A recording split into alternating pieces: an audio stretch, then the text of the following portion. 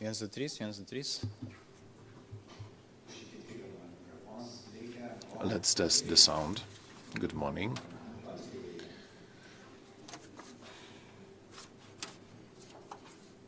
I'm just checking if everyone is inside.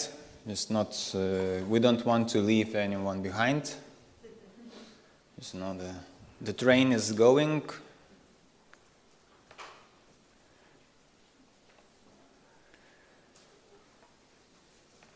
Okay. So, good morning, everyone, and welcome to the conference for men's emotional health towards support and well-being. I am Vilnius. I will be moderating this conference and also panel discussions. I was invited as a psychotherapist, and then they said, okay, you will need to be moderating. And I said, oh, moderating, that's nice. And after some days, and yesterday I was thinking, there is a lot of smart people here, a lot of very high people in government and also in other countries' organizations, and like, how it will sound, do they understand me? So I was very nervous, but I have the trick. If you say that you are nervous, the anxiety goes away. So that's now I'm okay. And let's begin with one sentence. This conference aims to address the crucial topic on men's emotional health and the need to break down stigmas associated with it, fostering safe spaces for men to openly discuss their problems without fear of judgment. So this sentence was in the invitation letter of the conference, and I think that it greatly summarizes our aim and goal here, what to do and how to do it.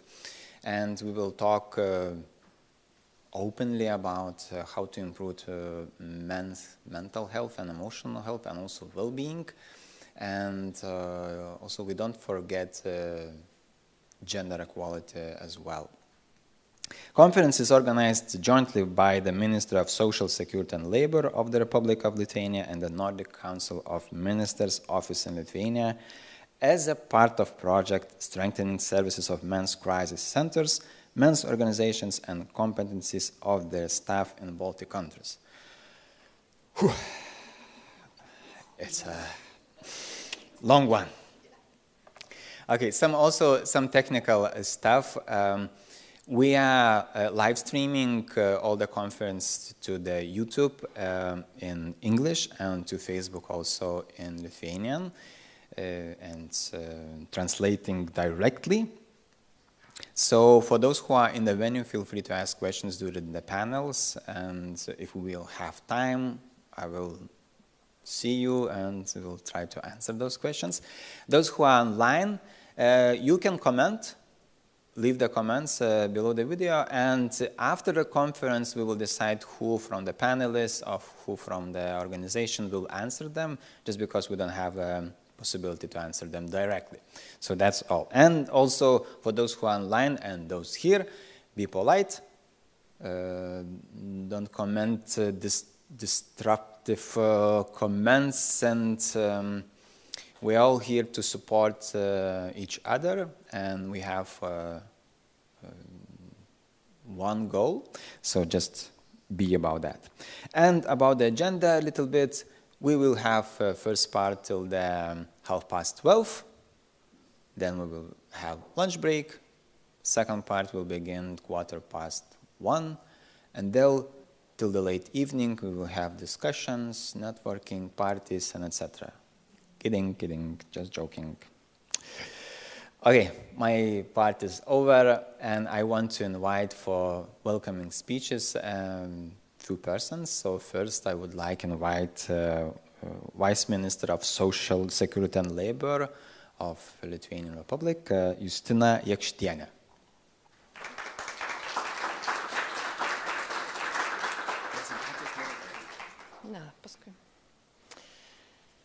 Good morning, dear colleagues, dear partners, dear friends, and all the international organizations who are funding this project, this event, and actually creating the reason to meet us all together, creating the reason and the circumstances to create the methodologies, to share the experience and just shift forward our country, or in general Baltic states, one step forward in the policies, in social policies, together with health policies and educational policies and regional development policies and all other policies in the country. As men's emotional health, actually, I would see this topic as a horizontal topic in the governmental level.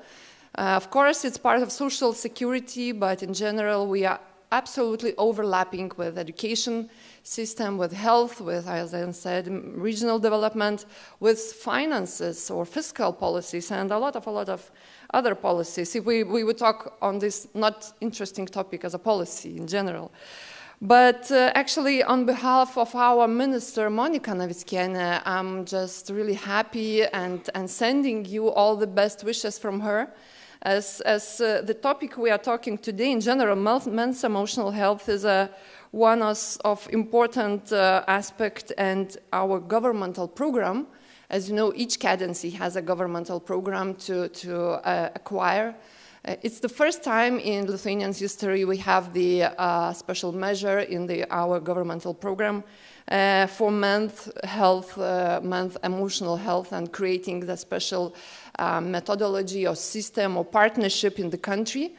And of course, as a demographer, I would see this topic as a scientific demography topic, which is, again, absolutely horizontal topic in the country, because men's emotional health impacts the life expectancy and a lot of other vulnerable topics when we actually count the years of people who are living in Lithuania and creating our country altogether. Later in the panel, I'll show some statistics or data, how we can understand the impact of the men emotional health to the life expectancy, to the other indicators in the country. Of course, it's gender equality topic. Sometimes gender equality is understood as a feminist or woman or other not men aspect, but in general, gender roles are really on the table here. So during the Sweden presidency that we have in the first part of the year, I'm really thankful for Sweden presidency and for Sweden government that we actually had the gender equality and men emotional health topic in the schedule. And during this participation in Sweden presidency events, we already got some experiences and practices and some policy information that we can apply in Lithuania. So today, I think we will again share more practices or practices on the ground, not only the policy, but the real practices. How can we include the system, and how can we change the situation we are now?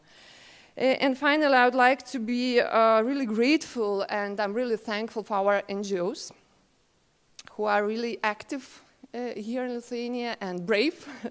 And really, I'm happy that they are step-upping and putting this question on the table. I would like to hear more and more questions, more and more proposals. As you know, question is only one part.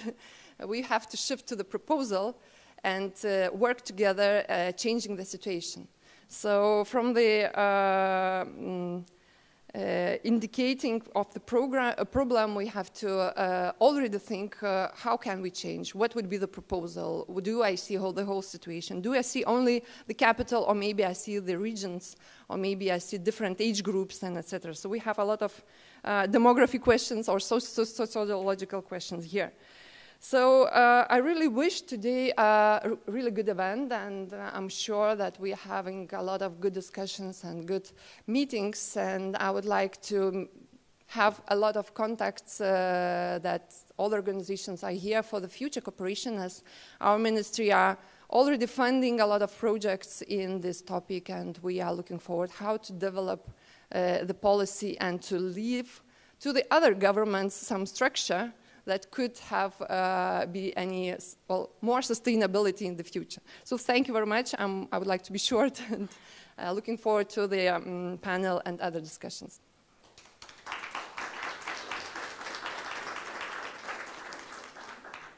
Thank you, Vice Minister Justina Jakštienė, and for this optimistic and I think promising, I hope that promising welcoming speech for the Lithuania men and also for, okay, just for Lithuania men. So.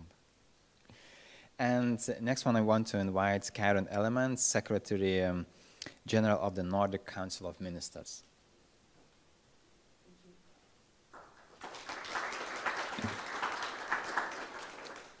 Well, thank you very much. Thank you, Vice Minister, and dear colleagues, dear friends. Let me just start by thanking the Ministry of Social Security and Labor in Lithuania, the Nordic Council of Ministers office here in Lithuania, the European Institute for Gender Equality, and the British Council for organizing and hosting this conference on men's emotional health and well-being. I'm actually very both grateful and also very honored to be able to be here and welcome you and speak about this topic, because men's health and men's mental health and well-being is one of the focus areas for the Nordic Cooperation on Gender Equality, and we need to address the perspectives particularly relevant to men when we discuss gender equality. And we also need to make sure that men and boys are involved and engaged in working for gender equality. So I find this especially important at a time when we actually are seeing a rising gender opposition in Europe. As Secretary General of the Nordic Council of Ministers, I represent the official body for intergovernmental cooperation in the Nordic region. And the cooperation was established back in 1971, actually after I was born, so it gives you kind of a perspective, but back in 1971. And the Nordic Council of Ministers actually consists of several individual councils of ministers, including the Nordic Council of Ministers for Gender Equality and LGBTI. The Nordic Prime Ministers have adopted a vision to make the Nordic region the most sustainable and integrated region in the world by 2030. And this requires a continuous focus on gender equality and the equal rights of women and men, and the rights of LGBTI persons. Gender equality is a goal in Agenda 2030 and prerequisite for integration. For nearly 50 years, the Nordic Ministers for Gender Equality has worked to promote gender equality. The overarching goal of this collaboration is to see a gender-equal Nordic region. The work is in line with the progressive Beijing Declaration and Platform for Action that was adopted by 189 nations. I mean, basically the whole world. It was adopted back in 1995. And this platform has since served as this gold standards for women's and girls' equal rights, and the Nordic countries continue to strongly support its full implementation. With reference to the Beijing platform and other important instruments, the Nordic region has moved far towards gender equality through legislation and policy measures. However, our region also has much to do before all women and men, boys and girls, have the same power, the same influence, the same opportunities in society. Back in 2020, the Nordic Ministers for Gender Equality extended their cooperation to include equal treatment and equal rights for LGBTI people in the Nordic region. The LGBTI cooperation focuses on freedom and openness, on quality of life and living conditions. The cooperation explicitly supports networks and social society, and importantly, it applies an intersectional approach. It is often said that the Nordic context, that gender equality can only be attained with the participation of men. And since 2019, the Nordic Council of Ministers for Gender Equality and LGBTI has prioritized gender equality work with particular focus on men and masculinities. The Council has worked to challenge restricting norms and gender stereotypes. Changing norms brings both advantages for the individual and gains for society as a whole. And this may involve a greater sense of security, improved public health, and reduced violence. The Cooperation Program for Gender Equality highlights that men must be included and seen as important drivers for change. Notions of gender that affect and restrict women also affect men. And when these notions are challenged, both women and men have greater freedom and more opportunities. In the Nordic region, men have more power, own more, have higher income than women. And women still have the main responsibility for unpaid work, home and care work, unpaid homework and care work. At the same time, the perception that men must be strong and independent make them vulnerable. Men, for example, do not seek treatment or help to the same extent as women, particularly in terms of mental health. Boys have worse results in schools, and men both perpetrate and are victims of violence. Several projects and activities have been initiated to address men and masculinities, and allow me just to mention a few. One of them is called State of Nordic Fathers, and it was a comprehensive study that launched 10 key findings revealing that fathers' involvement is a key to gender equality. The study was based on a survey capturing the attitude of 7,500 Nordic men and women on childcare work, on parental leave, on masculinity norms, and workplace and family relationships.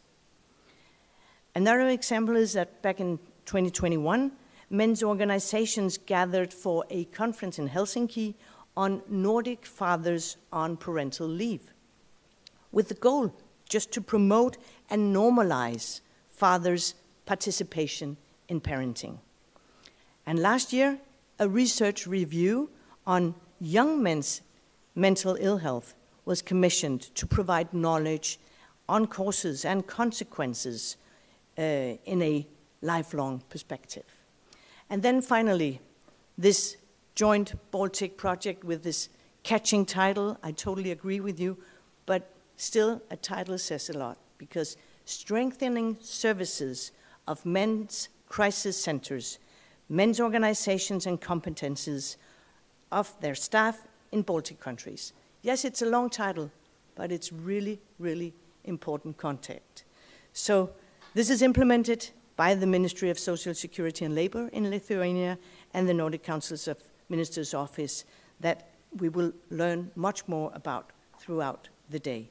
So this conference today is the final milestone in this huge project that was made possible due to the close collaboration between Nordic and Baltic countries on gender equality.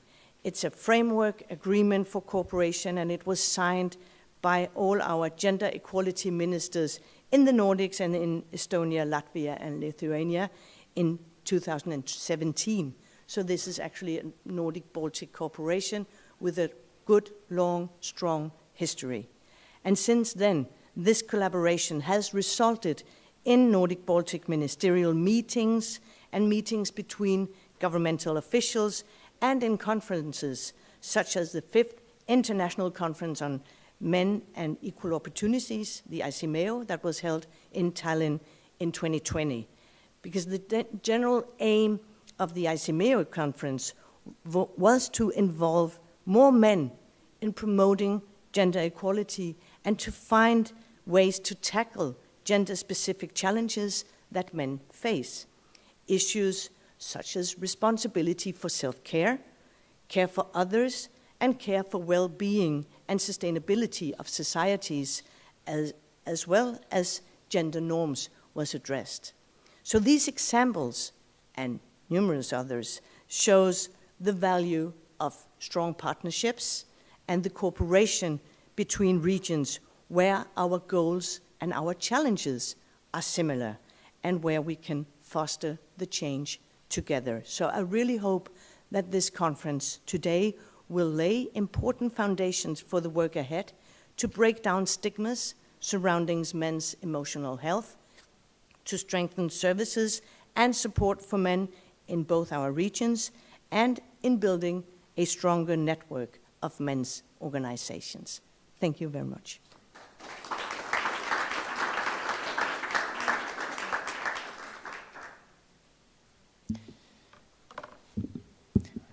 Thank you, Secretary General Karen Elleman. And one more welcoming speech. I will warmly invite Dominika Umbrasaitė from British Council.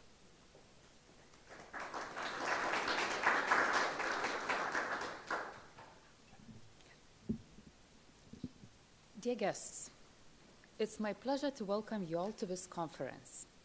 This is a remarkable initiative jointly undertaken by the Nordic Council of Ministers Office in Lithuania, the Ministry of Social Security and Labour of Republic of Lithuania, and with the contribution of the British Council. The British Council is a global organization that works in various areas, including education, culture, and human rights. British Council builds its foundation in the areas of social cohesion, mutual understanding, and recognizes the significance of both gender equality and mental health. We promote this through our diverse projects and collaborations. All over the world, the British Council vastly supports gender-focused initiatives that challenge gender stereotypes, which are still prevailing in many areas, including arts, culture, and education.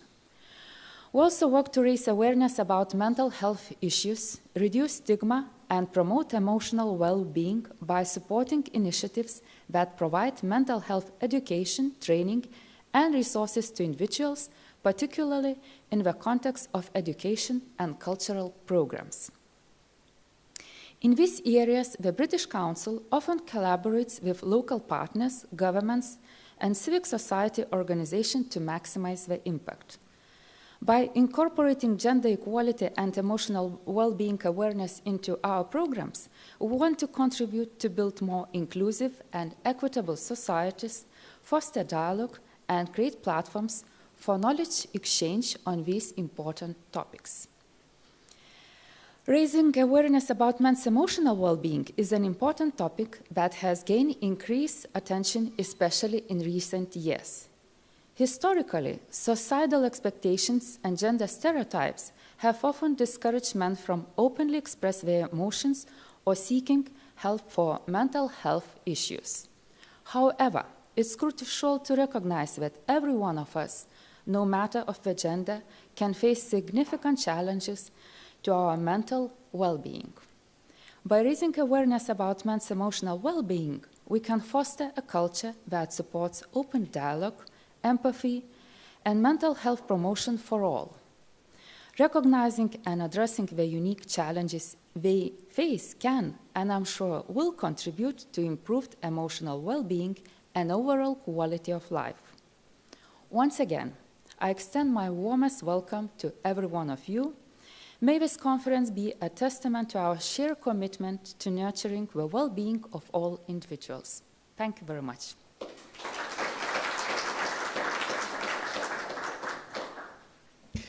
Thank you, Dominika. And now we will have first keynote speech from Alexandrina Satinoianu from, I'm trying, from European Institute for Gender Equality, and she will talk about men's and gender equality.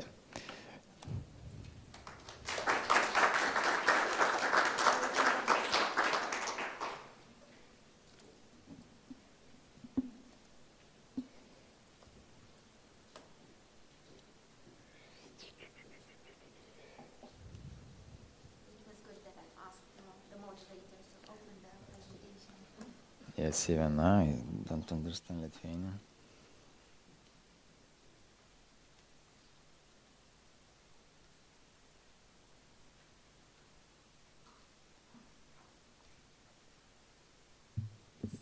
Thank you so much. On behalf of the host, the European Institute for Gender Equality, I'm really happy to be talking today about men and gender equality. I've met some of you, representatives of men's organizations, and we talked about the work that you do, and I hope that an overview of the work that we do would allow us to meet somewhere in the middle and open up partnerships. I will start by a look in the past. Every year, the Institute is choosing thematic focuses to work on. Violence against women is one of them, and this year is the Green Deal and gender equality. So as the coordinator of the information campaign on the Green Deal and gender equality, I became more curious about our green behaviors. And I don't know, maybe you are passionate about cars or history, and this doesn't come as a surprise to you, but beginning of the 20th century, 1/3 of the cars in Europe, they were electric.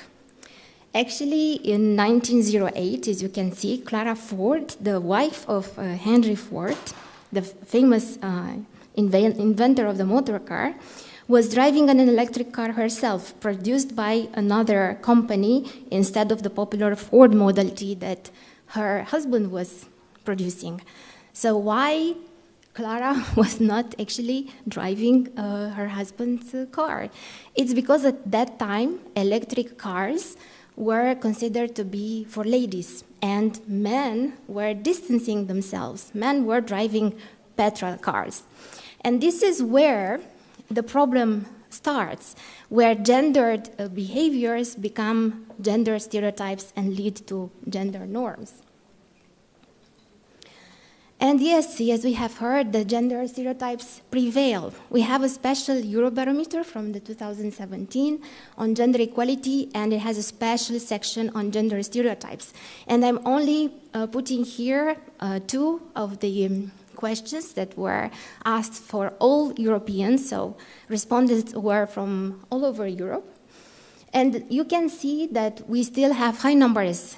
Do not focus on the numbers. I will be showing you many numbers through my presentation, and you can find them all on our website.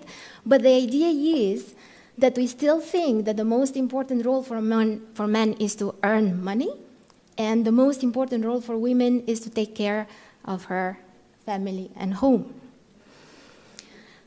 That's why the European strategy for gender equality that is currently in place starts with number one objective, make Europe free from violence and gender stereotypes. So the work on gender stereotypes is really at the forefront. And then there are some other objectives, closing the gender gap in employment, closing the gender pay gap, so going into the direction of having a gender equal economy, having more women in decision-making in the companies and in politics, using gender mainstreaming as a strategy for reaching gender equality, and of course, funds and resources. And since the gender stereotypes are number one objective for the EU, beginning of this year, European Commission has launched a campaign, and gender stereotypes is the hashtag. You can find information about it on social media. And this is because gender stereotypes actually take away our freedom, and it's important to tackle them. And these have been the areas in which we should be working more. Career choices, work-life balance, decision-making. Aligned with with the objectives from the strategies, from the gender equality strategy, the Institute has developed the Gender Equality Index. It measures gender gaps in several domains: work, money, knowledge, time, power, and health. And the Gender Equality Index every year since its launch in 2013 calculates a score for the EU and for each of the member states. We are currently at 68.6, and at the current progression rate, we will be reaching gender equality in 60 years, which is not very comforting. Separate from the core domains, we are also looking at violence against women, but there we are not looking at gaps between women and men, which is what the Gender Equality Index does, but we are actually looking at how violence affects women, which are the types of violence, and what can we be doing to dismantling it.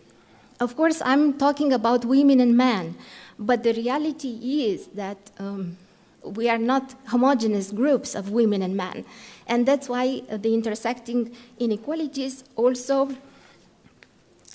looks at different groups that are calculated based on family type, level of education, country of birth, age, and disability. So by looking online at the Gender Equality Index, you can be observing how inequalities actually range with this or within these groups. But the Gender Equality Index also is instrumental for revealing areas in which men are disadvantaged. And I will start here with men spending long hours at work, because we have seen from the Eurobarometer that it is still an important role for women to take care of home and family, which means that it's an important role for men to be the breadwinners. And it's especially interesting that in couples with children, we have the highest rate of employment at 88%. And this is also visible when we are talking about long hours at work, which gives them very little time to spend at home with their families. And 1/3 of European men and women say that caring activities, when it comes to caring activities, they experience difficulties in combining work in most days. Work-life balance, we have seen, it is an issue. But somehow, also coming from the Eurobarometer, it shows that this is not what men think that is an issue of equality at work.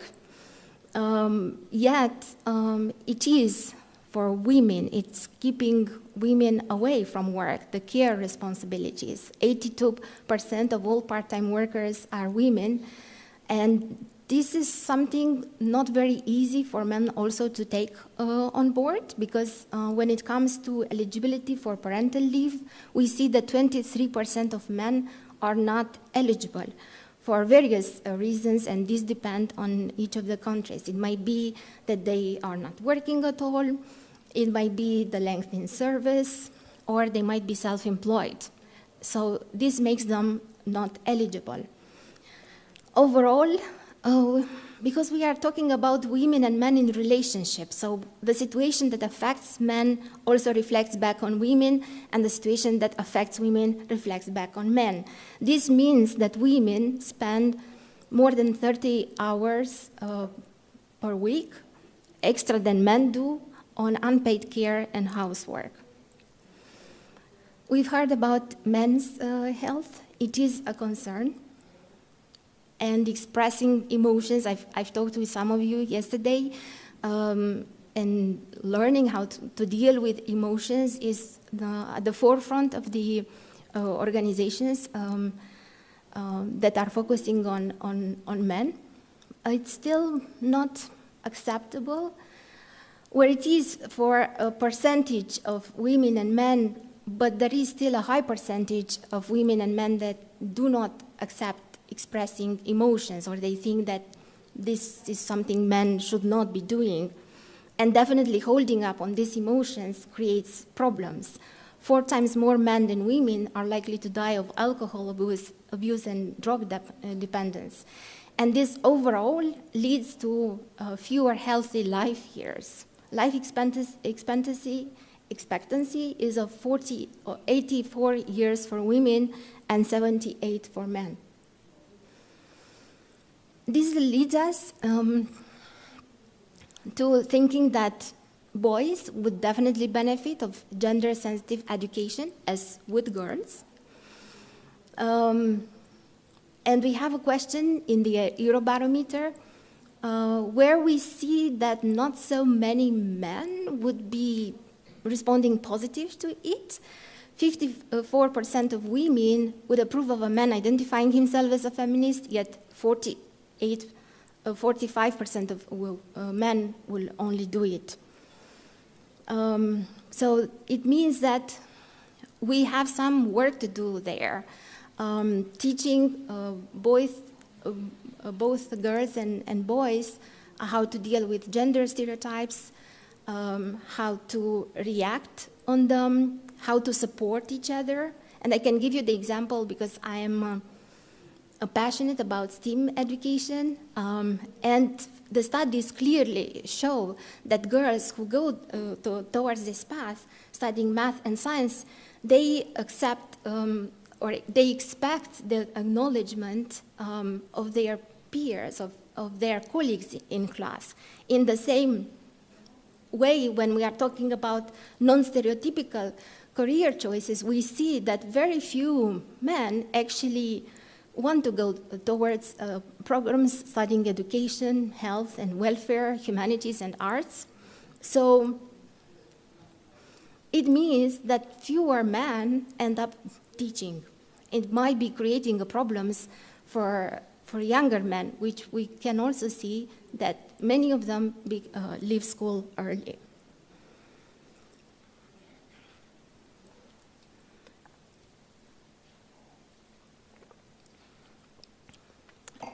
In terms of continuing about boys benefiting of gender-sensitive education, it comes to the very difficult topic of aggression.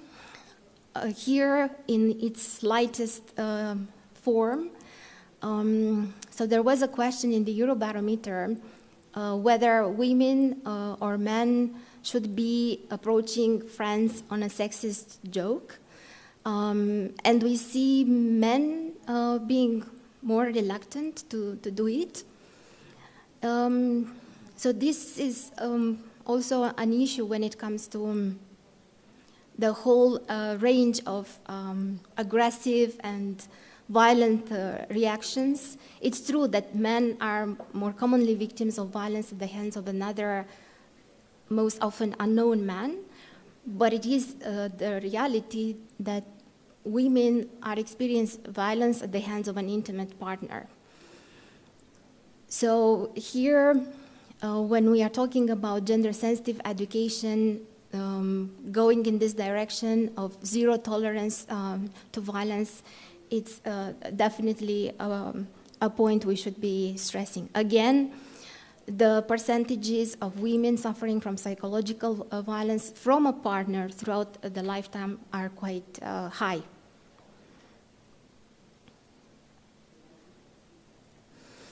Coming back to the beginning, where we've seen that technology is gendered, and we have gendered reactions. We are nowadays faced with the climate change challenge, which requires both men and women being involved in finding solutions,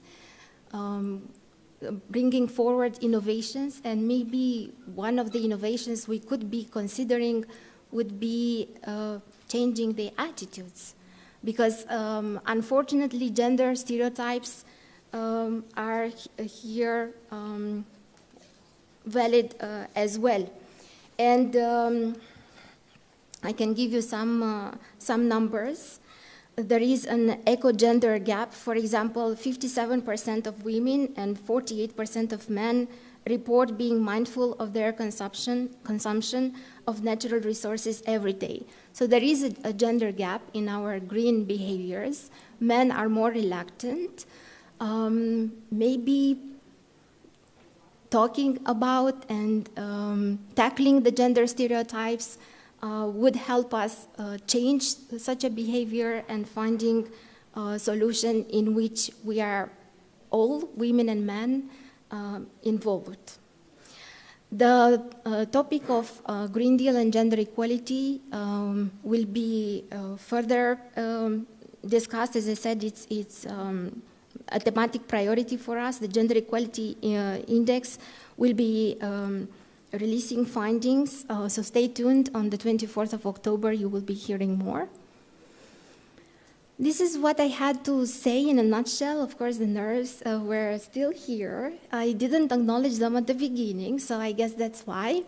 These are our communications channels, and I hope that some of these findings and the stress that I've put on gender stereotypes will be kept in the conversations throughout the day, because tackling gender stereotypes is important. They are the roots of all evil. So thank you so much.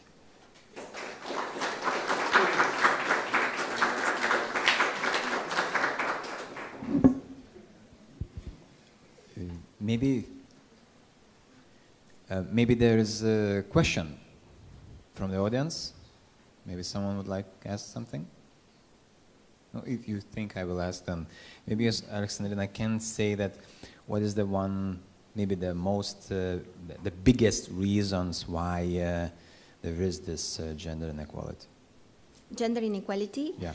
Well, as you have seen in the index, there are many reasons. So we are looking at the gender inequalities in various domains, from the work that we are doing and my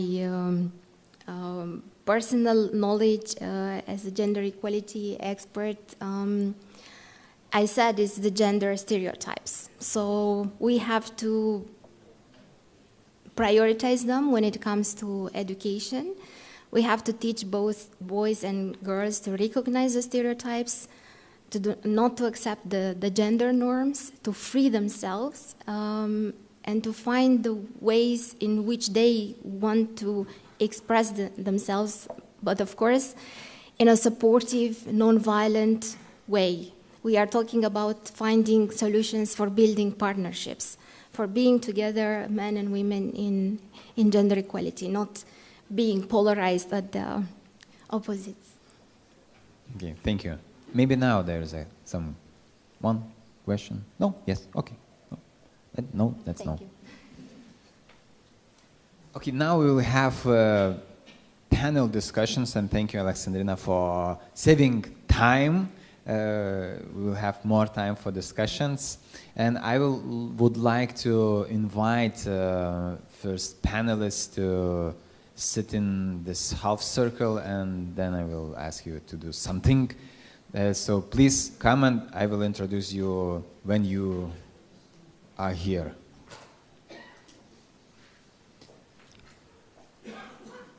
Yep. I will take this one just to be, see you all. Please, come.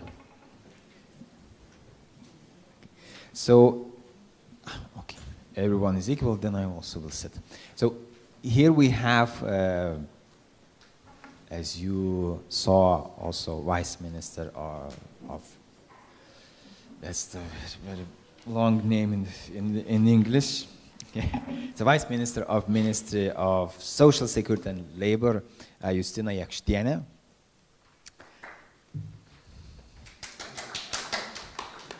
Thank you, thank you, thank you. Like, we need a little bit of encouragement. Also, here we have Alexander Anderson from Kvinfo, Denmark. Yeah. You see, it's nice. It's nice to feel this applause. Ieva Juchneviča from Ministry of Welfare, Latvia. Bo Helsing, Young Men's Clinic, Sweden. And Christian Veske, Gender Equality and Equal Treatment Commissioner from Estonia.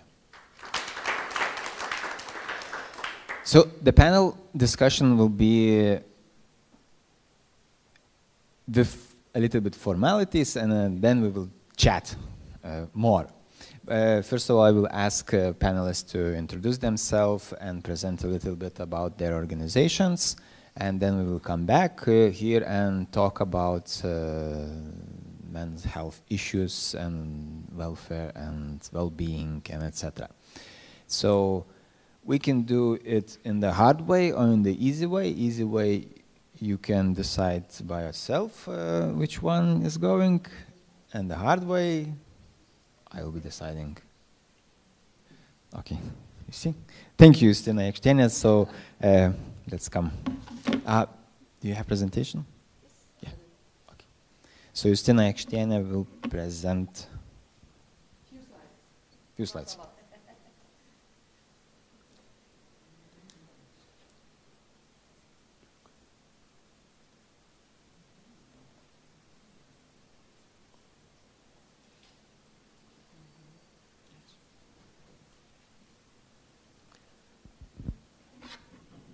Okay, a few slides, as it was just requested on, that's okay,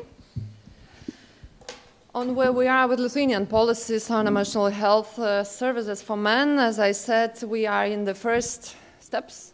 Someone could say we are in the first baby steps, but still the most important thing, of course, is to move forward and to set in the policy the sustainable aims and targets and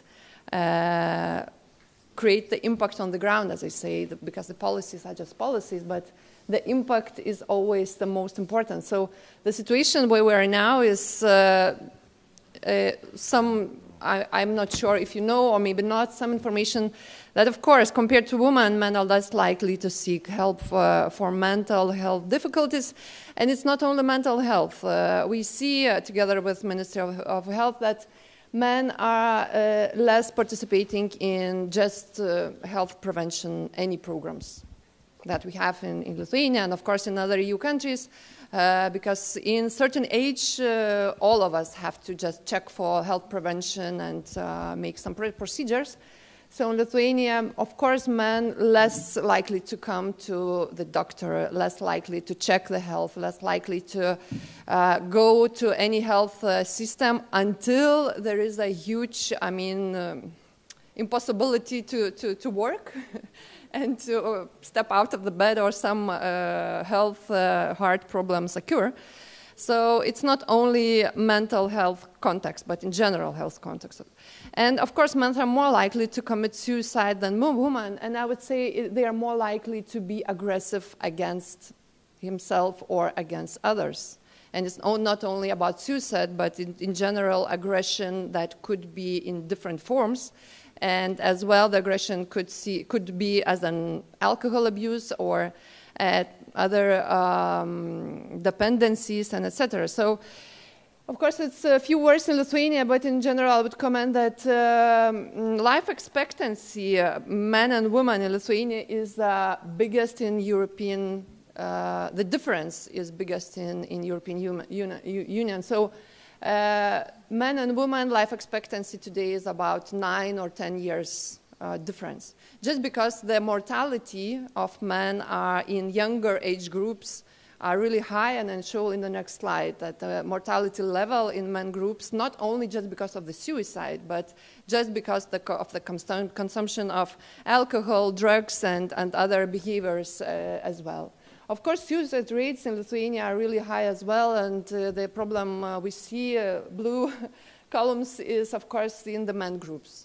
And in the tendencies in the year, we see that it is decreasing in the men group and in women group as well, but still in the men group it's several times higher suicide rates that we are having here, and that indicates, of course, that we have to define problems and to start solving them. And of course, scientific researchers identify risk factors like men experience more psychosocial stress. It is demographic scientific research has defined that. Of course, social stress is higher. Unhealthy practices like alcohol and dependencies on drugs and etc. higher. More likely to work in dangerous psychically demanding work as well. More likely to die from external causes and etc. So the risk level is really high, and this slide really good shows the age groups of men mortality, of men suicide mortality. We can see that if we would look at the woman group, the highest suicide mortality is in the 39 years old age group. Of course, in the men, it's the same group, 39 years old, but still it's really high in younger groups, 29, and of course really high in older groups up to the pension age group, but still it's expressly big mortality in all groups except children and except 80 plus. So that defines that this psychosocial risk is actually in this middle age or below an average of middle age is really high. And of course we can, all of us, we can find and discuss on the reasons. Also scientific researchers can answer us those questions. So as I already mentioned, government's action plan, the first time in Lithuanian history we have in government's program the measure which aims to establish a model of cooperation and methodological support for strengthen non-governmental organizations providing complex assistance to men experiencing emotional and psychological crisis. So there we have a model of cooperation, there we have methodological support, and we have the strengthening of non-governmental organization sector. So we have three measures, three aspects which we think it should work in our country to change the situation. And I'm really happy that NGOs are already in the process. They are already close to those men who are suffering, and not only men. I mean, we have to work as well to boys, to children, and to set other understanding of mental health and emotional health and practices. I will not go through the Nordic project. I'm really thankful that we are having this project, that we are changing our practices, that we are meeting and discussing. That is the first steps to create the methodology and the model to implement our governmental program.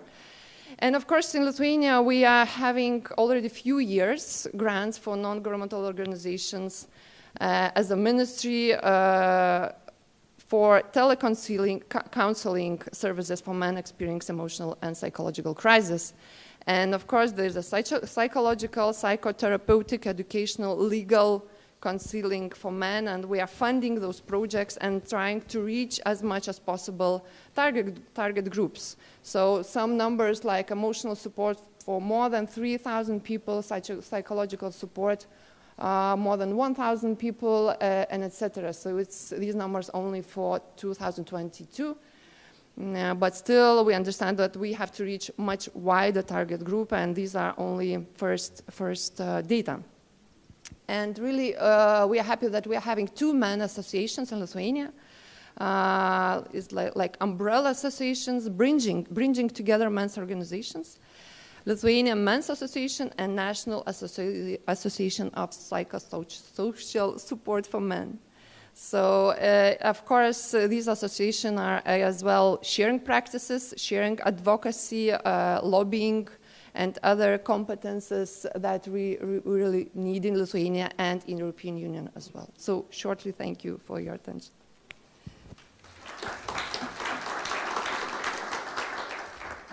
Thank you, Vice Minister. Thank you. And I would like to invite Christian to share something.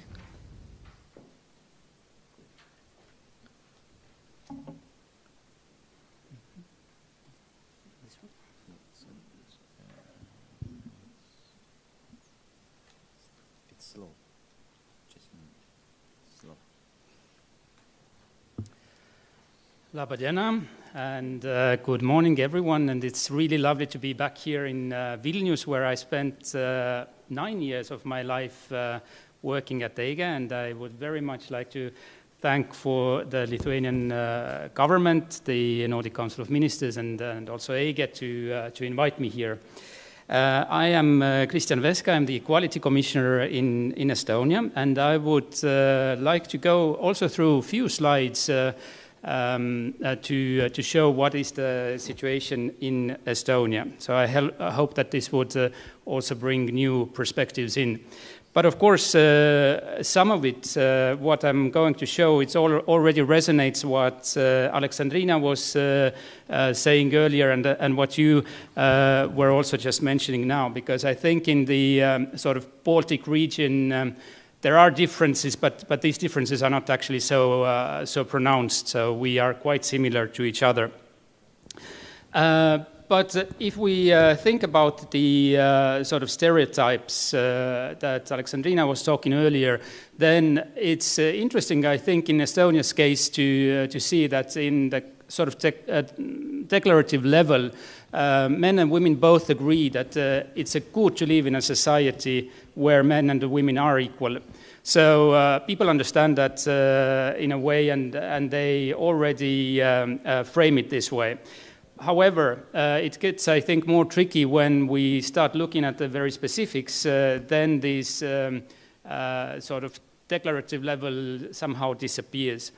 And we see that only 61% in Estonia agree that also men win from the gender equality. So there is a big sort of room there to make people understand that gender equality is actually for men's benefit as well.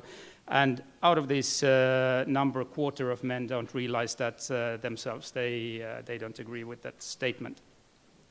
But coming to stereotypes, so I wouldn't stop here too much because it basically resonates indeed what Alexandrina was saying, with one exception is that more men in Estonia think that parents should divide parental leave equally than women.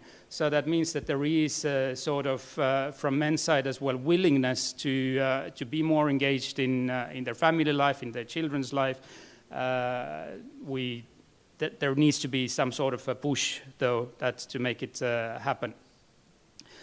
Again, like these same things reflecting what we saw from the Eurobarometer, that still too many women and men think that ensuring family's financial stability is mainly a task for a man, and they're not entirely convinced that there should be, it would be good to have more women in managerial posts.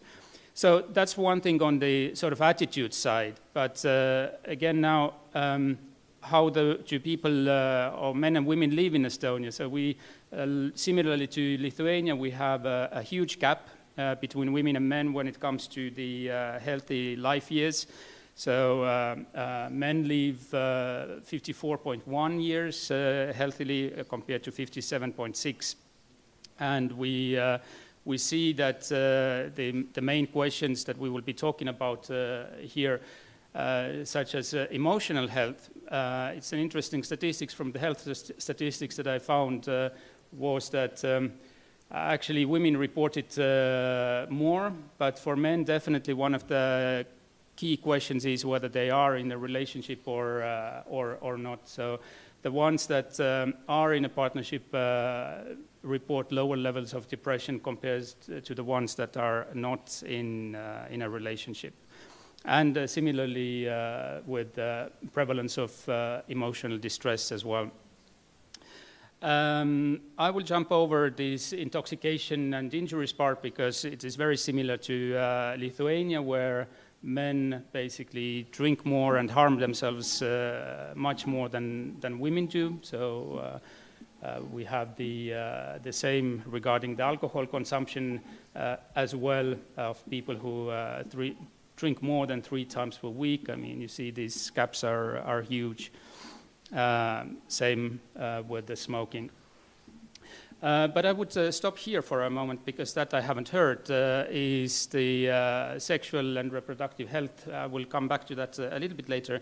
But it's interesting to see that more men, for example, in order to prevent STDs, they use condoms in comparison to women. I mean, the differences are not that big, but and the overall levels are still shockingly low.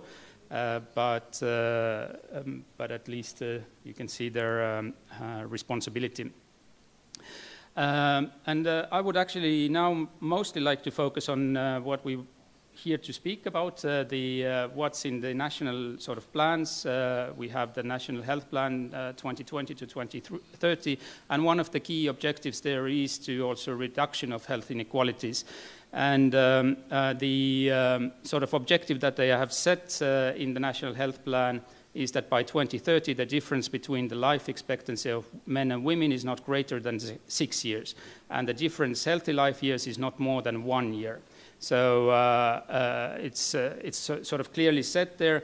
And I think what is a novel thing for Estonia that we didn't have or haven't had much in the past is that this health plan is also connected to other sort of key governmental strategies, like on the well-being and equality, or also the education one. Some specific examples as well. I will just mention one here. It is that's already since 2005 we have had the system of specialist men's clinics, which the andrologists working there have done an amazing job in terms of talking about men's health issues and putting this on the sort of wider public agenda as well. And it's not anymore just in the capital Tallinn and the second big city Tartu, but it is also like right now in Pärnu and Narva with the video consultations also possible. And what do they do? It's the life course approach to the sex-specific issues. So it's lots of focuses on the reproductive health and also diseases, but also one of their the doctors themselves say that it is actually the emotional and psychological support that quite often men need who are turning to them. So I will stop here. I'm really looking forward in actually discussing this further in the panel. And I just leave it here. Thank you. Thank you, Christian. Thank you, Christian. And I want to invite Ieva to share your experience also in Latvia.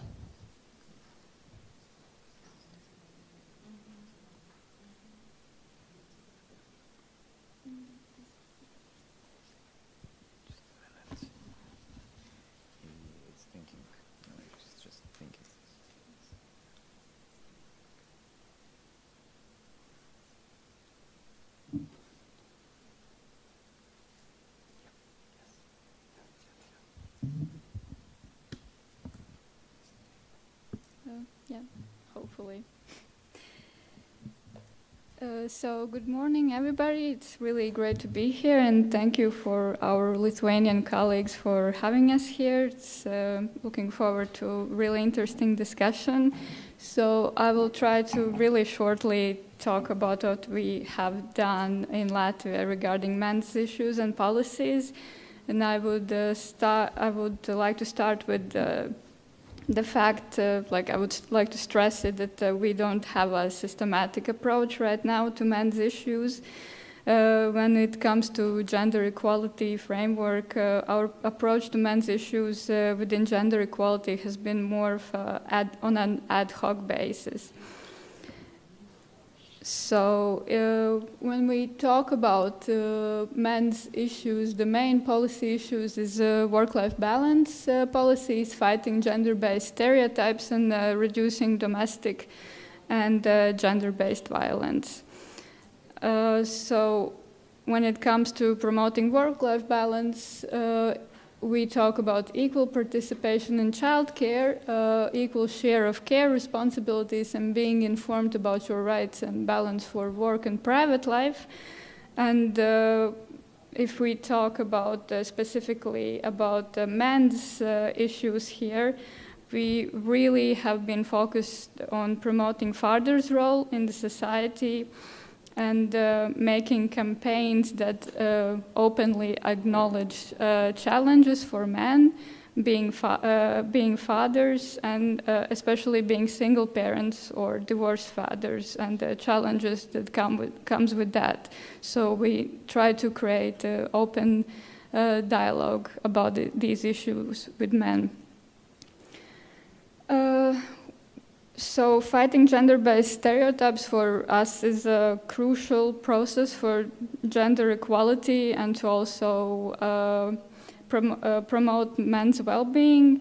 And fighting gender-based stereotypes is at the core of our plan on the promotion of equal rights and opportunities for men and women. And the three aims of the plan is equal rights and opportunities for women and men in the labor market and education, prevention of domestic violence and gender-based violence, and strengthening gender mainstreaming. And when it comes to gender-based stereotypes, we especially focus on labor market and education because career choices and higher education in Latvia tends to be very gender segregated. So this is a good example of a campaign from our colleagues at Society Integration Foundation about promoting atypical professions for men, breaking gender stereotypes, and also kind of promoting caring masculinities. And the campaign slogan is "She can, he can." So when we talk about stereotypes, we talk about stereotypes also regarding health and self-care. And yes, the situation is similar like in Lithuania. In Estonia, men do live on average fewer years than women. In Latvia, it's in Latvia, men lead 9 years shorter lives than women. 64% of men in Latvia have never used an opportunity to get a free preventive health checkup, and men in Latvia are 3 times more likely than women to die from external causes, meaning, for example, car accidents, work-related accidents, also suicides. 84% of suicide cases in Latvia are men.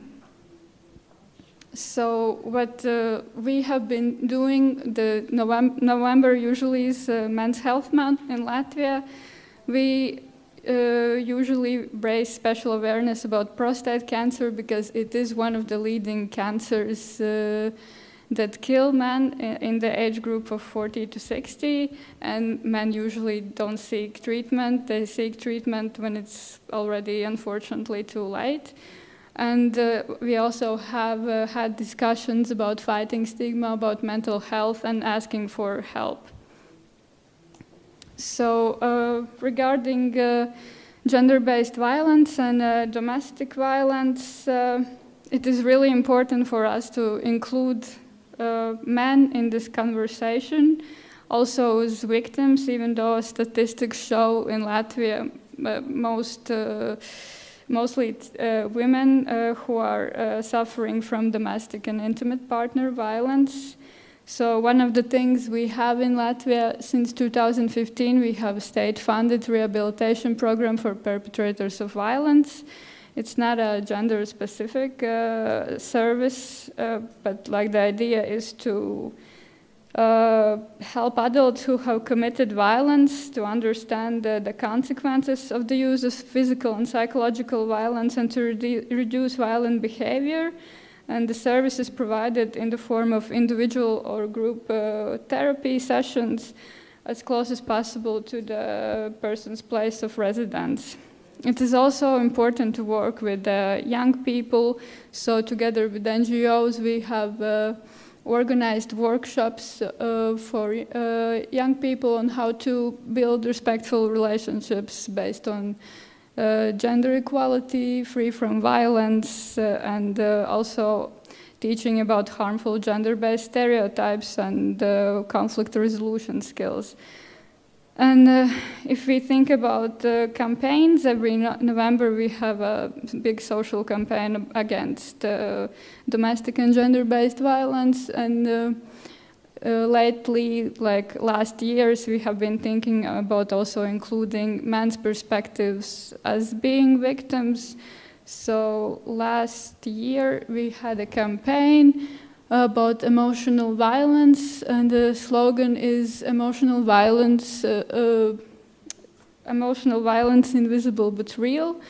And we also had men come and tell their stories of being in emotionally abusive relationships, and how to ask help, and how to recognize that you are in an emotionally abusive relationship. And as you can see, basically, like, the idea is you have scars, but then you cover them up, and the man has written manipulation on his torso, and the lady has threats here on her neck. Yeah, that would be it. Thank you.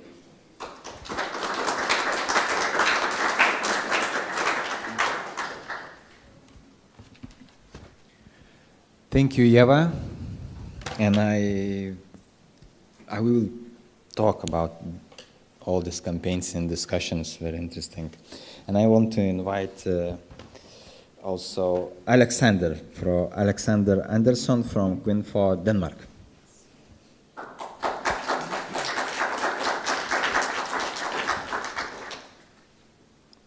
minutes. Yes. Just the computer slow, sorry.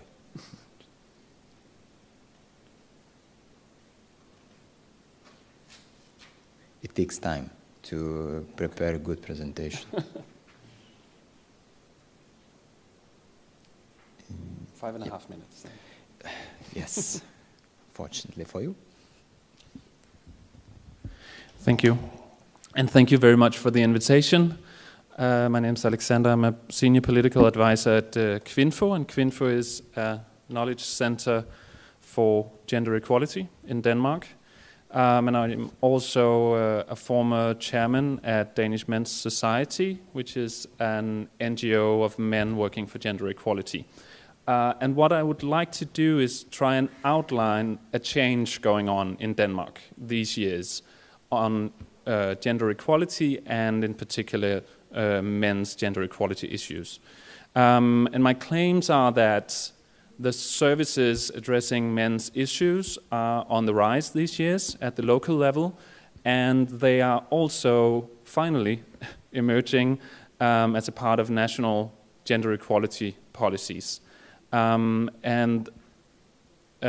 think this should be seen as a part of a rise in gender equality policy overall, which is fueled by the Me Too movement. So I'm suggesting here that we are seeing a regime change, and the pre-Me Too column on the left side is trying to summarize the political science research on gender equality policy in Denmark pre-2018. And the previous decades were characterized by gender equality being low on the political agenda when you compare to the other Scandinavian countries, a low number of political reforms, and only 1 in 6 identified as feminist, and that's 1 in 6 out of the population, even fewer of the men, obviously. And these decades were focused on primarily what you could say the gender equality classic issues, the issues defined by the women's movements, and men's issues were not really a part of that. And they were only promoted by non-feminist organizations or even anti-feminist organizations who saw feminism as the reason for not including and involving men. And what we're seeing now, especially after 2020, where the Me Too movement really had a big impact in Denmark, is that gender equality is much higher on the political agenda. More people identify as feminists, and the gender equality agenda is generally expanding to look into new issues, and I would say that men's issues are one of those. And one of the new things is that you see feminist men's organizations, including Danish Men's Society that I co-founded a few years ago, Dare Gender, another organization that some of you may have heard of, and they address men's issues as a part of a feminist perspective, looking into gender stereotypes and gender stereotypical expectations to men as being very masculine, not needing help, that sort of thing, as we've touched upon previously. And we're also now seeing at the national policy level, that these issues are emerging.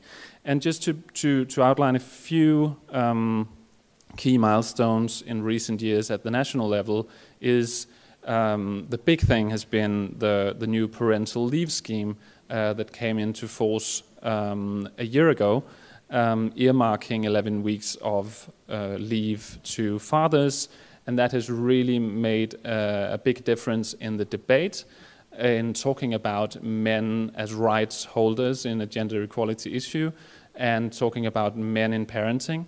And it's also changing the collective agreements on the labor market. It has done so this spring, so that more men will have paid leave as a part of their contract. One thing that's not mentioned very often as a men's rights issue is the new consent-based rape legislation, but I think it's a very important thing to mention, because when you have, as we previously had, a definition of rape that defined rape as something that had to do with physical force, it tends to stigmatize male victims because they are usually physically superior to the woman, and that makes it very difficult for people to understand that rape can actually happen even though you are a man. And this new consent-based thinking is actually fundamentally changing the thinking about male victims of rape. And when the legislation came into force, the first year after, we had 5 times as many reports from men the next year. We also had a big rise from women victims, but not as much. And another thing is intimate partner violence. The intimate partner violence in Denmark has been, and the services have been fueled by the women's movement, and they have done an amazing job over decades. But it's only recently that we have started to see that men are also victims of intimate partner violence. And just, I think maybe a month ago, the government said that they would actually change the legislation to provide equal rights for men to shelters and to psychological counseling when they're victims of intimate partner violence. And when we look at the local level, I've brought this map because another NGO that working on men's issues in Denmark, Forum for Men's Health, are monitoring all of the municipalities in Denmark and their men's focused services and ranking the municipalities. So that's what this map is showing, is the darker the color, the more services, and the gold one is kind of the gold standard. So that's the best ones. And these services cover a lot of different services concerning health, well-being, rehabilitation after cancer, heart disease. But if I was to give like one conclusion, it's that this new earmarked leave for fathers is changing this very fundamentally, because so many municipalities are making new services, not only support groups for fathers, but also screening and services for postnatal depression, which has been something that we have tended to overlook when it came to fathers. And that's changing. A lot of municipalities are now screening. not enough have services to provide to the fathers. But it's going in the right direction. So to look forward, what's going on right now at the national level is that the Minister for Gender Equality in the middle is consulting civil society organizations, including Kvinfo and a lot of men's organizations. They're developing a national action plan that Kvinfo and other organizations are providing a lot of suggestions into, and we're really looking forward to that. And also, just to mention one more thing, is that there's a lot of political focus on the gender gap in education, boys lacking behind, and I think in Kvinfo we really see that as a great platform to try and address gender stereotypes when it comes to boys and men, and try to make long-term prevention on some of these issues that we see in men's lives. Thank you.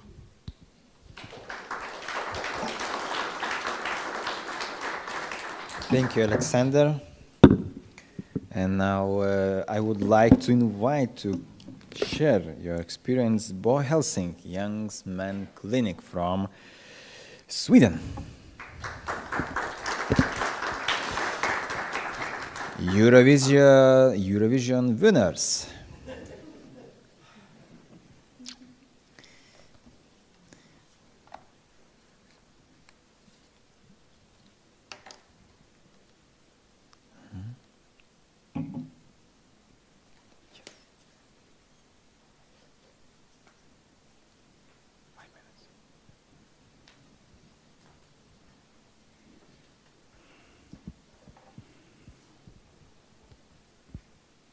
So I'm also nervous, wondering how I ended up in this fancy panel, actually.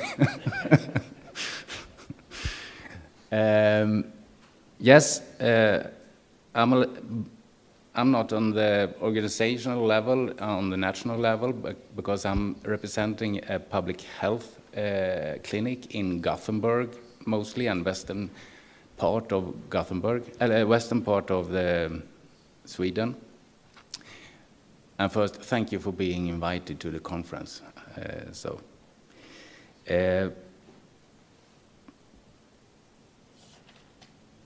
In Sweden, this is called Mottagningen för unga män, and it's shortened MUM. So about 20 years ago, young men that come to visit us thought that we had very boring paper where he wrote down the timetable when he will come next time. So he designed this to us. And imagine, you know, Gothenburg is a coastal town, a lot of sailors, and this is where sailors used to have on the shoulder back in the days on the ocean. So, and I'm also here because a few years back I was involved in Swedish Association of Local Authorities and Regions project about masculinity. I put some reports on the table out there, and also I think it's one X on my dissertation actually out there as well, if someone want to have that. So, Young Men's Health Clinic, you know, in the context in Sweden, there are over 200 youth centers in Sweden. And 90% of the visitors are females.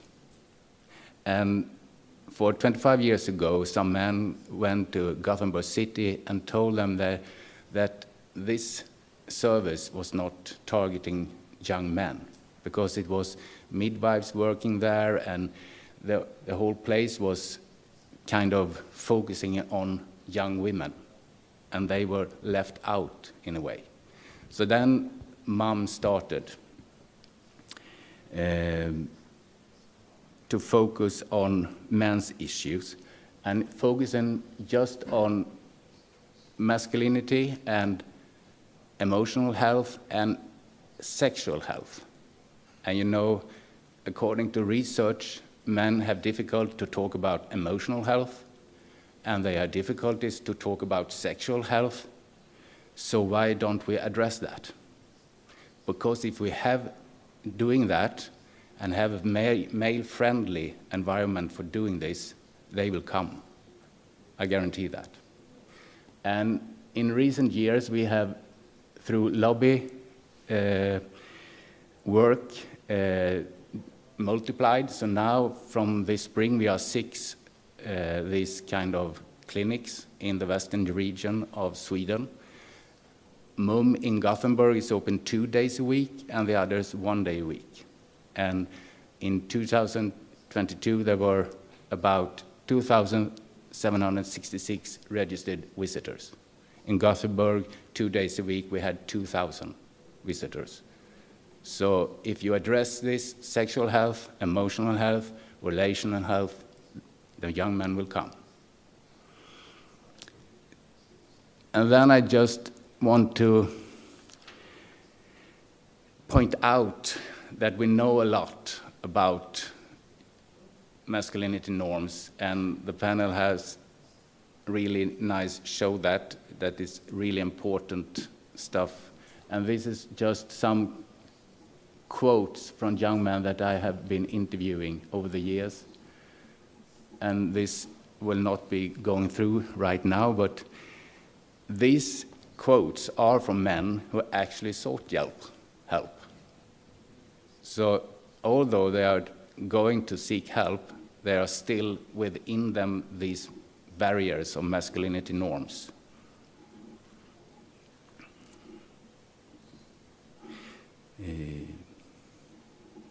Yes.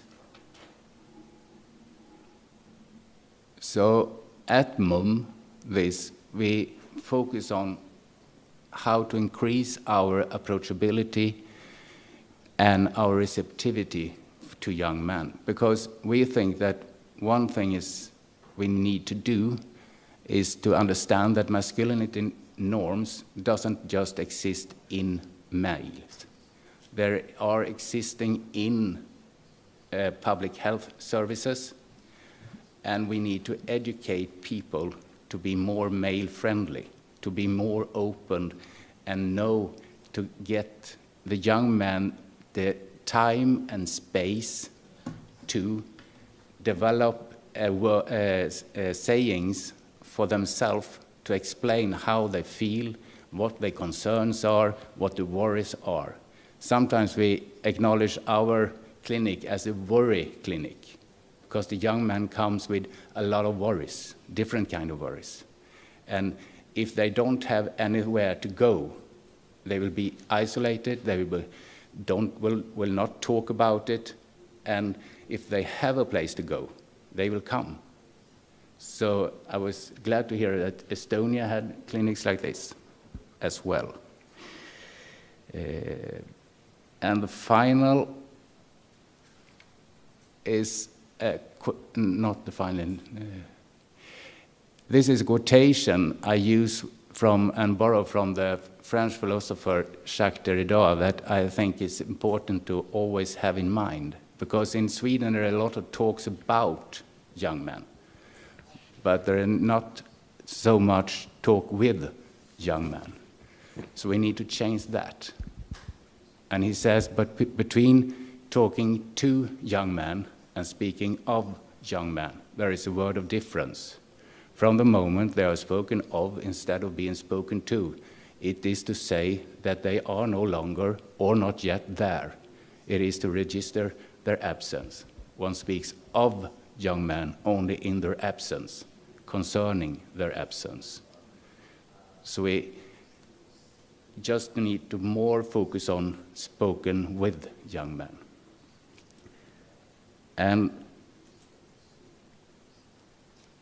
all the young men that visit us in the clinics in western of Sweden, we call them ambassadors, because they are going out and they will recommend other men to come to the clinic. So in Sweden we call it rings on water. And this particular young man said that I had done everything that I as an individual to myself can do, typical man. I needed someone who was better than me at this kind of thing, and then my friend talked about mum. And I actually interviewed the other guy in this, and they sat in a gym, talked about important issues, and he recommended, and he said, psychotherapy is damn good, to his friend. So I think you need to be patient. We started in 1999, and it took a couple of years, and then we were up in 2,000 a year. So you need to start clinics, to invite men, and they will come, and it will grow. So thank you.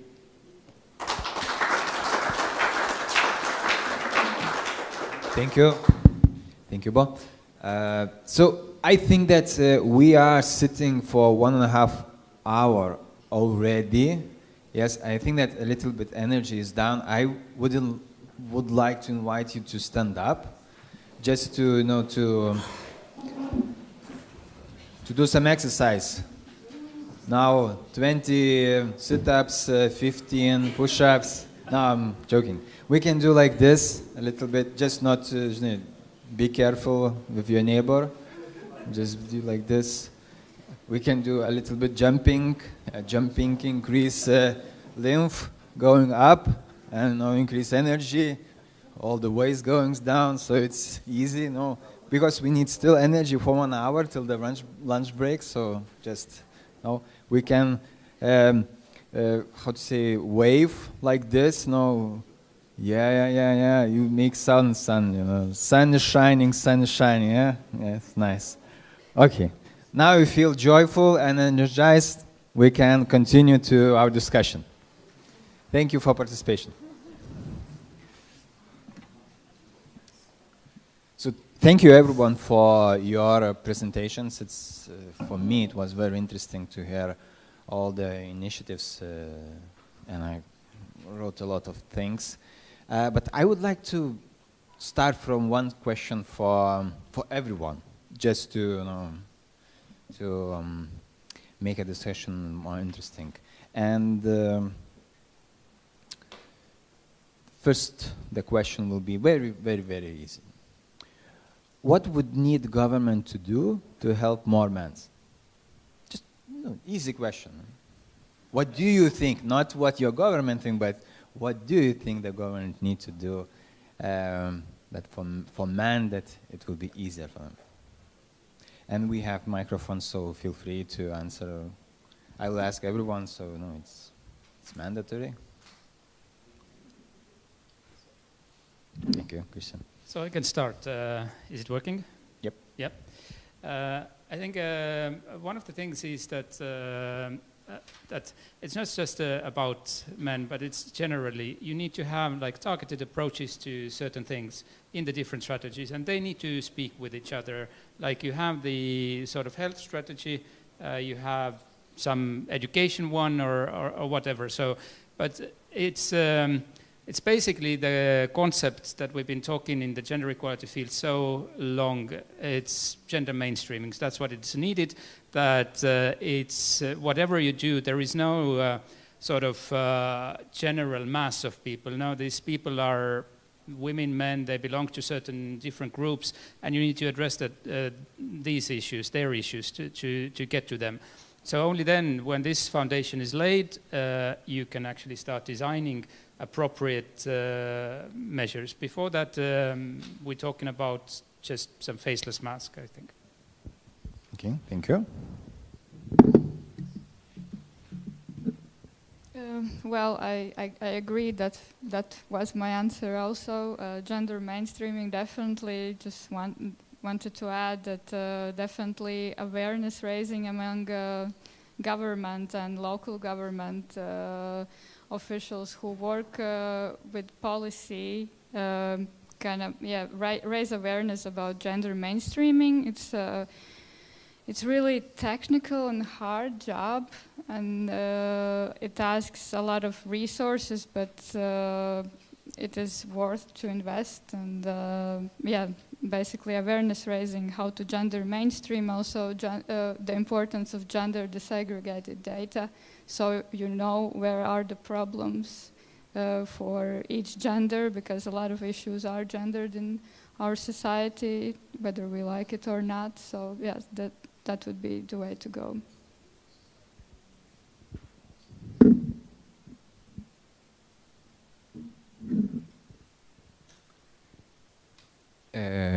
I think that the panel's presentation and the former presentations have shown that we know so much. So let's start doing the job, I think. What should they do?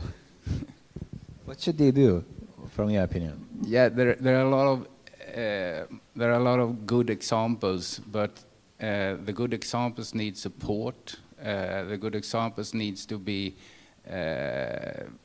rolled out in a bigger way, and I think if you do that, you will find a lot of vinster, a lot of success in other areas as well. You know, violence, depressions. So if you, sometimes I think about when you have a disability, you maybe need a ramp to get inside a building. Males also need some kind of ramp to get in. So you need to design that ramp in a way that man goes in. It sounds very nicely. But I would not. I don't want to let you go with this question. The ramp, yes, it's nice metaphor. In your country, or maybe only in Gedimino, what do you think the ramp is, or could be like more nicer maybe ramp? I think our speciality in focusing on both sexual health and emotional health and relational health is a key point, actually, because then you get a variety of men. It concerns every man that have sexual health. So you get a variation of different kind of men, and you always need to be. You can. They need to test places. So I think our clinic is a golden project, actually. It's working quite well. We have always waiting lists. There are more men that come to want to see us than we can meet. So it's working. And you say that you in the Göttingen you have only 2 days per week open. What would need to happen that it would be 3 days or 4 days or even like 5 days per week? I think that actually we need to be more and more this kind of clinics, because now it's just in the western part of Sweden, so we need to be more. And then I also think that we should educate other public health services and other services to be more gender sensitive in this way. So in the future we will not be needed. In the future there will be public health centers for people. But now we need this. But in the future, hopefully, we will be needed. So as I understood that, one is like local center, like physical center where to come with broad problem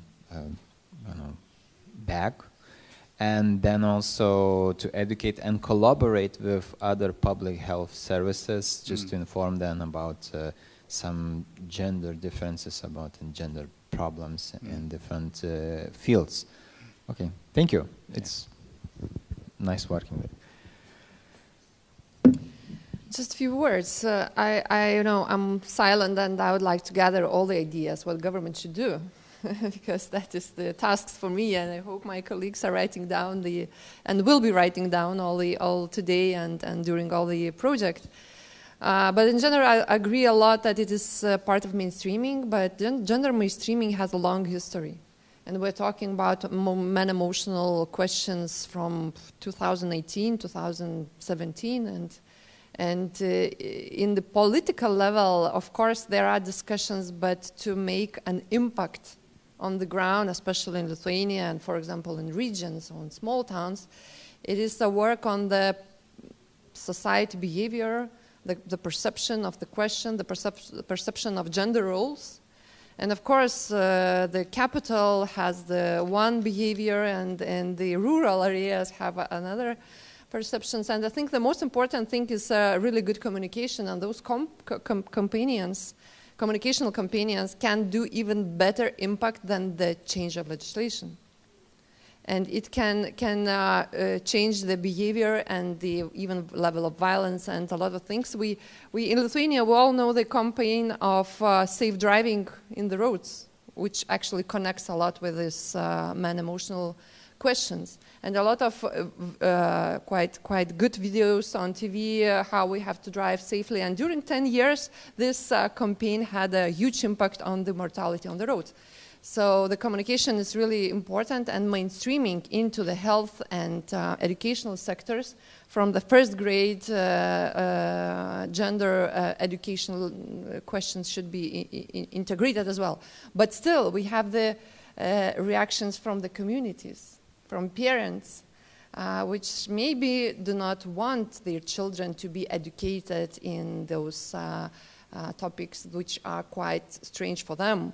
And there we have the difference of perceptions of older generations and younger generations. So I'm saying that it will take time. And of course we have to act sustainably, not to stop anywhere, understanding that that doesn't work. No, it will work, but we need just more time and of course more funding from the government. And how do you think, how many years we will need to have good enough gender equality and men's health in Lithuania? Well, in Lithuania we have middle-term strategies up to 2030. And then we have long-term strategy up to 2050. So I think 2030 is the first step which we have to have a milestone to reach certain indicators like mortality and violence and life expectancy and different indicators, which is the first step, and we have to just set our action plan reaching for those indicators. And 2050 is long-term strategy, like a vision where we are going as a country as well, in geopolitical context, understanding that our neighbors as well have the perceptions and we still have interactions in different contexts. So, thank you. Yeah, I'll try and answer too. I was a bit reluctant to go first because I think it's difficult to choose which suggestion to bring forward. We actually in Kvinfo we developed this whole catalog of suggestions for our government how to address men's issues. And if I was to say like an overall thing, I think it's just very important to thoroughly integrate men's issues and men's perspective into gender equality work, and to actually try and have a strategy for long-term changing of gender stereotypes. And I think we've had a lot of good policies in Denmark that are changing stereotypes. For example, the parental leave scheme that I was talking about, and policies regarding violence and rape, etc. But it's never really been a strategy to change gender stereotypes. And I think the business case is just very strong. Obviously, you could do all these things to make men feel better and be more healthy. But you have other arguments too. There are lots of good reasons that the government should do this. One is that I think it's a good investment. Like, we will get better educational outcomes if we tackle gender stereotypes in education. We'll get less violence if we tackle gender stereotypes and toxic masculinity.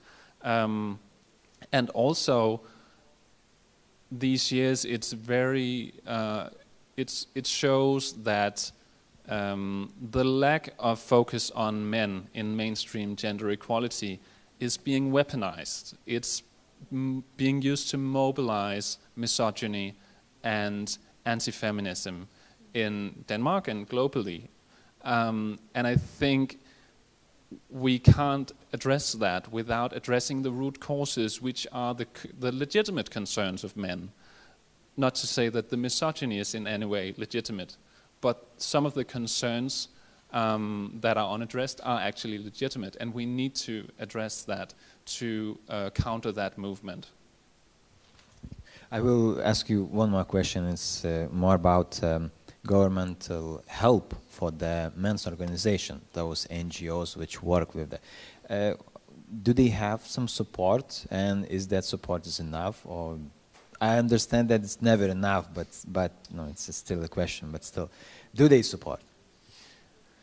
The government support for men's organizations in Denmark is very limited. So at the moment, we have one civil society organization that is working specifically with men's issues that receive regular state funding, and they receive less than €1 million a year. And it's temporary, so we don't know after this year. And that's the organization I mentioned, Forum for Men's Health, and they're doing a very important job. Other men's organizations do not receive any state funding. And I'm not counting Kvinfo, because we have a much broader mandate on gender equality as such. So it's not only about the men, but it's more about all the gender equality. Yes. So we have other gender equality organizations that receive a lot of regular state funding that have men's issues as a part of their focus. Yes. Oh, okay. Thank you. And Bo, you also, it's not governmental NGOs. So it's how you attract support, or how you do it. Is it only voluntarily? How is it working, your clinic? We are a part of the public health. So you're part. Okay. How you get that?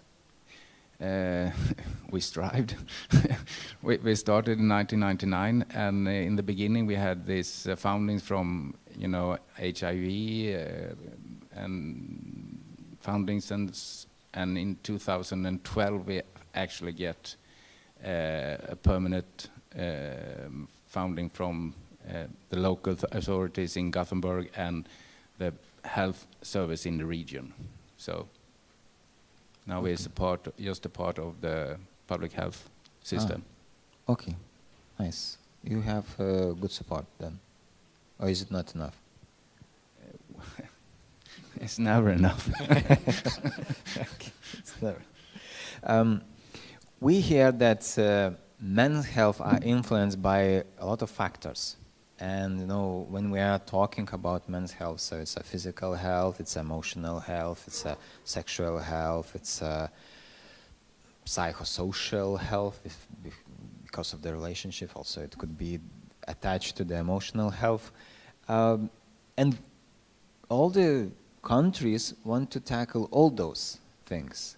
But maybe it's a very naive question, but what do you think if one or two elements could be tackled, maybe it would be like a dominoes, like if we tackle one thing and we put all the, I don't know, not all, but majority of the investment to one issue or two issues, and it fall down like a domino, and then men's health increased, and we would see less mortality rates, less suicide rates, and more emotional intelligence during the men's issues. So maybe.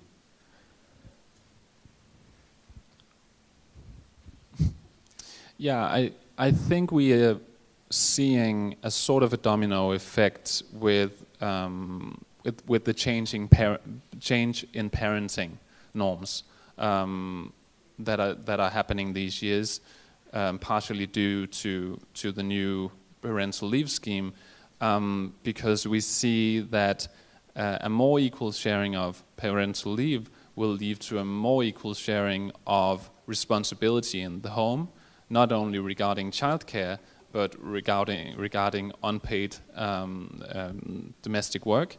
It will lead to a more equal sharing of the important relationships that we see that men are missing out on in their lives, and that which cause them to be lonely. We see in Denmark that we have when we have divorces that that the shared custody is usually shared so that men get less time with their children, and it's not because they are discriminated against. It's because they didn't take as much part in the parenting in the early years, and then it just hits these fathers as out of nowhere. They were not aware that this was going to cause them to see their children less after a divorce, but that's what happens. And you also have the norms of who in the heterosexual relationship, who takes care of the social relations of the family. It's usually the mother. So men more often than women end up lonely without close friends that they can talk to about important issues to them when they divorce. So I think when we change those parenting norms, we'll in the long term we'll have better parenting, but we'll also have more healthy men. Okay, thank you. It's a very interesting idea, and prolonging the parental leave could help to decrease men's loneliness. And I think that loneliness, we don't talk a lot about that, but I think that loneliness is one of the reasons why there is so many alcoholism, also suicide, also violence too, because you are lonely and you don't, maybe violence is less, but still if you're lonely and you don't know what to do, you know, go to drink and then go to beat someone. So it's you know, some kind of way. So it's an interesting idea how to tackle loneliness from the more from attachment style, like to teach men to be more attached to the children, and then they are more in relation to their sharing more. So that's a very interesting idea. Thank you. Yes, I would come back to this domino effect, and of course in a sort of nice society or nice environment that kind of steadily goes towards it could happen.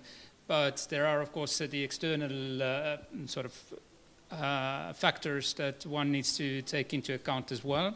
And therefore, the situation can actually change quite quickly and not the way that we would like or expect. And of course, here I'm referring to sort of the situation that we are in now. So in our having our neighbor country, neighboring countries being militarized, and that actually has a strong effect, I feel, to the how men are feeling in Estonia as well. Because at the end of the day, you still, as a man, you feel that okay, if things go bad, you're the one that has to do something, or go and I don't know, go to the war or be killed and so on. So you can sense that sort of sentiment coming through as well, that there is anxiety around it, and that is not a sort of a good situation to be in.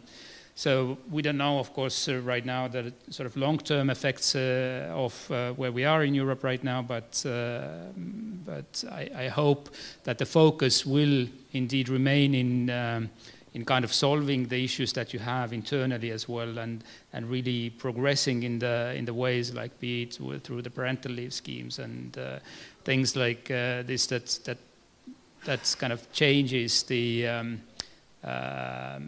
situation of men locally, you know, in a way, so that thereby also reducing this sort of anxiety as well that you may get otherwise from the global issues that we're facing. So you are saying that we should tackle more emotional needs of men, and then help them to somehow express emotions, express those emotional needs, and also share some kind of problems and issues with others that they would also hear, and that the men don't feel alone in that. Because of course, if there is like some kind of military situation. So yeah, more or less men think that they would go to the war. Well, I don't think actually you can separate all these different issues. They are so much interconnected, so it doesn't really make sense to separate. But definitely the sort of emotional health issues is one of the key ones.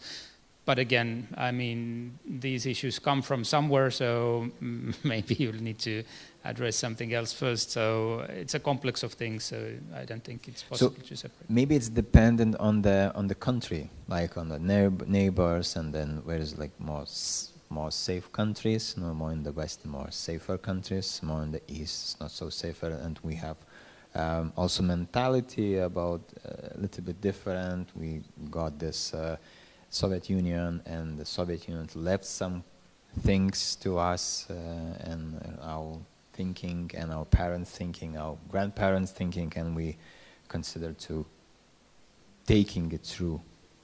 I mean, definitely there is a historical baggage, but actually I'm not so sure that that it's kind of wise to make this separation that you have the Scandinavian countries and men are one way, and you have the Baltic region and men are the other way. I would say that the things that may be more pronounced in Baltic states, but the same issues are still applicable in Scandinavia as well. Okay, thank you. Thank you for clarification.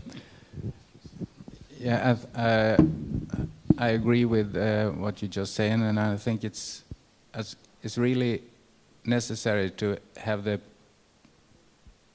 knowledge to tackle issues by your emotions, because if you go home and in the end of the day and you sit alone with all those emotions, you can be in a dangerous place. So you need the emotional competence. And I used to talk with the young men that I meet in therapy about emotional democracy, that every emotion has its own right to be heard when it's needed, and in a respectful way, and a respectful expression, but you need to acknowledge the emotions that you have, because the emotions help you through the day. Think of it, an ordinary day, you will get reluctancy, you will get difficulties all through the day in different kind of levels, and you need to some way tackle them, and you do that by your emotions. And if you don't have a democracy, you will end up not taking care of yourself and others around you. It's a quite usual issue for men.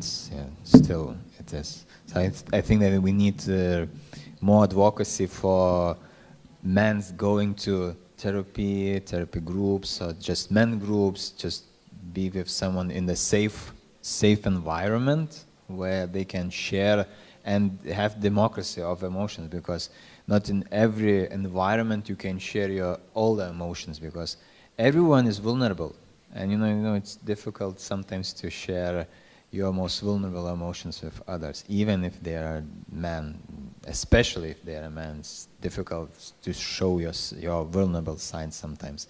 So yeah, more advocacy for emotional health.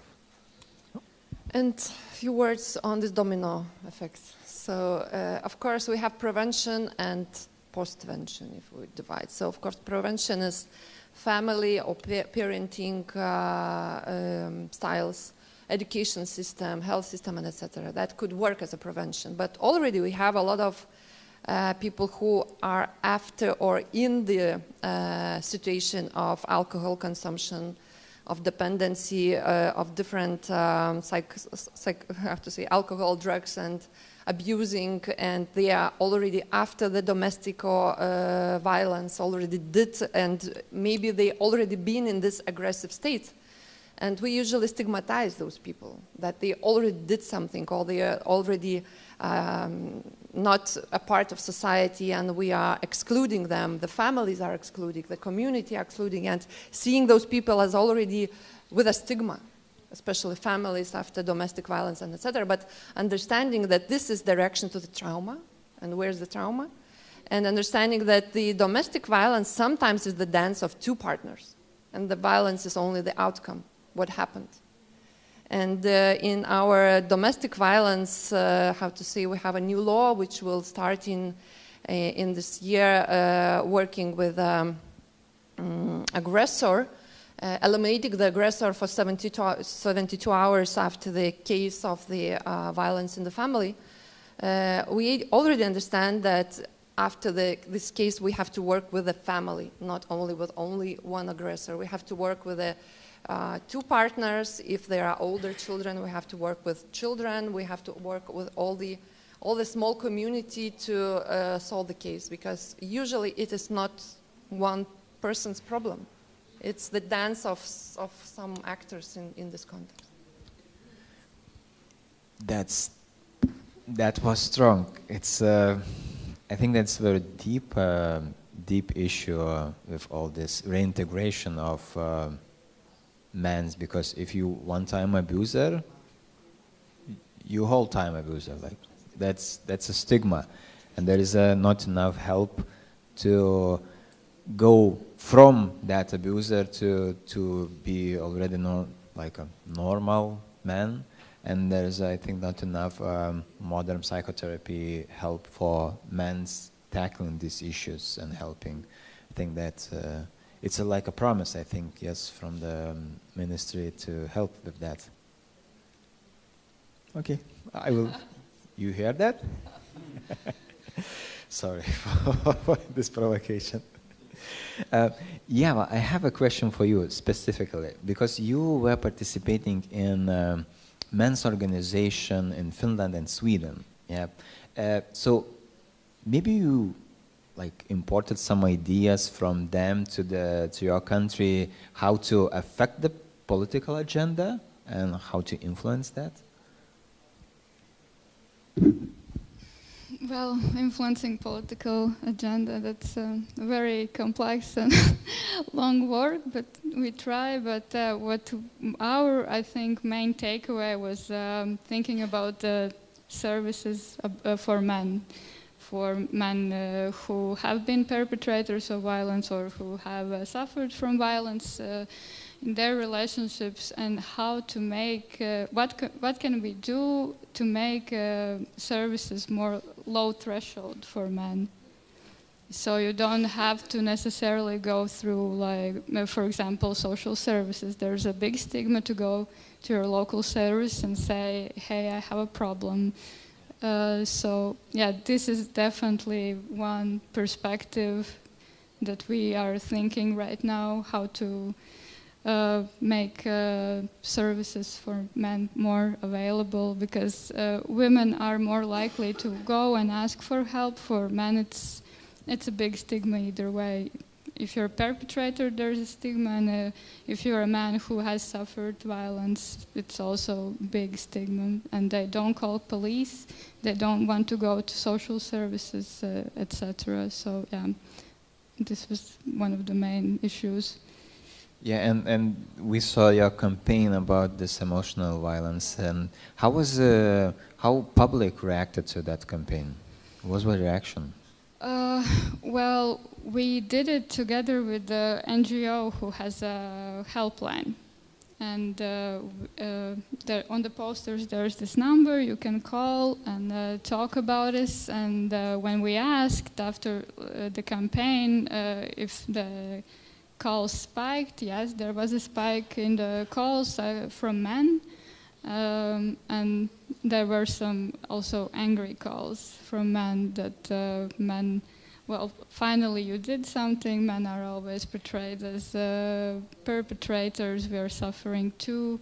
But yes, there was an impact in the campaign, and I think it's important to find different ways in the campaigns about domestic violence, how to communicate with men. We can't do the same thing over and over again. For example, like the man is always like this big husband who beats his wife, and like she's all bruised, and these horrible pictures.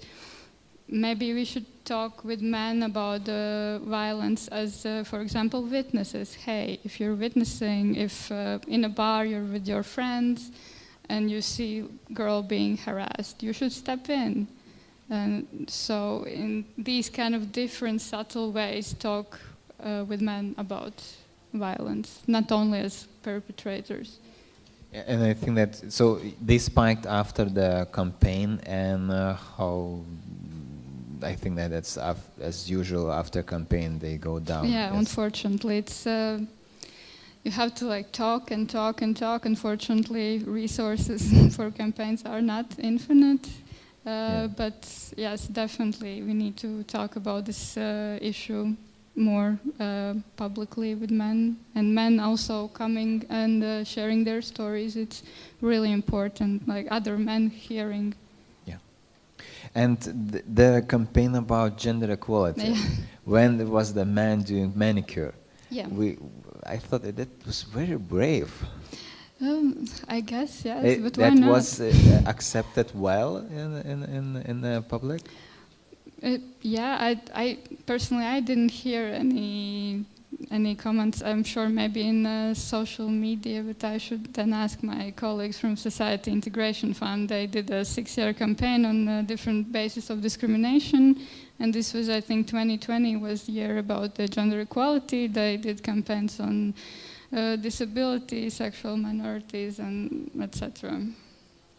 Thank you. Maybe there is a question from the audience. I don't forget you. Yes, I will come to you. I see. First there. Hello, my name is Margarita. I am working at Center for Equality Advancement. It's basically like women's rights organization, and my question will be addressed to Alexander. And I would like to ask you, because you already heard that Lithuania is making baby steps, so when you start to make baby steps, it would be good to go to right direction, you know. So my question would be, from your experience, what should be done to ensure that all initiatives which are related to men's health, doesn't matter which kind of health, would go hand in hand with gender equality values, or because you know, we can have emotionally sensitive and very healthy men, but who will be not actually supporting gender equality. And if you are counting like increase in percentage of men who are calling them feminist, I'm afraid in Lithuania probably it would be enough one hand or two hands, not percent, but hands, to count one by one how many we have men who will be courageous enough to say that they are supporting, they supporting feminist ideas, and that they are feminists. It's like absolutely exotic in Lithuania. So what should be done from the very beginning to ensure that we are in the right direction?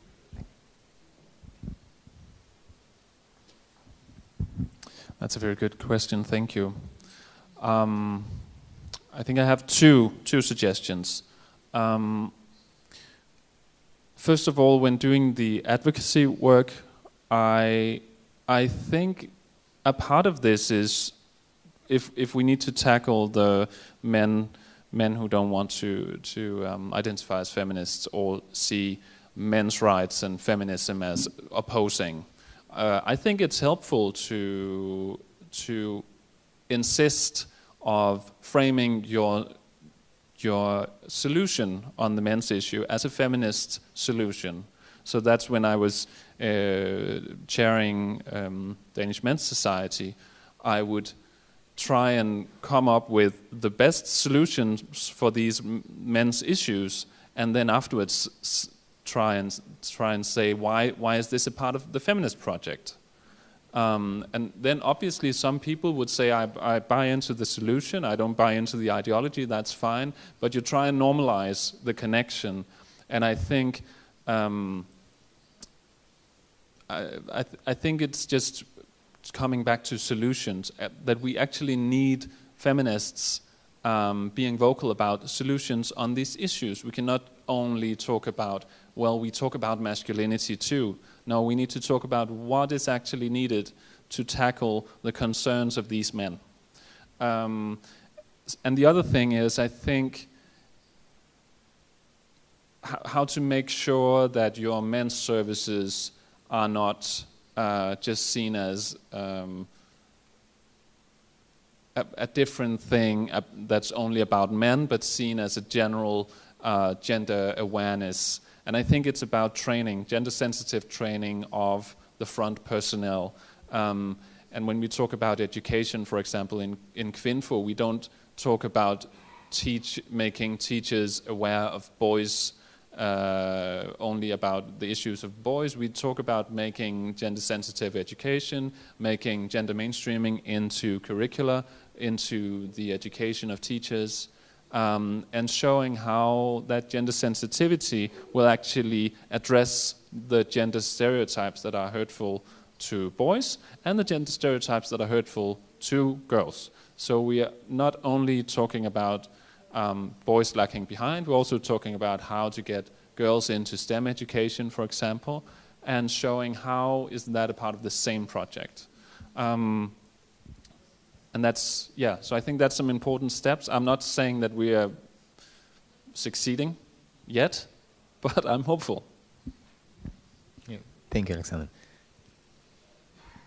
Yes, thank you very much for a really inspiring conversation so far. And my name is Marianne Bergen-Marjanovic from the Nordic Council of Ministers.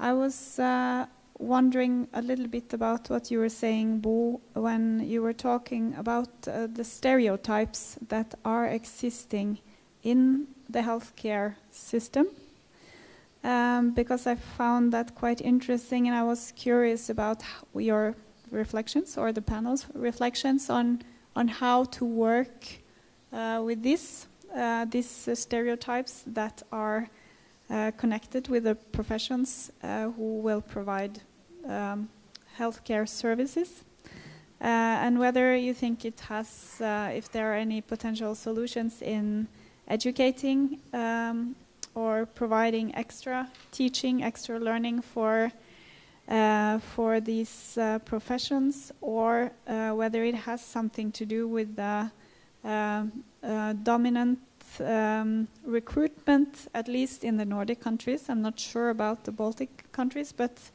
whether if the case that it's a lot of women working traditionally in the healthcare services, and whether this affects also the this ramp or the accessibility or availability of these services, and the appearance of stereotypes in the system. Thank you. We know from research that males are shorter time in the healthcare situation when visiting doctors and nurses, and they are shorter time. And I think there is a pattern that women usually try to help men out when they are trying to explain their issues and the problems. And they have been socialized in that way for under the upgrowing, so they are used to that other people, usually women, take the place and explains things. And they are really untrained to focus on their emotions, focus on their needs. So that is why I think that we need to slow down the pace when you're seeing a man, and focus on that he will in some way put an answer to it. I recorded some of my colleague nurses. You know, some young men are really worried about testicular cancer, and they don't know how to investigate that. So I recorded this situation, and he was stammering, and he was trying to say something, and my colleague just waited and waited and waited. And finally he get it out, what he was worried about. But she didn't do anything, because she got the time to wait for him. And there is a project now going on, and there is this kind of doll that you can learn how to investigate men's genitals, but you don't, that we will try to doing for other public health services, but you don't just do the examine. You need the other competence as well, to wait and to be male friendly and to actually be receptive, because the young man who comes, they are really untrained to put the needs into words. It's one kind of answer. And maybe from my side as well, to reflect a little bit. As I mentioned, in Estonia also we have the men's clinics. They are part of the public health system, and these are absolutely, they have proved to be very necessary to have that sort of special clinics. One reason that I would think immediately is that I think your average guy is wouldn't be speaking about their sort of issues or questions that they might have with their reproductive organs to a general practitioner. So what happens, even though you should be sort of going through the general practitioners and they would refer you to the men's clinic, I think quite often the men take the route that they go directly to the clinic without the referrals. So it is important to have that sort of space that men feel that they can speak straightforward, and there is less embarrassment around these issues. But specific trainings, if you think around the sort of medical system overall, I think the specific trainings are of course important. And again, I can't thank enough these men clinics and the doctors that are working there for the work that they have done for the general sort of public awareness and the medical associations awareness. Because they are the sort of expertise holders there, and also they keep talking about the need to have the sort of understanding of men's specific health issues and when and what to look at. And then of course specific trainings, again they need it. Right now we are in the sort of process. There is a specific trainings for medical personnel to train about the LGBT community specific issues. So again, within this sort of context where we are, there was a big first research in order to understand how well do the medical professionals understand the specific needs of LGBT community, and how, like, if they know these things or don't know at all. And based on that, they started to do one think tank started to do the trainings for the medical personnel. So in a way, yes, you very much need this targeted approach if you really need to address or want to address the specific questions of this group. Thank you.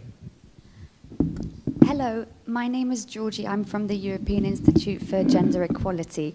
First of all, I really want to... Sorry, you're all having to turn around, sorry. I first of all want to commend Bo's really beautiful phrasing, emotional democracy. I think this is a really beautiful way to capture and offer this permission for everybody to experience emotion, the spectrum of emotion as well. But my question is actually for Christian. You just raised it a little bit now. Maybe you could expand on it. In the context of men's clinics, you mentioned that there are life course approaches to sex-specific issues. Could you unpack what that means and what that looks like? What is that trajectory and its proven effectiveness? Thanks. Yeah, thank you. So I can give you myself as an example. I was... I think 16 the first time I went to the so-called men's doctor. We didn't have, at that time, we didn't have the specific clinic, but there were already andrologists working. So first you go there, of course, you're unsure if everything is right with you and so on and so forth. So there are specific things that the doctors at each stage of your life will be looking at. So if you're 16, it may be, I I don't know, issues related to your foreskin yes, testicular cancers. This is indeed one of the questions that I think young men often have. But it's also about building the habit of going to the andrologists. And once you hit your 40s, then of course it's recommended that you go every year to check the situation of your prostate and well, any other questions you may have. So you probably know the statistics on the men's sort of diseases much better than me. But if I remember correctly, then I mean over half of men over the lifetime will experience the issues of prostate, if I remember correctly. Not sure the percentages, but the older you go, but the more problematic. Please don't scare men. I don't know if you want to comment. Sometimes one can say it's the same percentage as the year. So if you are 75, there is a 75% of prostate, roughly. But I just want to comment on the issues about foreskin phimosis, and we are going to do this study this autumn actually about that, because we meet young men in the maybe 25 years old that never had sex because of the narrowed foreskin, and they even have nice sex with themselves because of that. So they have intercourse and start bleeding, and this will be really traumatic experience, of course, for both partners involved in this situation. So because in Sweden they don't do this regular exam when boys are in teenager years, and if you ask a teenager, do you have problems with your genitals or foreskin, they will say, no, I'm fine. But they don't find often, and they will have big problems with that. So this is really something we will look into this autumn actually, and make a study of how this have infected their psychosexual development through teenage years. Just maybe one last thing around it as well, because that reminds me of in Finland there is for years there have been a very interesting project called Intact, which, speaking about the foreskin issues, that quite often what the medical professionals have done in this case is very easily is like, let's cut it off. And this is the practice, well, globally in many places that foreskin is removed. But it also comes with, or can come with serious health consequences for men, and also, of course, sexual sort of consequences. So this project in Finland, led by, I can't remember exactly the name of the sexual health organization, is actually advocating against that very much, and promoting the sort of ways how to avoid that. Thank you. And we are almost at the end. I just would like to ask you just to share for one sentence just before the lunch, because people get hungry if they late for the lunch. So just for one sentence, what would you like to wish for men's organizations, government, to help and increase men's health? Just for one sentence, just please think, formulate. And who will start? Thank you. I'll try. Yeah, I would want the government to address gender stereotypes in the long term for men and women. Thank you. Thank you, Alexander.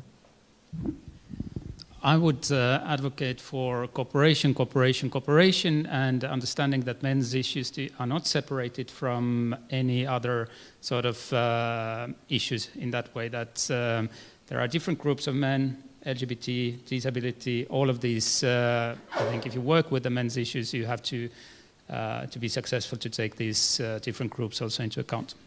Thank you. Yes, and following the idea that I would like to invite the NGOs and the civil society to participate in decision-making process more actively, not only in gender mainstreaming decision-making process, but in disability decision-making process, in construction of the law, of the policy in Lithuania, in education system and policy formation process. That means that we have to be maybe more civil society, more understanding what decisions are made and why and how can I as a citizen impact the decision. And we in Lithuania have all the measures to understand our future decisions and to say our word in internet, certain internet websites where all the laws, projects are already put. So I would like to invite to participate more NGOs and each of us to participate in decision-making process. Thank you, Sina. One sentence. Just one, just one. Just one. I think that men should be more active in the social reproduction that is pointed out by thinkers like Nancy Fraser, Bhattacharya, and so on, to be involved in the social reproduction of. So, thank you, Bo. I guess I would say more intense dialogue with NGOs, definitely, and working together for gender equality as a really important issue for both men and women, so we don't separate it.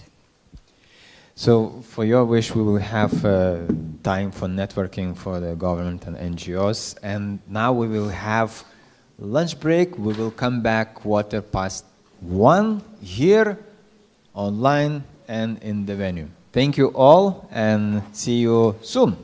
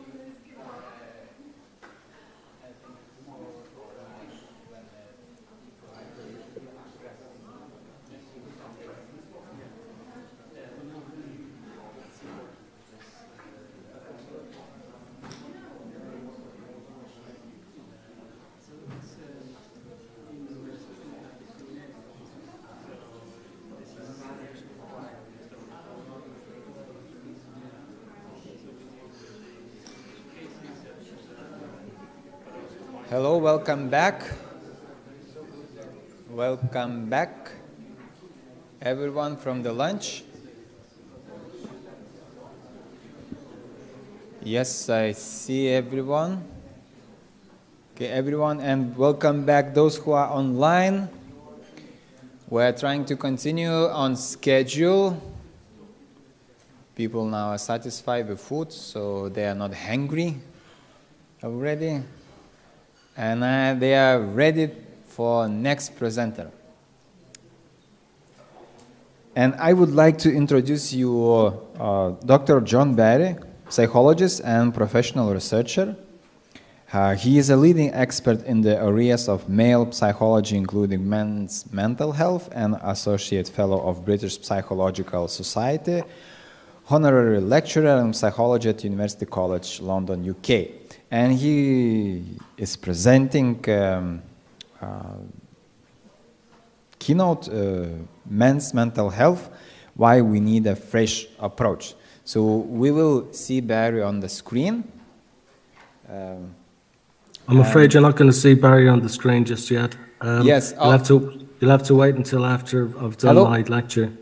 John, can I interrupt a little bit? We want to see you. Can you stop sharing your slides? Just we want to see who is talking. Yeah, you can see me at the end of the lecture. Well, because I'm going to be speaking for an hour, I think, on the panel, or half an hour or so. Yes, so you will have time 55 minutes, and yes. Then after, if we have questions, maybe we can answer.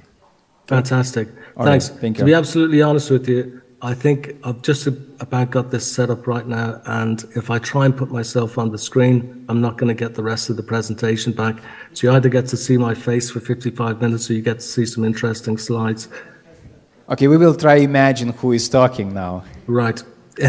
Imagine somebody very handsome. That's all you need to do. Thank you. You can go. Thank you. Well, thanks to the organisers for inviting me here today. It's, I think, a very important conference. There's been some really interesting speakers so far, and I hope what I have to say adds to the whole day and helps people to move conversations on in interesting ways. So my name's Barry, as we just heard here, and to give you a little bit of background about myself, you heard about me being a psychologist and being interested in men's issues. Actually, I started out researching the psychological aspects of PCOS, and I have quite a few publications on that. Polycystic ovary syndrome is a condition that affects women and causes some of them to have high testosterone levels. And, somebody trying to take over my thing here? High testosterone levels. And in fact, that was the subject of my PhD, the psychological aspects of polycystic ovary syndrome. But what got me interested in men's issues was that while I was researching and working for years studying women's mental health, I was aware and increasingly disturbed by the fact that we didn't have any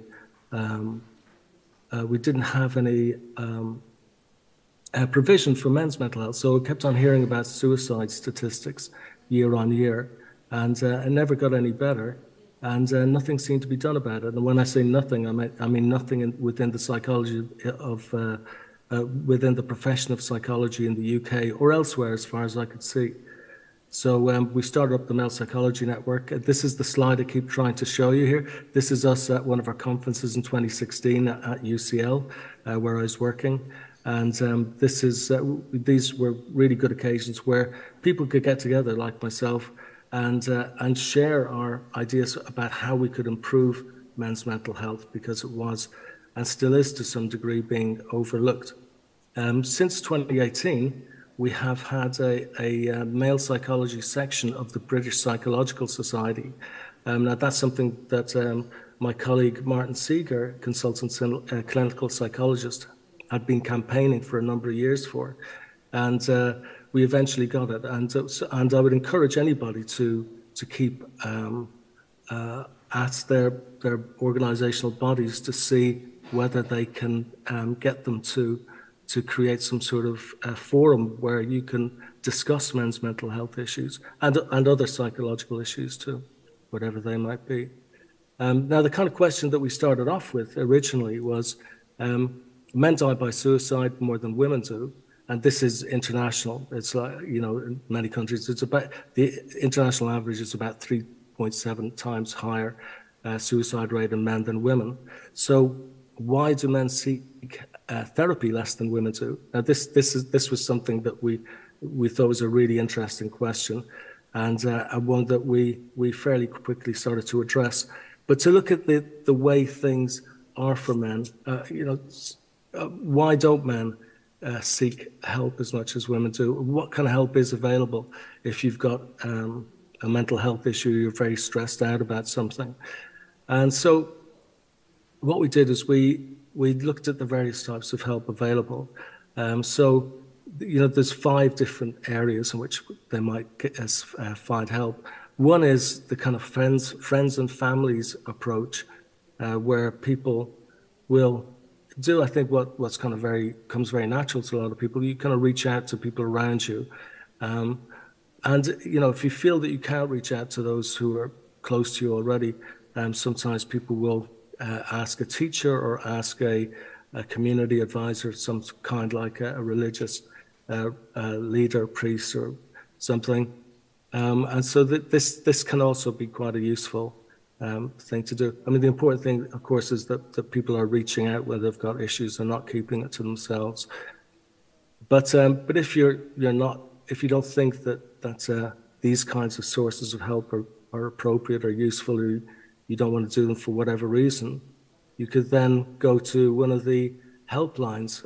As a man, there in the UK, there are now, in recent times, been some quite useful helplines. So a lot of men become very distressed and suffer in terms of their mental health because of being a victim of domestic violence. And most often this is domestic violence at the hands of a woman. And lots of people don't want to talk about this, and you know, people don't often react well when they find out about this.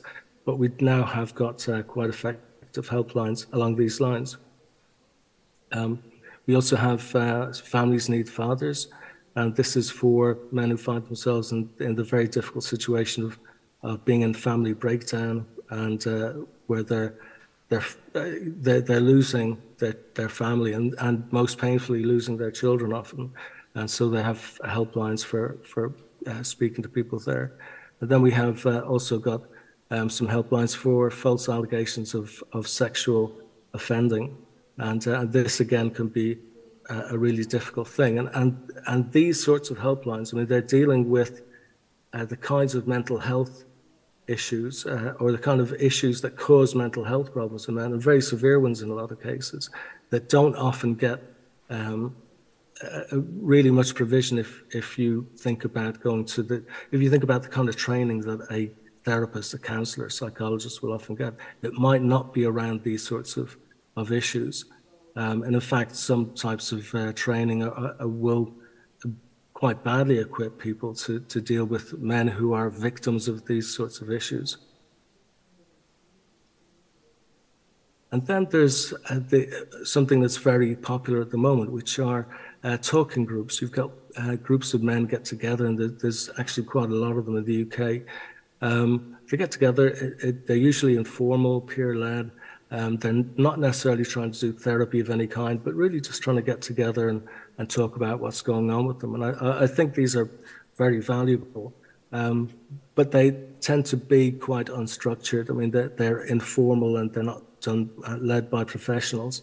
And if you really have got an issue that you really want to get professional help for, the natural thing is to go to a trained therapist, usually on one of the kind of recognized registers. So we have therapy in the UK. You can go to therapy privately and pay for it, or we have what's called the National Health Service here. And the National Health Service has actually come up with quite a good program of trying to get people to access therapy as efficiently as they possibly can, kind of streamlining the whole approach. And this is called IAPT. And IAPT, in theory, should be a really useful thing. And in fact, it sees about 1 million people annually for depression and anxiety. It offers a range of treatments. There's a kind of a stepped approach to access. You can start off with kind of, less challenging therapies and move on to more challenging types of therapies. So it's really good. I mean, the only problem is that 2/3 of the people who go to these therapies are women. So there's a lot of men. They're out there. They're dying by suicide, but they don't seem to be accessing therapy, even when it's free and even when it's reasonably quite accessible to them. So you have to then wonder, what is happening to these men? They're often called the kind of hard to reach men, and I think sometimes people dismiss them as just being people who are hard to reach. I mean, they're not making themselves available. And we don't really know what's happening with them. And if you look at the data for what's happening with the men who go to therapy, that's not really representative of what's happening with the men who don't go to therapy. And if you think about it, a lot of the men who don't go to therapy might end up self-medicating with various substances, and they might have untreated emotional issues where they lash out, become violent. They might end up in prison. They might end up homeless. There's lots of bad ways that things can go with untreated mental health problems. So, and this is the kind of thing that we realized that we were up against when we started doing our research. This landscape of therapy that wasn't being taken up, and a worrying kind of hinterland of men who are possibly just going to early graves for one reason and another, and not getting help by the psychology profession. There is not very much research on differences in outcomes of therapy for men and women, and this is, I think, quite strange. It's one of these things that is a result of our tendency to think that these days that men and women are just the same. There's no differences. People tended to discount any differences as being superficial. They're not differences that we should take seriously. But actually, in practical terms, this paper here is by it's one of the few papers that's looked at the longer term outcomes of counseling therapy. And I think it had over 300 men and women in this study. And what they found was that men and women did equally well in the short term. This was brief counseling therapy, part of an employee assistance program. Men and women did equally well in the short term. But in the longer term, women actually improved. Their mental health and various outcomes got better. But for men, they went right back to their baseline levels. I mean, they were as bad 3 months after their therapy as they were at the very beginning of therapy before they started. So this should be extremely worrying. This suggests that in a way we encourage men to go to therapy, but do we really know that it's going to work for them? And I might even hint that men might not go to therapy because they think it might not work for them. So we do, I think, still need a lot more research, but certainly this was what we were looking at when we started out with the Male Psychology Network, researching these issues. So we're interested in the kind of barriers, the kind of obstacles that men faced in getting into therapy. And one of the things that you hear a lot is that's masculinity is the barrier or the obstacle for men seeking help. But when you actually look at the data and you look at the circumstances of men answering surveys of this kind, you find that actually the barriers are a little bit more tangible than something like masculinity. So that there might be something to it, but it's actually, I think, when you focus too much on masculinity, it makes you overlook the other issues and the other issues that might be a bit easier to deal with than trying to change somebody's masculinity. So, for example, if a man, one of the things that we often hear is, and it's true to a degree, men are less likely than women to recognize that they have a problem, and they're less likely to admit that they have a problem than women are. And this is true. But when you think about it, what does it mean for a man not to recognize that he's got a problem? In some cases, if we take the example of prostate cancer, sometimes the symptoms are very subtle, and somebody might not notice that they have a problem. And it's a little bit the same with mental health too. I think sometimes the type of symptoms of depression that a man might have might not be the same as the ones that we think are typical of depression. So men who are depressed might become more irritable, they might become angry, they might drink more. So they kind of act in a different way than we expect, and a different way than they would identify themselves as being about depression. So often I think men don't seek depression because they don't recognize it as depression in themselves. And there's another thing too of they might reckon that the stress that they're experiencing isn't really a mental health issue. It's an issue caused by something that's happening in their life. So, for example, if the stress is to do with a divorce that they're going through, they will want to lawyer up so that they can deal with the divorce issue, all the messiness of the legal situation, in an effort then that they will then feel better. So they don't really necessarily recognize that what they're experiencing is something called depression, because they think it's not a mental health issue, it's a legal issue. And there's the whole thing of shame. I mean, a lot of people feel shame. There's stigma around going to seek help. In research that we've done with the Male Psychology Network, we've actually found that the levels of shame and stigma are not that different amongst men and women, which is a bit surprising because you hear a lot that it is. But I think there's various ways that people are already working on reducing shame, and I think that's working quite well. As I said, things like men's talking groups and other programs like that are really signing up a lot of men. So I think the shame issue is probably working itself out already. A trickier issue is that men tend to distrust doctors and healthcare workers more than women do. It's a general thing, but it also might apply in specific ways to men. For example, I said about if you have a male victim of domestic violence and the perpetrator is a woman, he might have a hard time finding a counsellor who's going to be sympathetic to him or even believe him. And men are often not believed by the police in these sorts of situations.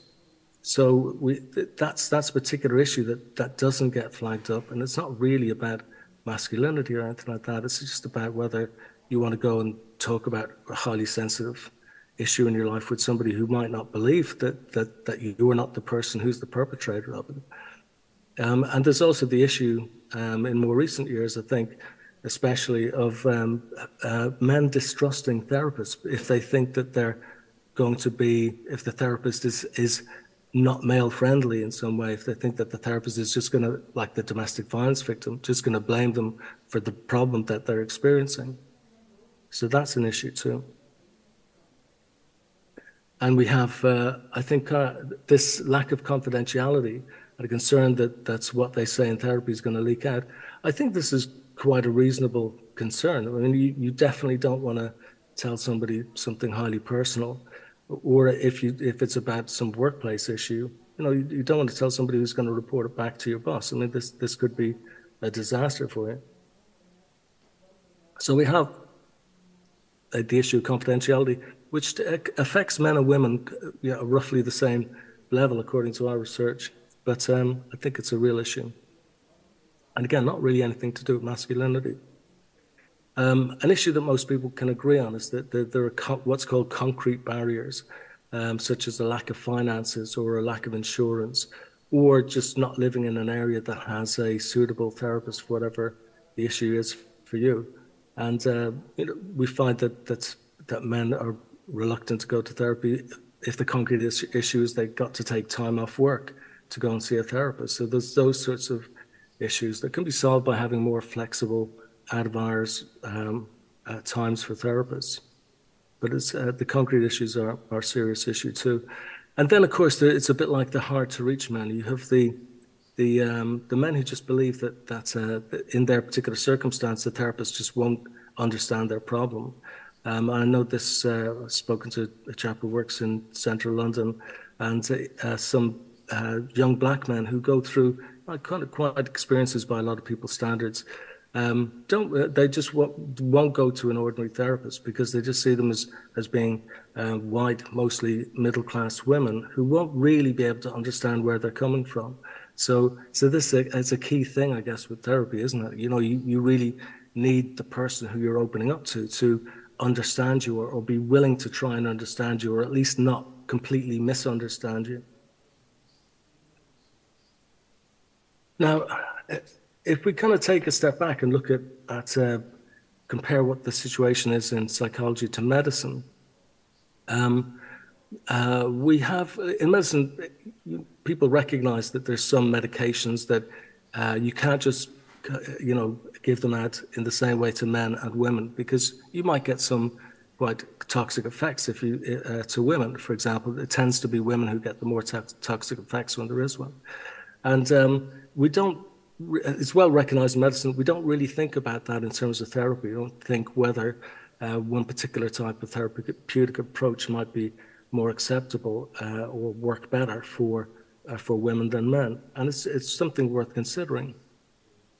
There have been some little bits and pieces here and there in the literature highlighting that, for example, and this is a quote from an infertility counselor who said that it's essential that infertility counselors be aware of how men and women experience infertility differently. For example, the common dynamic where a man attempts to help his partner using problem-solving strategies to protect her from her emotional pain, leaving the woman feeling emotionally invalidated. So what's that saying is that a man is taking a problem-solving approach. He sees that there's a problem, he wants to fix the problem, whereas the woman is inclined to kind of maybe just want to talk about how she feels about the problem a bit more. And when she's not listened to in that way, or feels she's not listened to, that can be quite hurtful. So, and I think this hints at a dynamic that might be more widespread than we tend to recognize. And in fact, that there are some people who think that the mental health services fall into this trap of catering to a kind of what they call a feminized view of therapy, which is asking people to talk about their feelings, which is something that women in general, and of course we're talking about kind of population level in general things about women and men, but women in general, in as much as you can talk about these things, tend to want to talk about the feelings as a way of dealing with a problem, whereas men tend to want to fix the problem more. So the kind of talking therapies that we have tend towards this sort of talking about your feelings rather than fixing the problem type of approach. And there is some research that there are sex differences in outcomes in therapy. This particular paper is interesting, but doesn't really kind of go into why there are differences. It cites there's about a third of the papers that looked at sex differences in therapy found that there were differences in the outcomes. But it points to the fact that we're lacking in research here.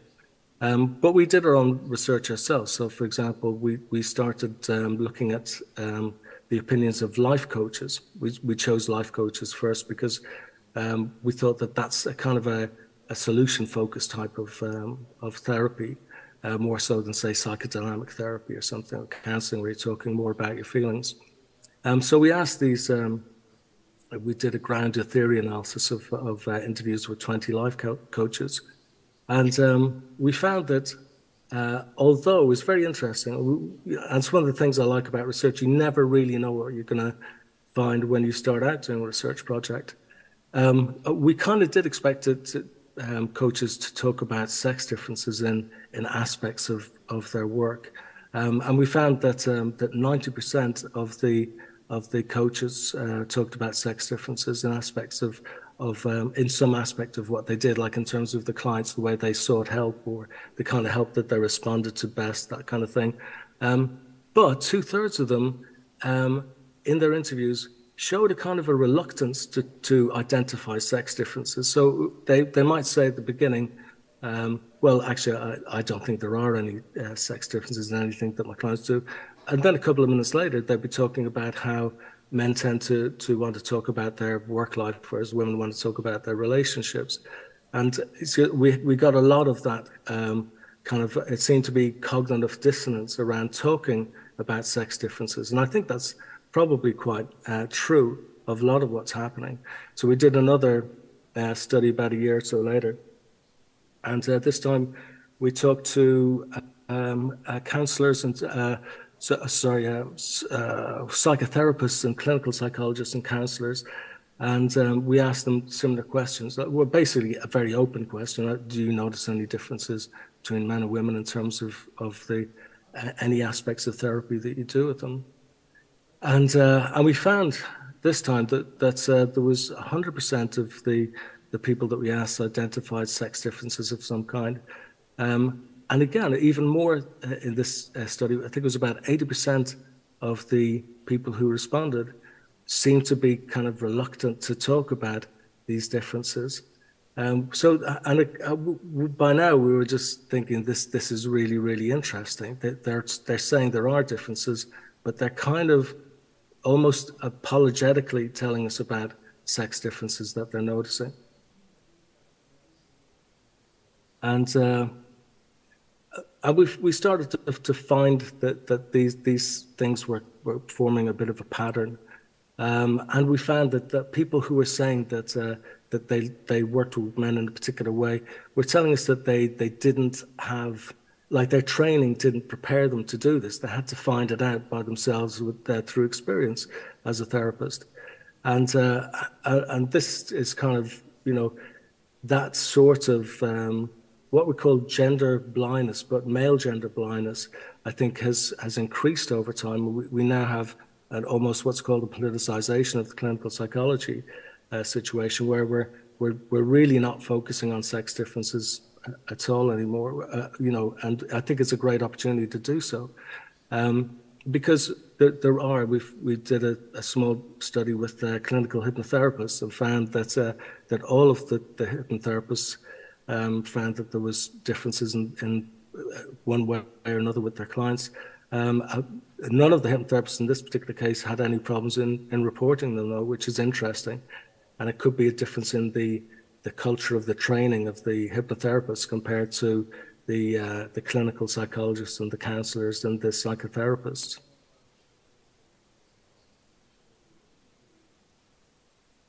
So I think there's something that you could probably call beta bias going on. This is a phrase coined by some psychologists in the States.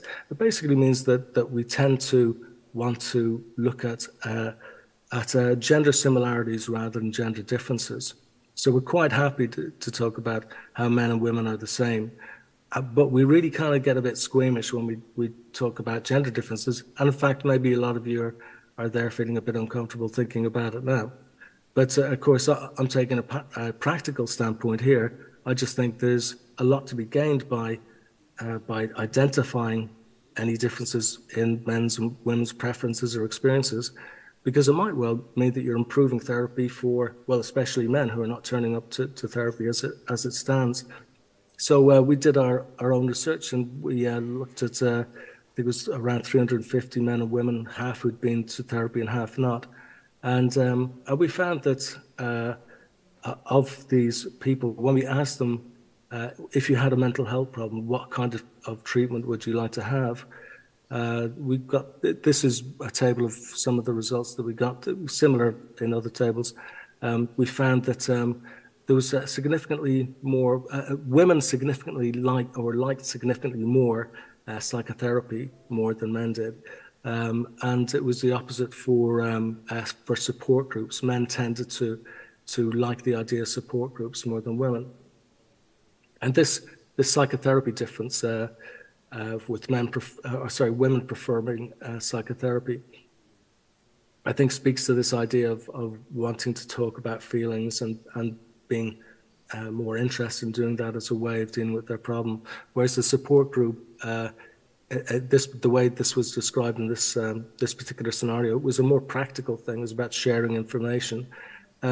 But still, in another table of study, we found that men also said that they liked the idea of group therapy more than women did. And this, again, a little pattern where men seem to be more inclined to want to work as a group. And if you think about men working as groups, I mean, there's loads of different groups you might think about, like kind of football teams and, you know, military squads and all sorts of different ways in which men really work together as a team very well. And it seems to extend to the way they want to do therapy too, to some degree. Like men and women all preferred individual one-to-one therapy, but the men seem to be less put off by the idea of working in groups with other men. And you can see that a lot. I mean, just in the community, there are lots of support groups popping up all over the place, and they seem to all just involve men feeling okay about getting together and talking to each other in groups. This All for One for All kind of reminded a bit of the Three Musketeers, this idea of sticking together, which men apparently, I haven't done group work myself, but apparently men do tend to be quite supportive of each other, like even, you know, kind of supporting other people more than looking for support for themselves. And it's just important to note, like when we're looking at research like this, in a lot of cases, when you're talking about, it's a bit different in private therapy when you can choose your therapist and you can choose the type of therapy if you know what you prefer. But for lots of, in other scenarios with the NHS, you don't really have any choice about your therapist or the type of therapy. You just kind of get what's offered to you mostly. You know, if you can make some sort of choices, that's brilliant. But in general, when you look at research on differences in men and women in therapy, you have to check whether they actually were just in a study randomized to one or other type of therapy, or whether they actually had some sort of choice. And so, I mean, I'm not trying to say, by the way, and this slide is a fairly poor way of me trying to explain that it's not a one-size-fits-all approach that I'm trying to say. I don't think that all men are like, you know, prefer this or deal with their issues this way, and all women prefer to deal with things another way. It's definitely a case that, like, in fact, what we're advocating in terms of like a male-friendly therapy, I mean, that might work much better for some women than a kind of feelings-sharing approach to therapy. So, you know, we just think it tends to be a kind of a more male typical thing, but it's definitely not saying men are like this, women are like that. You know, it's none of that. It's really kind of client-centered. It's an extension of just a client-centered approach, and just recognizing that your client, if they're male, they may well just have preferences. They might not, but they may well have preferences in a particular direction. And so, having done some research on this and looked at others, the research of others and case studies, we've written a chapter that a lot of people have found quite useful about the factors that make a male-friendly therapy. And we've also, the British Psychological Society has published guidelines authored by myself and Martin Seeger on doing therapy with adult males. And and we're basing this, I mean, the caveat is that there's not a great deal of research. I mean, there's no randomized controlled trials. So we're at the very early stages, and trying to get funding for any of these activities is, you know, almost a non-starter.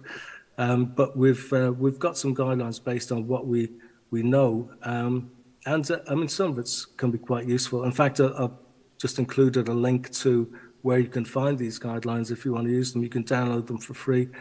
So this is the male psychology section website. And if you go to that link and you go to this tab and you go to papers and publications, you'll find that we've got those.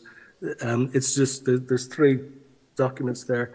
One is our practice briefing on therapy for men in English, one is in Portuguese, and one's in Lithuanian, thanks to Antonis and his colleagues.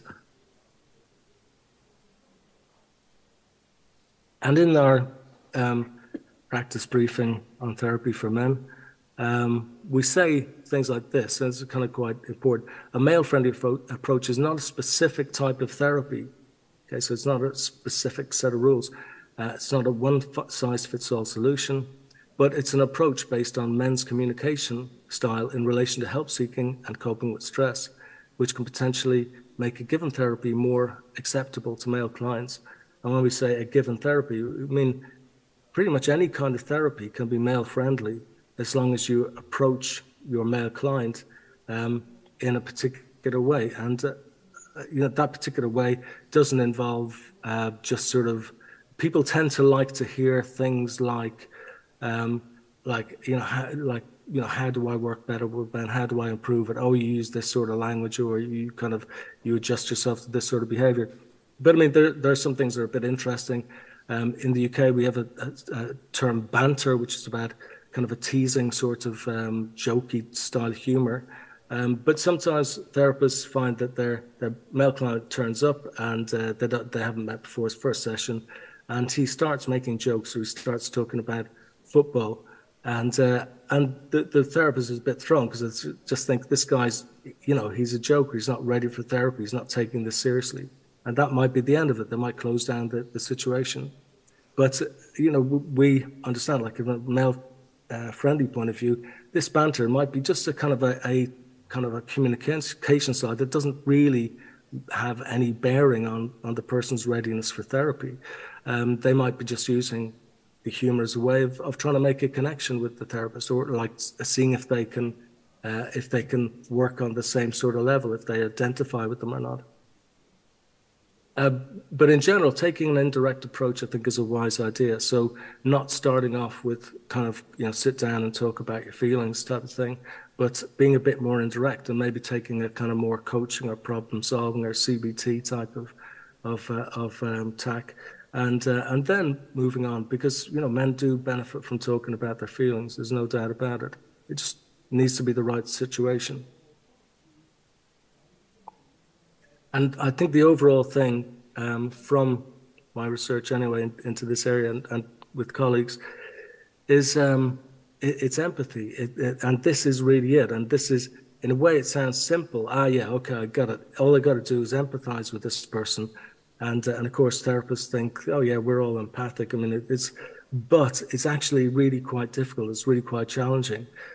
Because it means trying to kind of step into the shoes. For example, we're just taking the domestic violence victim again, so that the guy who is being, and he might be a big guy, and he might say that his wife or his girlfriend is, 5'1", and trying to empathize with a guy who said he's being, his life is being wrecked. He's depressed. He may be suicidal because of this.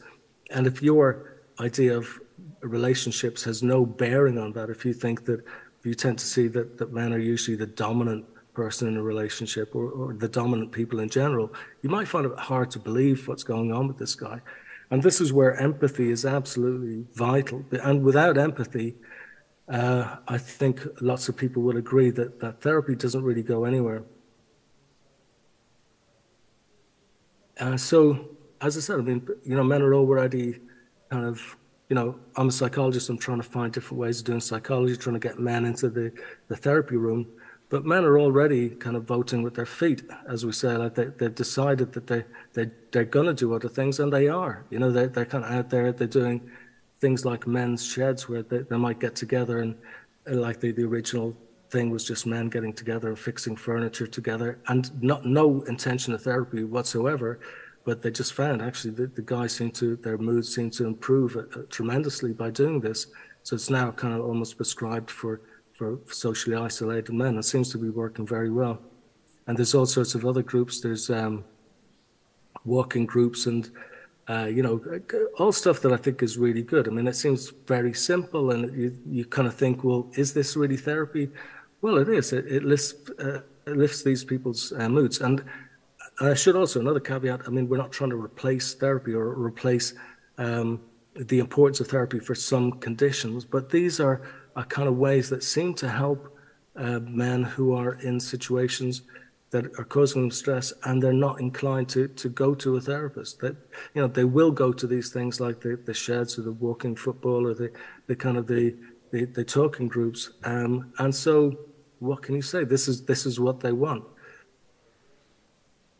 And I think it's useful to sometimes kind of step back and look at the big picture on some of these issues. Like we have, the big picture is escaping me here, but we tend to look at the individual, but really the individual exists within a kind of a network of relationships, a network of organizations like workplaces or schools. They're within a community that has ideas about men. And of course, there's also, and people have mentioned this, public policy. I mean, we have policies that are supposed to impact every aspect of our lives and supposed to impact our lives for the better, of course.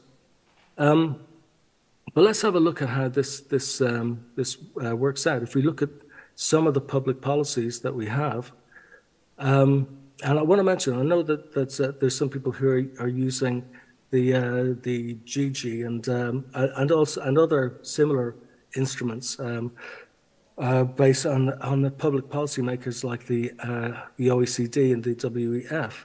I mean, these are good in a way for identifying the kinds of problems that women are facing, but they're kind of, when you say gender equality, and I mean, who doesn't want gender equality? But when you talk about equality, really equality means kind of some sort of fairness for two parties, say. Whereas these instruments, they only measure inequality against women. They literally don't measure inequality against men. So they end up kind of, identifying when they're used all sorts of inequalities that are against women. And it kind of spreads the impression that women are the people who have it bad everywhere in the world, because these are global organizations, the WF, OECD, and they share this information with the UN, with the WHO, with governments all around the world, through the media, press releases, and it spreads the idea that women are the people who have it bad, and kind of by implication, that men are sort of, kind of cozy and have it easy, and there's no disadvantages against men, because we don't see them when we do our research on gender equality. We don't see these disadvantages that men are experiencing. But of course, I think, probably a lot of people are aware, suicide, 3/4 of suicides are male, and, it's kind of a similar sort of thing, kind of goes up and down a bit in different parts of the world. Homelessness, I mean, in the UK, 90 or about 80% of rough sleepers are men. 95% of the prison population is male. The educational levels of boys has been kind of going down for years. But we don't really think about these as being problems that we need to fix. We tend almost to blame men and just say, well, you're not going to therapy. We shouldn't be drinking so much. Well, if you're a boy failing at school, well, why don't you just sort of sit still and do your homework? Why are you drinking energy drinks? Why are you wanting to just go outside and play or do naughty things? We don't really seem to kind of be aware that these might be issues that we should take seriously. And another area that I found, I mean, at the beginning, I mean, we were interested in suicide, and we wanted to know why are men killing themselves so much more than women are. And one of the things that kept coming up was family courts and men really having a rough time with the family courts. And I, like a lot of people, I think, just thought, yeah, that's what this old kind of father's rights thing. And but actually, after a while, I just started realizing it, like speaking to more people who are, experts in this area, and then doing our own research, as you can see here on this slide. I'm finding that actually men going through the family court system really did have a terrible time of it. And it wasn't that they felt bad that they were losing out financially or anything like that. Their main source of distress was that they weren't able to they lost contact with their children. The courts wouldn't let them see their children as much as they wanted to. In some cases, they felt that their children were being turned against them by the courts, so that they lost their relationship with the children. And this was devastating for these guys. I mean, like, you know, and of course, you know, you might add bad for the children too, bad for everybody. But if, it seems like, you know, a lot of the, you know, a kind of a sizable chunk of suicides are related to guys who have been through this sort of process. And it might not be in the immediate term, it might be in the longer term, so harder to connect with what's happened. But it's, these are the kind of issues, and I think that we don't really empathize with men in these sorts of situations, and partly because we have policies that produce evidence or supposed evidence that actually men have it relatively okay. So another question. Surely psychologists are trained to have empathy. Of course, we're aware of men's needs and sufferings and things. I'm just going to quickly go through these last few slides here. But I think it's important just to recognize for psychologists, I know not everyone here is a psychologist, but up to the 1980s in psychology, we would describe masculinity as being about active, dominant, self-contained, and aggressive. And fast forward a couple of decades, and we now think of masculinity as being about misogyny, it's bad for your physical and mental health, it's about being homophobic, and even related to sexual assault. So we've gone from, like in a few decades, a kind of a picture of men that's relatively benign to a picture of men that's really kind of quite monstrous. And you have to kind of wonder, you know, what kind of effect this has on men and boys too. I mean, is like when you're living in a society that feeds you these sorts of messages, how are you going to feel? How will that affect your mental health? And then there's the whole question, is masculinity bad for your mental health? I mean, a lot of people seem to think that it is. The research you'll find a lot of research that seems to suggest that masculinity is bad for your health, mental health and physical health. But it's been pointed out early on, and this is an interesting paper by Glenn Good and colleagues from 1994, just when this sort of deficit view of men had been taking off. There were a few voices at that time saying, hang on a second, are we sure we know what we're doing here? We seem to be redefining masculinity in this very negative way. And you know, how are we doing this? Like this particular paper is looking at the way that these studies were researched. And it was pointing out that actually the way we're researching this is a bit, you know, it's not using the best methodology. For example, a lot of the research that was finding that masculinity was kind of about drinking too much and repressing your feelings, it was done on kind of quite young men, like college-age men, rather than being done with older men. Like once you get past about 30 as a man, you're kind of quite different than you were as a teenager or even in your 20s. But if you just do research on using men in their early 20s, you get quite a kind of a specific kind of snapshot of what masculinity is, but at that time. And it doesn't really generalize to older men. And I would argue too that a lot of these concepts don't generalize around the world very well either. I think that, you know, I think a lot of people recognize that the masculinity can be expressed differently in different cultures. So I think it's wrong to presume that it's a negative thing, and then to generalize this negative view. We did a survey and we found that 85% of people that we asked about whether they thought that the idea of toxic masculinity might have a harmful effect on boys. 85% of people agreed that it might too.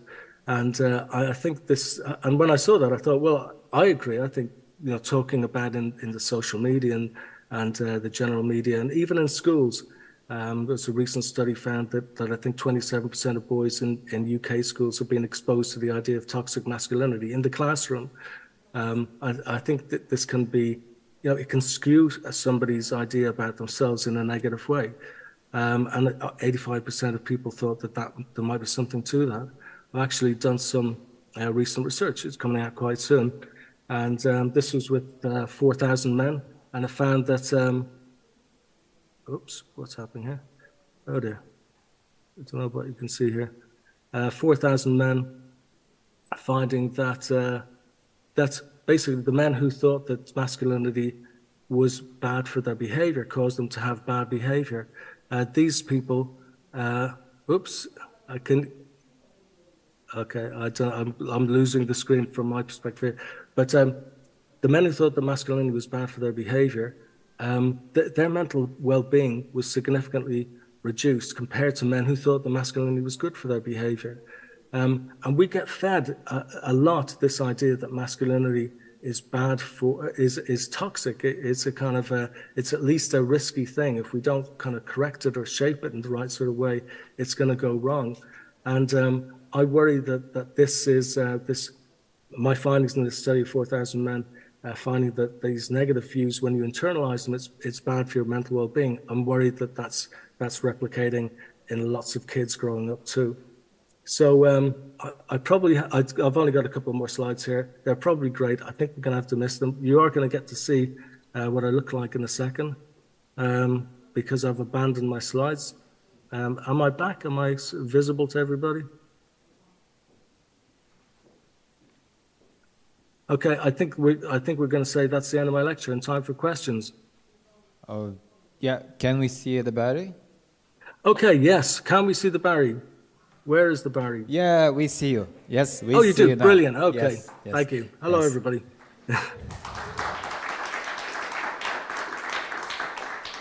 No questions about IT, please. Obviously, I don't know anything about that. So, who has a question from the audience? Yes, there is. Just 1 minute. I will bring a microphone that also you, John, will hear the question.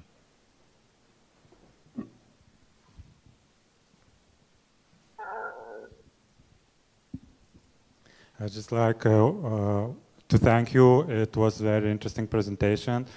And it's good to dig in those topics like toxic masculinity, because now it's going a lot of discussion about this. So I'm looking forward to look more in your slides and in that literature you provided to dig more in. Thank you.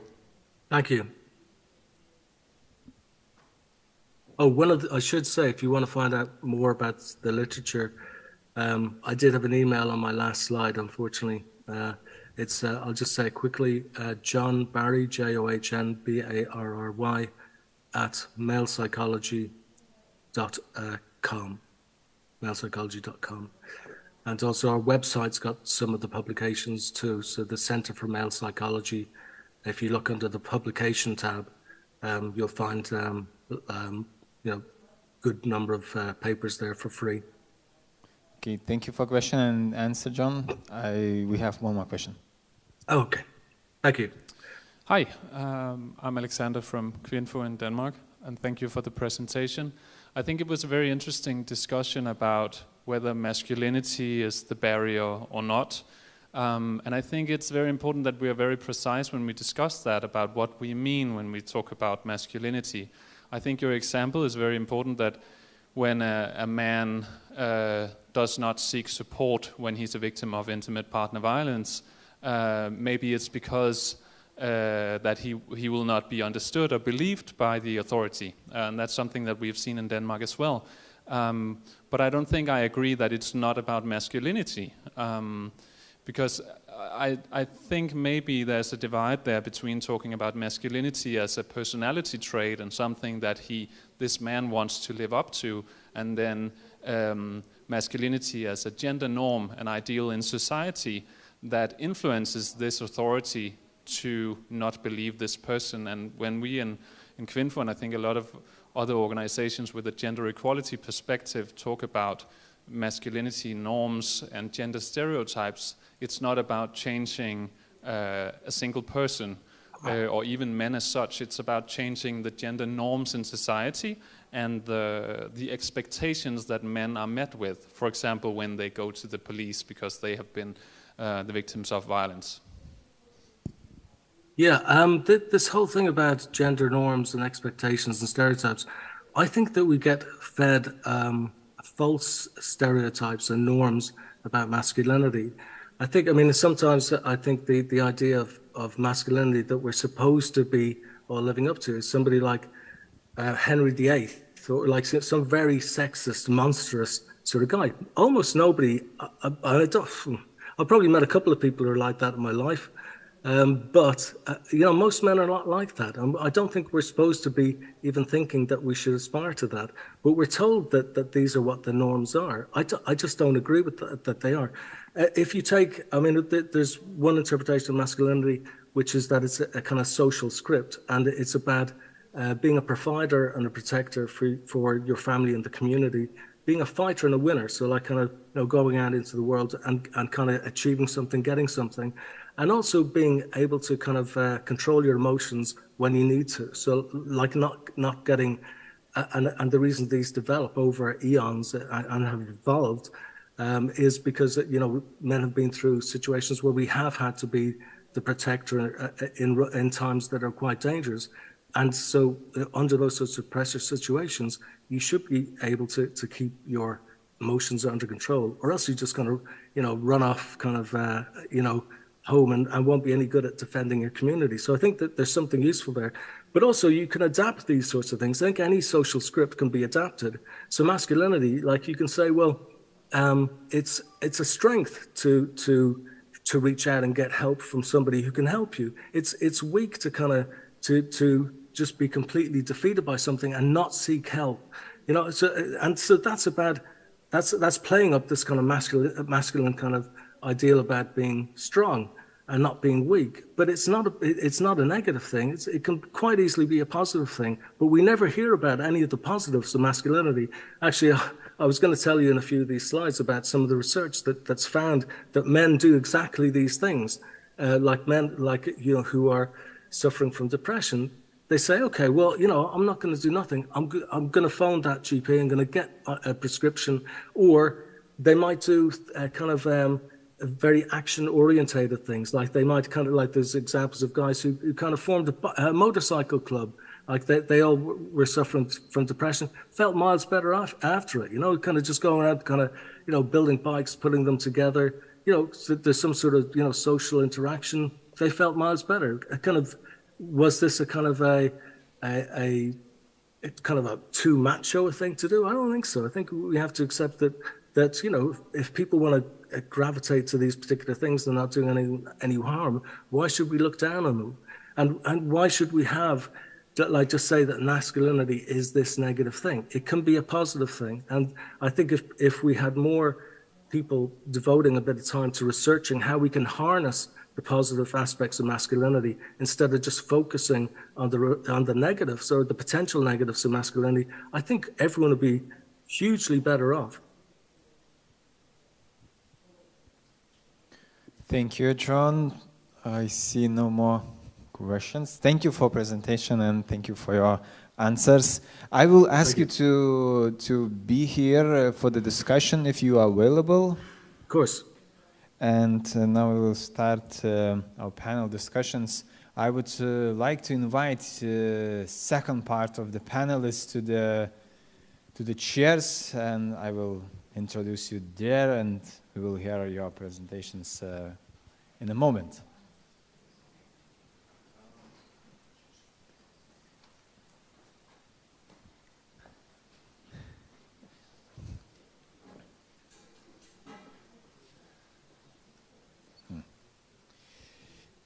Yes, so everyone here? Okay, you know Barry, Dr. John Barry on the screen, so you know him already, and now we will try to know everyone else here. So we have here Jonas Kekkonen. Yes, and he's from Eskit Rai, Finland, Head of Education and Development. After that, I will ask you to present yourself a little bit in depth. And also Ole Johan Rosentrom, Men's Forum Norway. Ulf Calvert from Men's Centrum Sweden. And Gaitis Midrovskis. Your organization is TEVI, so it's an NGO for fathers. Yes, it's a very nice name, like TEVI. From Latvia, and also Antanas Grižas from Lithuanian men's tribe called Gentis. He is also clinical psychologist. Welcome here. We will try to talk more about men's emotional health and mental health. But first of all, I will ask you to present yourself. And some of you want to present with slides. Some of you want to present from the place. So as you wish. It's not mandatory. So those who want to go first, let's. Okay. Oh, see. Yeah. Let's come.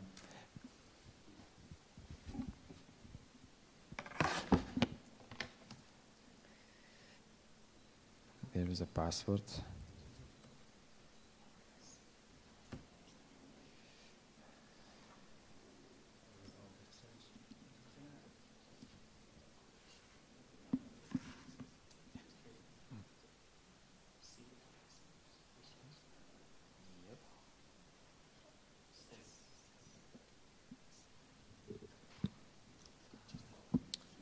Yes, thank you for inviting me here. And I'm going to do a very short presentation of where I come from, my context, and what we are doing. My name is Ulf Calvert. I'm a licensed psychologist, clinical psychologist, working in Stockholm, Sweden. And Manscentrum is an organization founded in 1988, so we have more than 35 years of practice in supporting men in crisis. So we say that the crisis center for males, and the crisis is crucial for our work because there is a momentum for motivation to deal with our problems. We are organized as an independent foundation, so we are not in a huge system. We are quite a little organization supported of the local community and some other foundings. And we have 3 business areas, we would say. Is a professional treatment, individual and group therapies, so I'm going to talk about that more. And we also have this helpline, Choose to Stop, which is for perpetrators who wants to have support to change their lives and change their patterns in the close relations. And I'm also an operating manager of that line. And so some hours a week, I sit in the telephone and in contact with perpetrators who usually call when they are in a crisis. An incident has recently happened, and they are really nervous, really vulnerable, and don't know what to do in that kind of situation. And our job is to meet them where they are and support them, motivate them, and direct them into treatment in their local municipality. We also have Manscentrum Education, which I'm also involved in, which means that we share our experience of being a crisis center and dealing with men and being male-friendly, hopefully. And we're also a member of a Rikskriscentrum, is a national crisis center for males in Sweden, which is organizing about 28 organizations in Sweden working with perpetrators programs. Okay. Okay. In numbers, we are 8 to 10 therapists, 2 administration staff. We see about 400 to 500 clients a year. 95% are male, but we also have 5% of females. And when we talk about the females, there are, of course, we have support for the victims of the men that are seeking help in our treatment. But there are also women with their own anger and violent behavior, which there are actually very few who work with in Sweden. So then we work with them also. 40% general crisis, a lot of different crises in men's world, and 60% is domestic violence. So that's the major part. So since 35 years ago, we have like 17,500 clients, more or less. And as in MUM, it's the same. They are our ambassadors. They are supporting their friends and say that, yeah, there are help to find. So we have no problems with finding clients. Referrals comes, you need to call by themselves. And they are referred from psychiatric care, family consultations, social service, and so on, a wide range. And also, of course, the helpline Choose to Stop, which also directs a lot of the men to the treatment in Manscentrum. And the clients are a very heterogeneous sample of men from all kind of class and backgrounds. And that's quite interesting, because in one session I can have a lawyer, and the other session I have a carpenter. And I need to be able to cope and to, which I call, dance with everybody. And that's also making this is a very nice work. Our clients are from 22 and up, I would say, but we can see that we need an opportunity also to work with the younger. Perhaps we shouldn't do that, but there need to be more of facilities for younger men, because we have a little difficulties to refer them in our country. 15% born outside Sweden, yeah, and the majority is middle-aged. And that's one of the problems. That's why I talk about the younger men. Most of them are like 30 to 45 who calls us, when they have family, kids, and so on. But they are usually starting, the problems they have in close relationships starts usually around teenage dating, you know, with all this jealousy and violence and so on. Yes, yeah, we all, yeah, I don't mention anything more there. And I would say that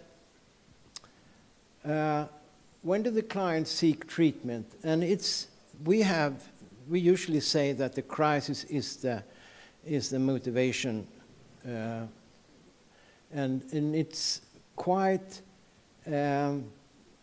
obvious that the men, our design, how we work 1 to like 10 sessions, more or less, and there need to be a crisis there to break up, and the anxiety usually is quite helpful there to break the defense system, and they are quite vulnerable and quite willing to start to work with their emotions, which I think is quite quite good.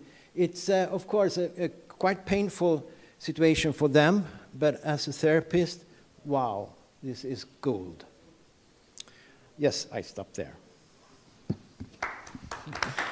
Thank you. Thank you, Ulf. And then I would like to invite Ole Johan to share his experience too.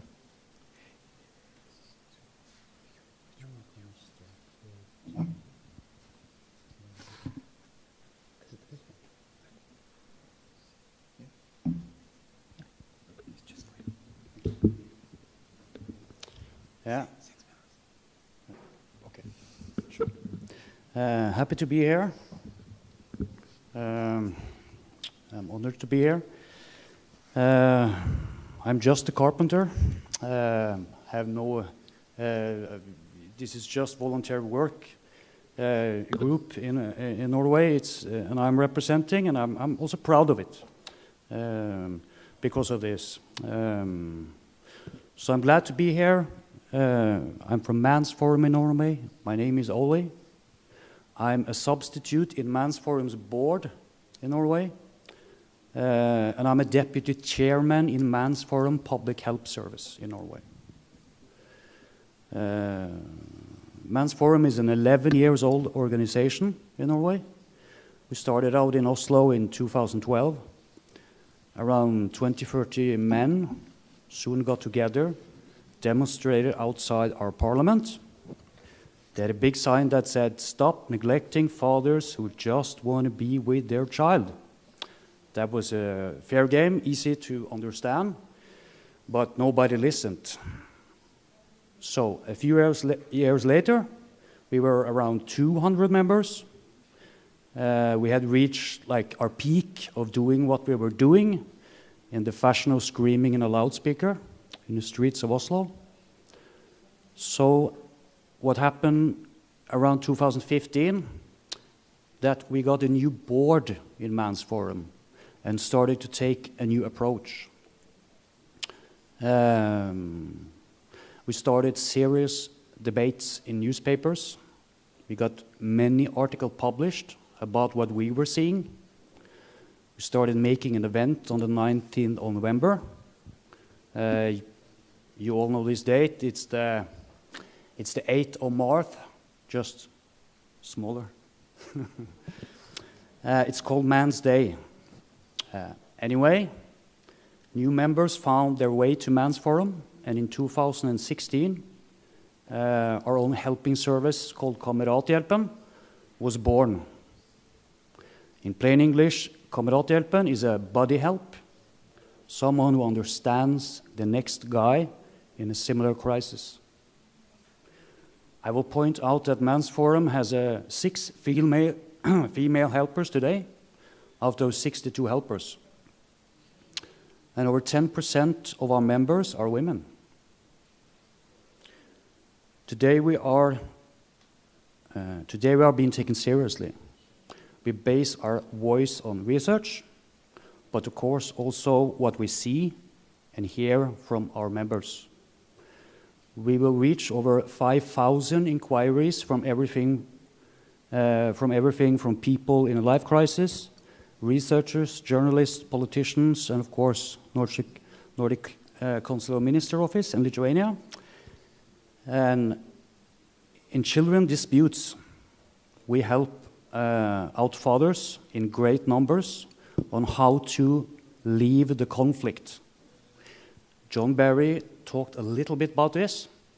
We see the problem as a huge problem in society, but we developed a way to take people in life crisis in a situation where there's a parent conflict, it goes to court. We take them totally out of the conflict. We make them safe. We make the court understand what is the actually, how do you say this? What is the quality of this father trying to just want to be with their child? What is his actually qualities? So he can speak about this, so he can understand how to actually say this in a language that the court and children's service and all the other understand him. Because just being frustrated and want to be with your child is not accepted. That's just a huge conflict. So Mans Forum's main goal in Norway, beside helping people in life crisis, we want a new Children's Act. We wanted to end the battles for children. The children surely get scarred for life, and also the parent. My own child's 2 children were scarred for life from this outdated act. And I'm going to leave the story of Mans Forum short, because I'm going to tell a little bit about statistic. In Norway, it shows that parents' violence against a child is equal for a man and a woman. for a mother and a father. But for every mother who get left alone on a monthly basis from her child, it's 80 fathers. And this is a really sad statistic. And 90% of those fathers, when asked, are not in this situation by their choice. That means we have around 30,000 fathers who wants to be there and cannot. I get emotional and I'm sorry. The man, of course, get to be the parent in a huge conflict that gets sidelined. It's very easy because we see all the people involved in understanding the situation, understanding the children. It's 90% women working in all these groups, except judges, of course, but it doesn't really help too much. So I got a little bit out of script and I get too emotional, so I will do it short.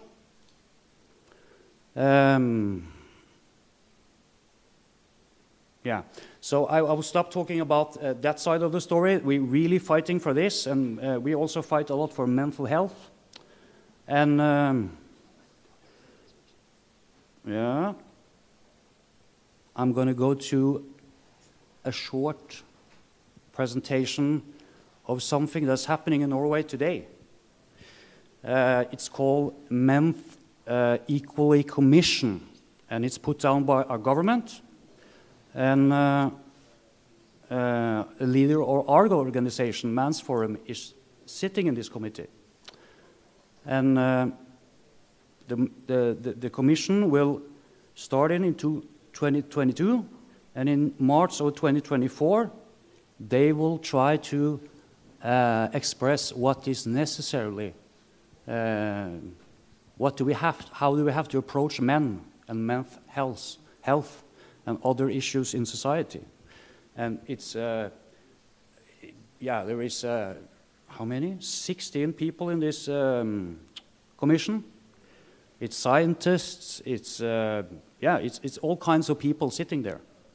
And they're putting all their different focus on their experience and research that is done, and trying to see what we can do to make it better for men in our society. And this is a very interesting thing happening, and 2024 we will see the results, what they suggest.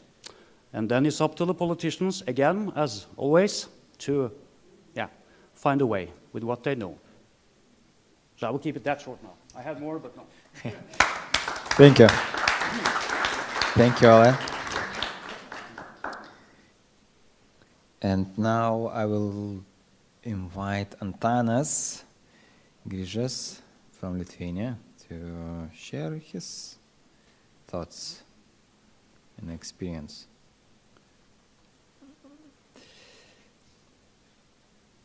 Yep.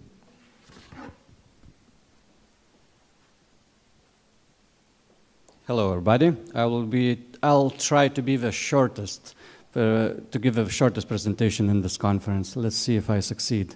So I represent men's tribes. We are originally from Lithuania. In Lithuanian, we are called gentys, but we are moving international now. And what we do, for the most part, is we develop self-sufficient peer support groups for men.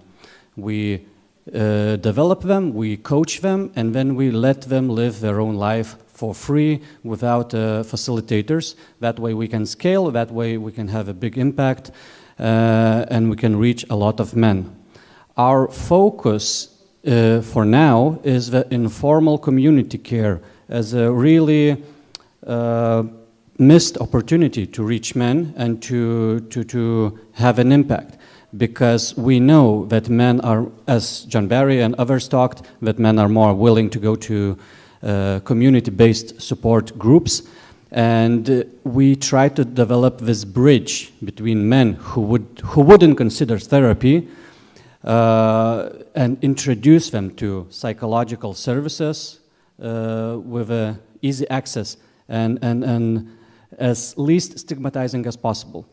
But in the near future, we are planning to reach out to other services as well. So, for example, a man comes to us because he wants community, to have a peer support group, but from there we can identify men who need additional specialized services and we can provide them. So that's the plan in the near future. And our scope to date, we are operating for 3 years now, so most of our groups are in Lithuania, but we're already spread around Europe because we have a lot of Lithuanians living abroad.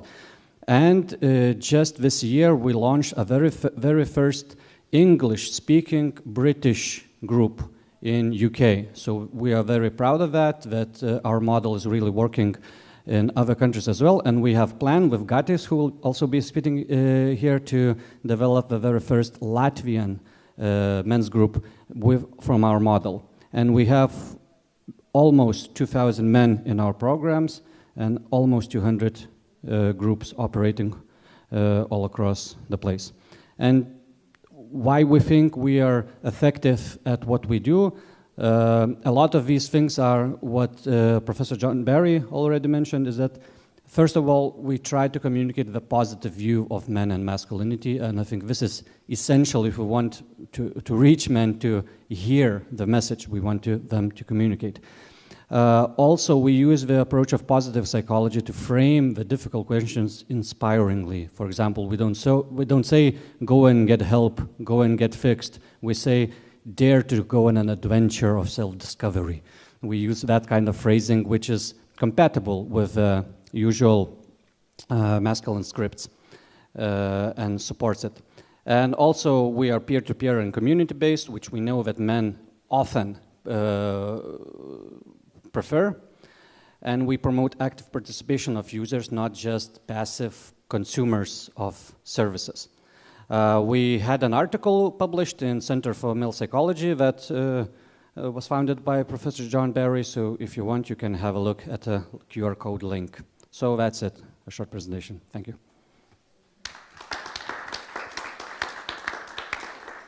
Thank you, Antanas. And next presenters will be presenting from the seats. Yeah, we see John, and I will ask Gatis to share his experience. Yes, hello. My name is Gatis Midrovskis. I'm from an NGO based in Latvia called Fathers, or Latvian Tēvi. And our organization was founded in 2015 from a social campaign called Being a Father, It's an Art. And as you saw before, in Latvia we have these social campaigns, and they're quite pretty and interestingly made, and that's one big thing that we are doing. Also, this organization mainly was created to promote the role of involved fatherhood. Of course, most of us know the impact of fatherlessness, or what's actually the impact of involved fathers, that they are so beneficial to children, so beneficial to their partners, and actually they are very beneficial to themselves and also the society. So we have also created 2 research papers. The first one was about the role of fatherhood, how our society sees it.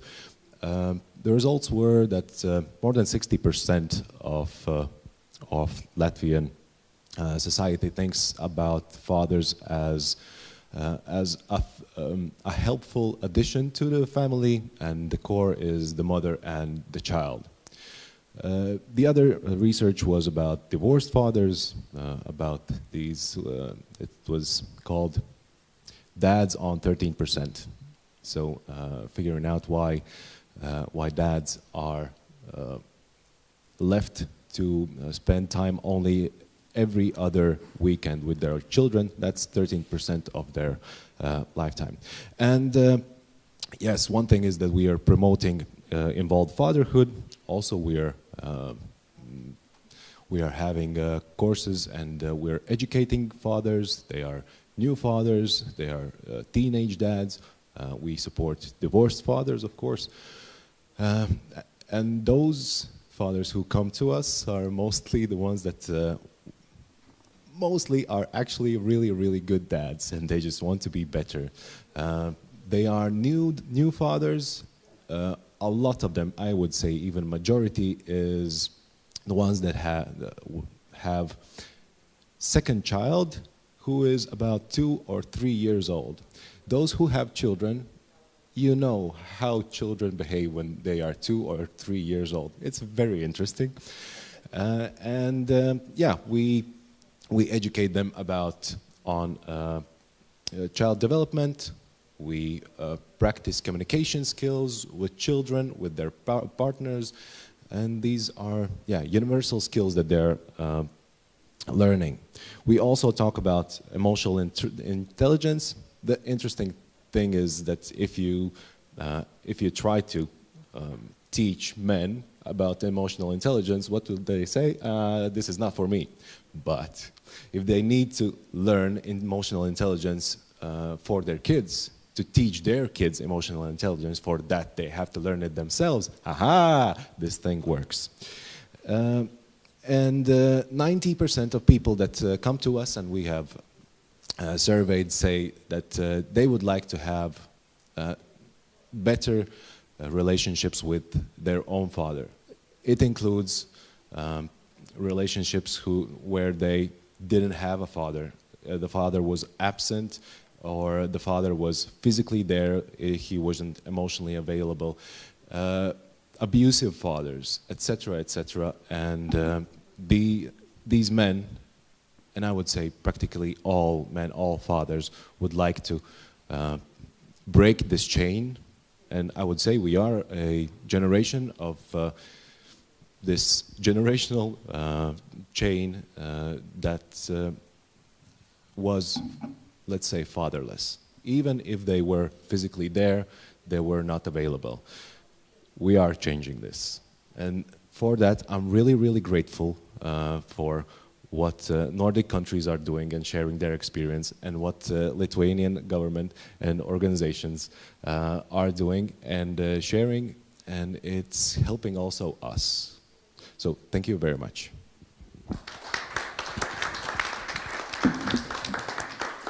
Thank you, guys. And then let's go to the scene. Jonas Kekkonen. Hello, I'm Jonas Kekkonen. I come from Finland, from Miesakit. That means a bit disorganized groups of men. And that's the beginning of our story. We were really happy to host a meeting in Helsinki. I hope you learned something from there. And I was invited here to talk about the gaps. And usually the first gaps that are found in all the systems, whether we talk about Malawi or Japan or India or Canada, are divorces and violence. If you are not filling these gaps in your services, you are not doing well. The divorces are a problem because there's male-specific aspects to divorces as well as violence. Usually the violence work begins with the perpetrators of violence. And later on, every society begins to notice that there are also men that are victims of violence. And then services for those men will come around. But that's later. Begin with the perpetrators, go from there. And that's how Miesakit was working. We had to work from 1995 to 2016 till Finland was ready for first services for men who had experienced violence. The same goes for example, men who had depression and small children. Our first services have been around since 2017, and these are our services from Miesakit NGO.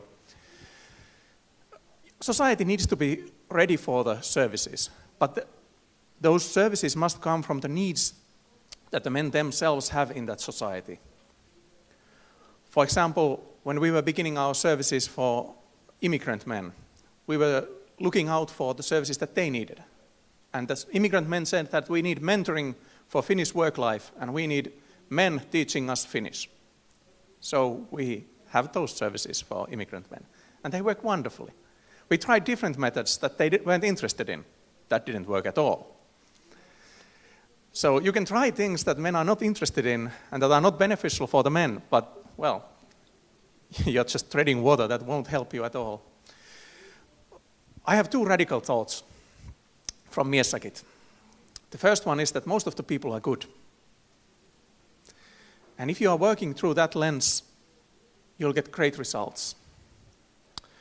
The other one is that, as Bo said, are you talking about men or are you talking with the men?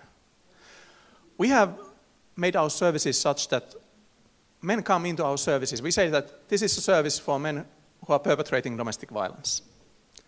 And men come in, no one forces them to come in. They come in and say that I want to change. And we say, great, what's going on? And then we listen and then we say, okay, what do you want to change? And they tell it. And then it's their change. It's internalized and they are ready for it. And very few people drop out from our services because we are talking with the men. And they know that we don't have ulterior motives. We are not trying to force any ideals on them. We are working for their well-being. And in Finland, unfortunately, we have huge gaps in our system. For example, psychotherapy that is supported by the government is such that 15% of it is used by men. And it's used in southern cities with most educated men that could afford it anyway. So too many men are going through this safety net that we have built, and men's services should reach out just for those men that are dropping through our safety nets. And those men that go through the safety nets are not that interested in anything else. They are interested in their own welfare, and they are interested in their children's welfare. And you can use those tools to get them in and help them. And if you want something else like equality, that's a byproduct that comes from working with the men's well-being. When they are feeling good with themselves, with their surroundings, then they are able to cooperate with other people. And our organization is such that 15 years ago we were a bit of pariah.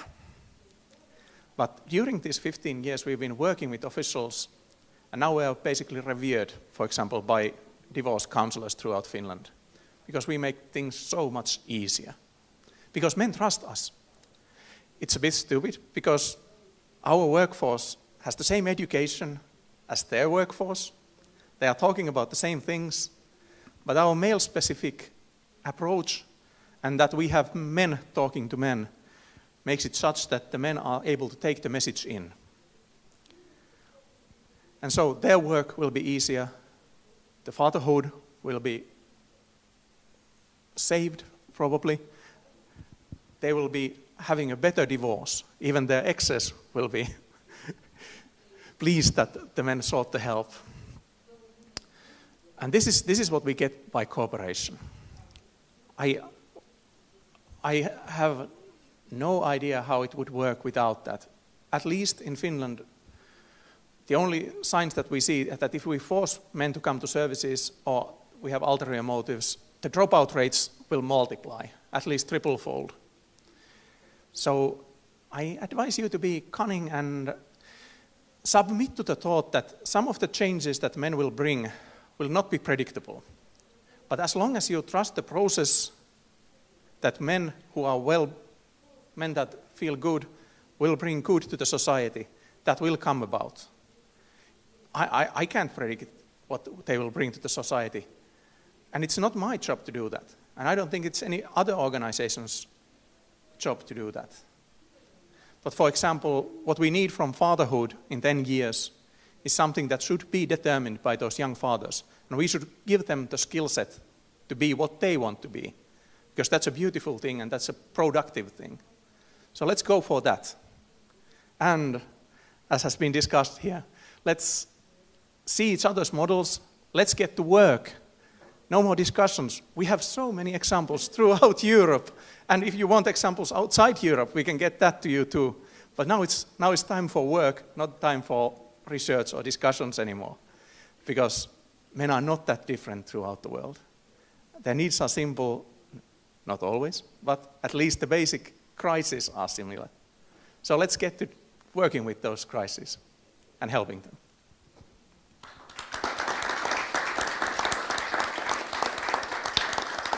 Thank you, Jonas.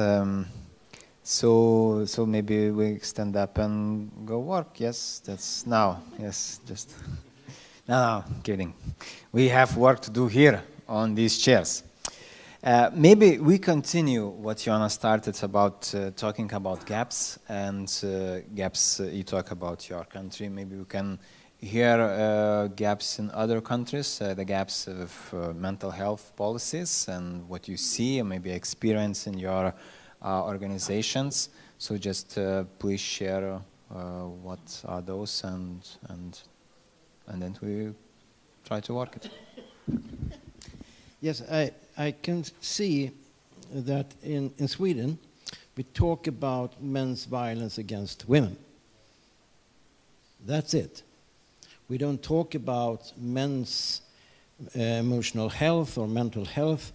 That's not on the agenda. So we have like a fixed agenda. And that doesn't invite men into the table to take part of it and to discuss. And I think that's not good. It needs to be changed. So where are the Swedish politics here? I think this is something we need to address.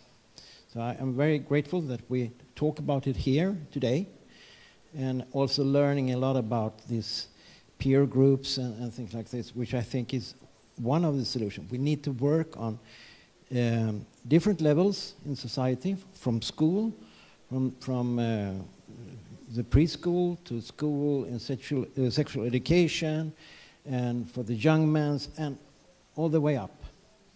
So we have a lot of things to do. Yeah, thank you. Ulf. Who's next?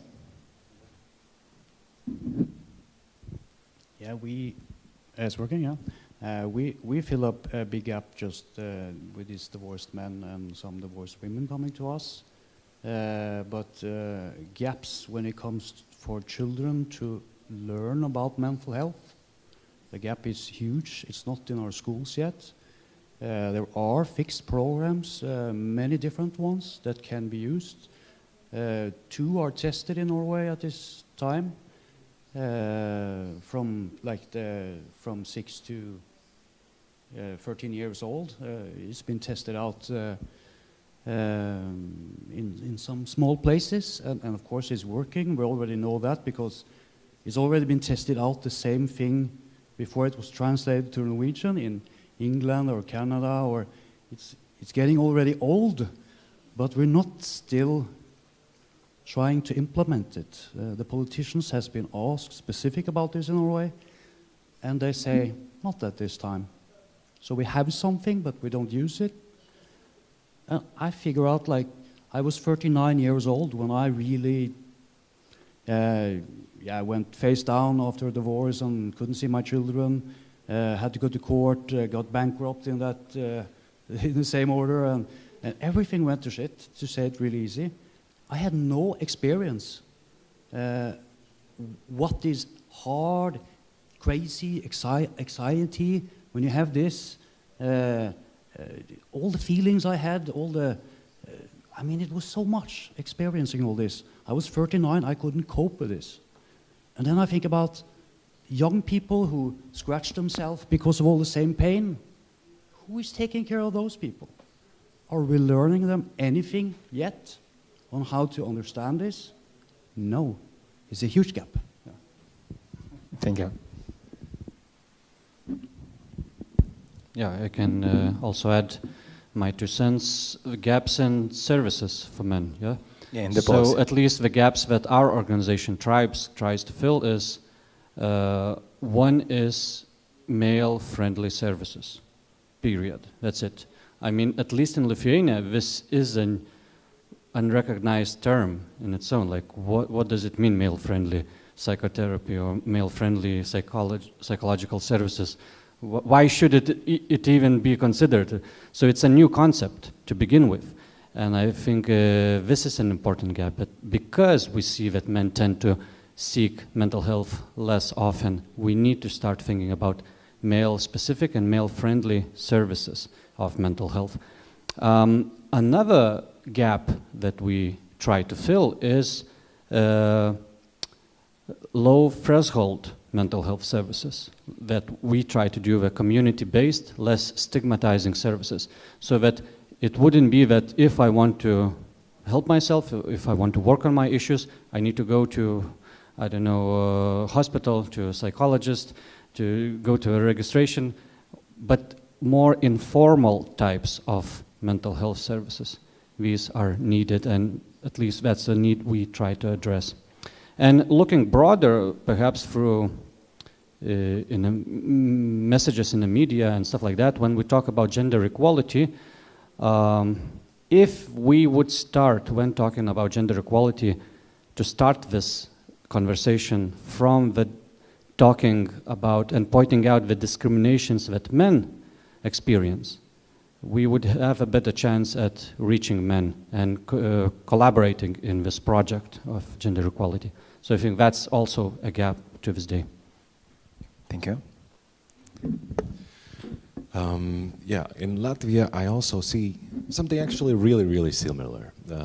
Let's say there are two gaps. As previously said, in Latvia, we don't have a systematic approach for men's health and actually men's issues at all. We're doing it ad hoc, and a couple of organizations dealing with and doing what they can, trying to survive. And the other thing, other gap is this: we have, let's say, plenty of services, but they are not targeted at men. They are not talking in man's language. It's totally different. As we heard today, it's a different approach, so that man can easily on-ramp on it. It has to be targeted to men. As we've seen in the study trips in Sweden and in Finland, they are the same services, just marketed or targeted to men. So that's quite a big gap, and that's a thing I know that we are going to do in near future, hopefully. Thank you. Well, there's always the greatest one. There's a problem with boys and education systems. In Finland, we have the best girls in the world. That's something that we can brag about, but then our boys, yeah, they are lagging far behind. And that's something that is not only our problem. And that's something that we may not have solutions for here, but producing solutions for that should be part of this whole equation.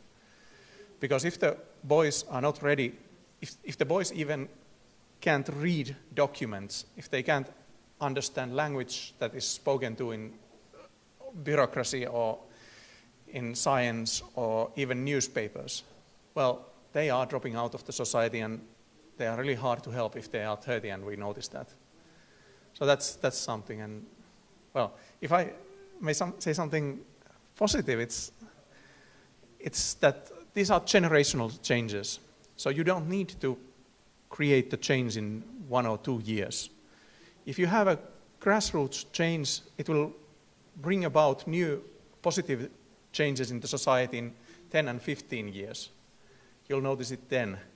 So whatever you begin, you should keep on doing it, even if not for anything else, then just that you will have a brand that men will begin to recognize and maybe advocate for among other men.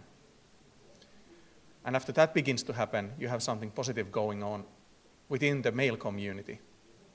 And that's what really works. Okay, thank you.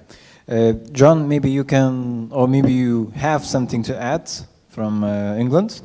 Yes, please. I think the fundamental gap, and maybe it's because I'm a psychologist, it's what William Collins has called the empathy gap, the gender empathy gap. And what he refers to there is the fact that we tend to have more sympathy for women if they're having a problem than we do for men, even if they're having exactly the same problem. And this seems to be something that's probably going to be quite hard to shift. And I think probably quite easy to fall into a pattern that we seem to be in now of not really seeing when men are having problems. We're hypersensitive to when women have problems, and that's lucky for women, but for men, it's bad luck because there's an empathy gap there. And I think part of this, the shift and change that will affect everything is people just starting to recognize when they're being kind of put in a position of not being able to even see that men are having problems. For example, I said about these policy-making organizations, when they're measuring gender equality, they're actually just measuring disadvantages against women. They're completely blind to disadvantages facing men. When you use a different type of instrument, there's a Huysbert Stoot, who's at the University of Essex, has developed a different type of instrument. The only difference being that it actually measures any disadvantages against women and also disadvantages against men. You start seeing the world in a different way. You start recognizing that men have got health issues and social issues and, you know, things that we talked about with fathers having such really severe problems and these being passed on to children in a way that's hard to even quantify. But what we really need to do is to, I think, really start to decide that we demand that we're not being put in a position where we ignore the problems that men are having, because we get that quite a bit. I mentioned just that particular thing about policy making.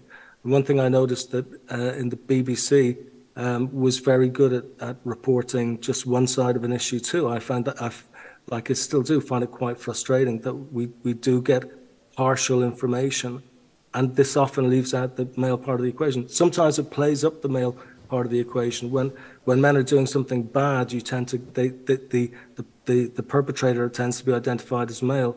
When it's a woman doing something bad, we tend to sort of make allowances. We say, well, it's the circumstances that have created her behavior, and that's there's research evidence for this. There's experimental evidence. You know, if you give people vignettes, little stories about men and women in perpetrating crimes or being the victims of crimes, and if you leave out what the gender is, people will assume that the perpetrator is male and the victim is female, even if the vignettes are loaded in such a way that the correct answer should be that the perpetrator would be female. So we do have a lot of I think there's a way to go before we start to do that, because not trying to be negative now, but I think that will be a difficult thing to shift, because I think it is very easy to put women and children first and leave men to one side. Thank you, John. Okay, we talked about problems and gaps, and it's very sad. You know, it's like energy is low. Let's talk about something positive. You know, how your organizations. We already know how organizations increase some services for men, but there's a question, you know, how you reach those men, no? And because every organization maybe sometimes struggle to reach those men, so what are the strategies, the concrete maybe strategies, how you do it, and what is successful, what is not so successful, and who wants to share? Who have the biggest number of members? No, but I think there are some doors in, or gateways here. We had one previously here. We talked about sexual problems or relationship problems combined. That's one way in. To get men interested, and also in education in school, to learn more about consent and sexual education, and also to understand what's working, what's not working. I think it's quite simple. Men loves education in some way. Young men love to learn things that's practical, that I can use, and I can see that I can move forward. So I think schools are very important to involve in this. I also see that the CRIS, as a CRIS center, We need to be there where there is a crisis, there is an opening, there is a gap that we could get in and reach them. So there, instead of having like a negative attitude towards crisis, see the crisis as an opportunity. And also the fatherhood, which I think every man wants to be a better father than the father he had. Even if you're really like criminal or whatever you do, you have an urge to be better father. So that's also a way in to develop and to develop your consciousness enough to take new steps in life, and also to take care of yourself. We don't take care of ourselves. That's a big thing also. Okay, thank you. It's just I would like to do one segue from your answers.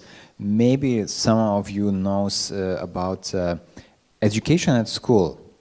As we know, a lot of teachers are women. Yeah. And when we are talking about education, about mental health and all this sexual health and etc., is there some kind of maybe research, studies that boys could take more information and get some influence more by men? Or it just doesn't matter, it's just the most important that then information would be interesting and on the spot for them? Maybe someone of you have some kind of ideas? John? Can you? Turn off the mic. The research is a bit mixed. It depends on the countries to some degree. In terms of grades for boys, it doesn't seem to matter that much whether it's a male teacher or not, although there's a lot of anecdotal evidence that the boys tend to respond better to male teachers because male teachers understand boys a bit better, having been boys themselves. So they don't interpret boys' behavior as being, say, defiant. They might just think that they've got more of a restless energy in them and that they need to use. But I think that the whole issue about education it's incredible how it's fallen off the map of everybody's consciousness. And I'm not sure that, I think what we really need is when we talk about, like, I think people expect male teachers to be role models for boys who don't have role models at home. And I think the solution is we need role models at home. We need, dads at home. We need better ways of keeping families together. We need, like in the UK, the legal system is accused of being a bit too eager to split up families. And I think we need to keep families together and happy families. That's what we want, happy families, not negative families. But boys do, as has been pointed out by the panel, boys do so much better in a home. And it's better for the boys, better for the dads, better for the mums, better for society, better for everybody if you've got a good dad in the home. Thank you, John. Then I will ask you to continue with good practices, how to reach men. I have the dullest possible answer, resources. When we had 7 workers, we didn't reach that many people. Now we have over 20 workers that are full-time. We have a dozen workers that are part-time. We have over 100 volunteers. We reach plenty of men. We have offices in 6 cities in Finland. That makes a huge difference. We have enough resources to have all our services available online, by phone, locally. We can have support groups in different formats and hobby groups in dozens of cities and towns in Finland. So it doesn't just happen. You need resources if you want to have enough time there. That may be unfortunate, but there's no way around it. And can you share experience? Resources are not only money, yeah. It's also in people.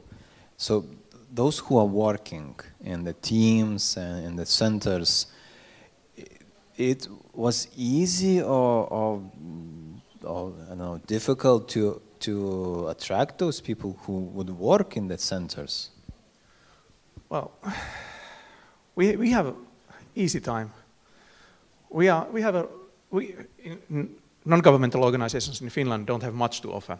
Our salaries are not good, but we have ideological workers. They are there because their heart tells them that they have to be there. And we can be good employers so that we can be flexible, we can take their life situations into account, and that is really something that is appreciated, at least by Finnish men. And when we have that longevity with workers, we can have trust by men because we have faces for our services. You need to be a good employer to have that.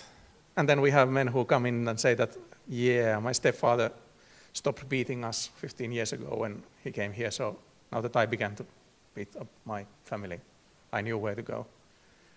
And they know who to trust because we've been there and we've been the face of this for long enough. So it's a better start now with less resources than wait for the more resources and then start like big and through all the country. If you wait, you're just not creating the brand, you're not creating the trust. Okay, thank you. Who would like to add something? Yeah, I just want to say that my experience from group therapy is when men really found this useful and that they grow, they want to give back. So there is a lot of men who really wants to, what can I do for you? What can I participate here in some way? Fortunately, we're not organized in that way, but there is usually not any problems to find people who wants to work after they've been in contact with these organizations. I think you have the same experience. So it's a trust, like yes. Trust. If I trust services and people who provide services, I maybe would like to participate myself. Yeah, and if you experience this is a value for me, I have grown, I've seen things, I handle my life in a completely different way. I want to share this. I want to give it away, give it further to others. Yeah, thank you. So our organization focus is, I would mention 3 points. One is to be positive about our message, about our invitation to the services. As I mentioned earlier, we try to focus on the positive aspects of self-discovery, of psychotherapy, of counseling. And that's why we kind of avoid such terms as crisis and stuff like that. We talk about it definitely inside the groups, but we don't necessarily, it's not our starting point. We try to inspire people, not to give them pain when they see our advertisement. We're trying to inspire, like, yeah, that's something I would want to do. Sounds exciting, sounds cool. That's the reaction we're trying to bring up in them.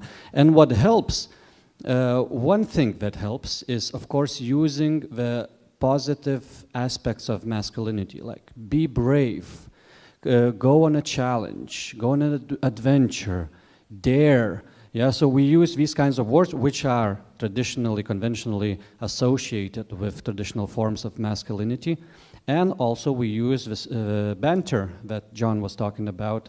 We use humor in our advertisements, and for example, we use a lot of Facebook ads, and under those ads you can find a lot of comments from guys commenting on our ads, and of course they're going to banter with us. They're like, what kind of cult is that? Like something like that. And we banter back. We don't ignore them. We are not serious with our answers. We banter back. And that's how we connect with them. Actually, they start respecting us because they see that we are okay with taking a joke. We're not very uptight. And the last thing, which could sound a bit controversial, I think there is some, I don't know, stigma, maybe if it's the right word. There is some stigma of prioritizing the more economically advantaged population first. But I think that could be the key to the cultural shift, because the hard to reach men are usually, at least in Lithuania, but I guess in all the countries, The hard-to-reach men are usually above 40 years old, living in the rural areas, single and alcoholic. Yeah, it's very hard if we, from the onset, we try to reach those men. Our focus, our organizations, our starting point are the young hipsters living in the capital city. Yeah, that's our starting point. They're the easiest to reach. They're the most open to the idea, and they can pay for the services because we are not a non-profit. Guys need to pay for our services. But from there, we can create a cultural momentum, a cultural shift, because we start communicating with a healthy part of men's population. And if we can convince the healthy part of population that, hey, it's actually quite cool to take care of your mental health, come and join us. And they actually do. In men tribes, most of men, they are super proud of being part of our organization, and they openly demonstrate it in their social media accounts and stuff like that. From there, we are creating a cultural shift where those hard-to-reach men start considering joining us. And of course, with development of our services, we're more able to propose cheaper and more accessible services. Okay, it's still like developing broader approach. Now it's more younger generation and... No, we actually, that was just an example. It's not like tribes, majority of tribes participants are just young hipsters. But we actually have, the majority of men are above 35 and, with children, with families. But I just wanted to contrast those hard-to-reach men versus the young guys. Yeah, so the gap, I think, that everywhere is a countryside and far away from the capital city and from other bigger cities. Yeah, that it's difficult to reach those men. You have, Jonas, different... Well, going online is really effective because everyone has a smartphone nowadays. And then again, if you have groups that are, for example, we have Teams-based groups, Microsoft Teams, they can reach them from anywhere. And then we've been pushing our services so that we have live groups in Kainuu area, which is the least well-off area in Nordic countries. Yeah, I'm from there. We have highest numbers of schizophrenia and alcoholism. Yes, even Greenland can't compete. And we've been going to the Sami area in Lapland, and it's just, you need one person there that is really inflamed with your ideas, that really loves what you are doing, and he can create a group around himself, and it begins to spread from that. But you need to have someone who believes in that positive change. Yes, that's very important to have few person who believes and also they want to do the work, because it's not easy work to reach all the men. Yeah, our experience is that we help somebody and they want to help. They get safer, they feel they're in a community, they have a lot of different people to reach for different problems they have. Because we have specific people in Men's Forum that all the local so-called leaders, like in a big city in Norway, they know about this network. So some new people come in. One thing is what the local group, when they physically meet, does. And maybe they got in contact with some new friends there in the local group. But we see that suddenly we can pitch them like, oh, maybe you should call this guy, he could be nice to talk to. And of course, so we put people together, and then it's more and more things are happening. So we have 8 local groups in Norway now, and we're planning to just grow and grow this now, because we get more and more members and more people get interested. It's really self-sustainable at this point. It's just going to grow. That's our experience. Yeah. So you don't need any campaigns? We would love money. Oh my God. Okay. We do this volunteer. We've been doing this for 11 years. Nobody make any money in Men's Forum. But we do a lot. We have, 3,000-4,000 hours last year. Meeting, talking to people. That's a lot. Yeah, that's a Volunteer, lot. yeah. Yeah. We would love money. But do you have some campaigns for publicity, like advertising, as Gentis has? Yeah, we have a little bit. We use Facebook commercial. But you know, the word spreads. Many times I'm on the hotline. People call in, and it's like, yeah, I heard about. Some friend told me I should call you guys. You know, that's how it goes now. Yes, it goes by word. It's more word of mouth. Yes, Yeah, yeah. And it could be anybody. It could be a grandmother, because you know, grandmother will call us also with her grandson. Don't see her grandson, whatever. We have. It's just not for fathers what we do. It's for the whole community. We have young men coming to us. They don't even started a family life. I think the youngest one coming into our group was 16 years old. He had a lot of questions. But we not started something big for boys yet. But we try to speak of boys in our work to the politicians and to society. We speak about what we see with boys.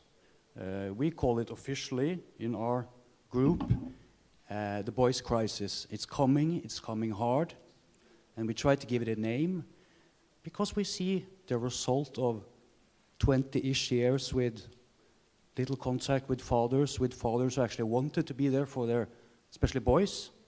This will leave some big gap, and what we also see, we can pinpoint it because we can see when different laws were made, what impact they had for children. When was it more beneficial to have a child alone with you than share it? When did new rules come? And you can see spikes, you know, but now the real consequences get out there because now they're over 20, many of these kids. And it's really interesting to see things like this. We can just use when different lawmaking was made, and then we see actually challenges happening. It is hard to tell the politicians because they made these laws. Maybe their party was supporting it and they don't want to talk too much about it. But we can see some challenges there that is obvious, yeah? So, yeah. So you reach your members through mouth, like word of mouth, and it's spreading like a virus. It's a virus now. It's a movement. Some researchers came to us and they wanted people from our group to talk to them, and they want to do more study now. And actually, Finland is paying for this. It's from the university in Stavanger. It's a co-thing from Norway, Sweden, and Denmark. No, Norway, Sweden, Finland. And now they want to see what happens to all these children when they get older. This is what we've been talking about for some years now, and now they want to do the science. But it's interesting also because in Sweden, they have doing science like this for over 10 years. They've checked many hundreds of thousands of kids. How does it actually go if there's a parent conflict, if the child lives with one parent, if they don't get divorced? And the numbers are so clear. It's one of the biggest research on this, I'm guessing, in the world. And it's our neighbors. We should be looking at Sweden, yeah? So, yeah. Yeah, thank you. Got this. Yes, I won't tell you anything new. I would say, yeah, the things that we heard are two, mostly. The first one is being an ambassador. I like this term, or being a node for change. Someone that spreads this great virus. I would say that I could be called a poster, not child, but poster man for this thing, as 4.5 years ago, when my first daughter was born, after 2 weeks or something like that, I got into this NGO Fathers and got into a fathers group. It practically changed my life, and it helped me understand and fight my depression. It helped create such strong bonds with my now 2 children. It helped me create really loving relationships with my wife.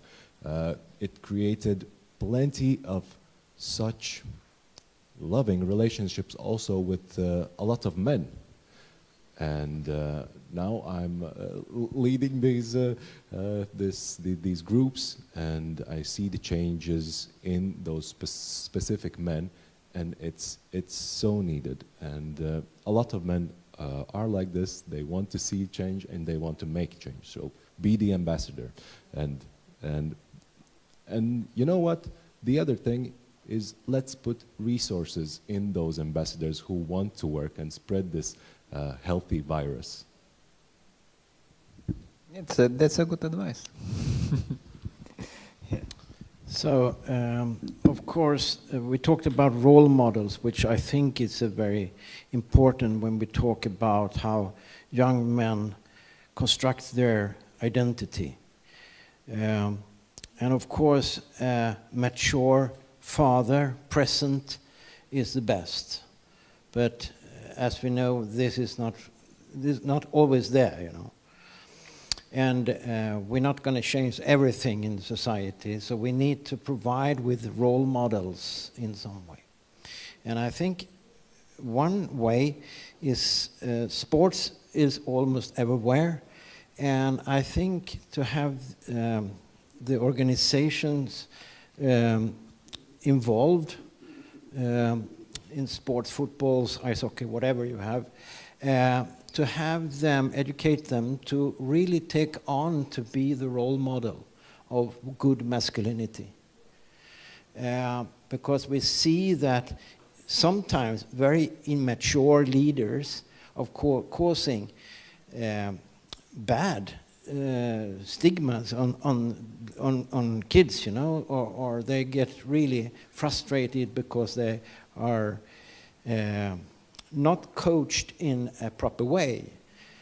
So I think if we could educate the instructors and leaders in the sports region to actually take on to be a good role model, that could add to this, to young men.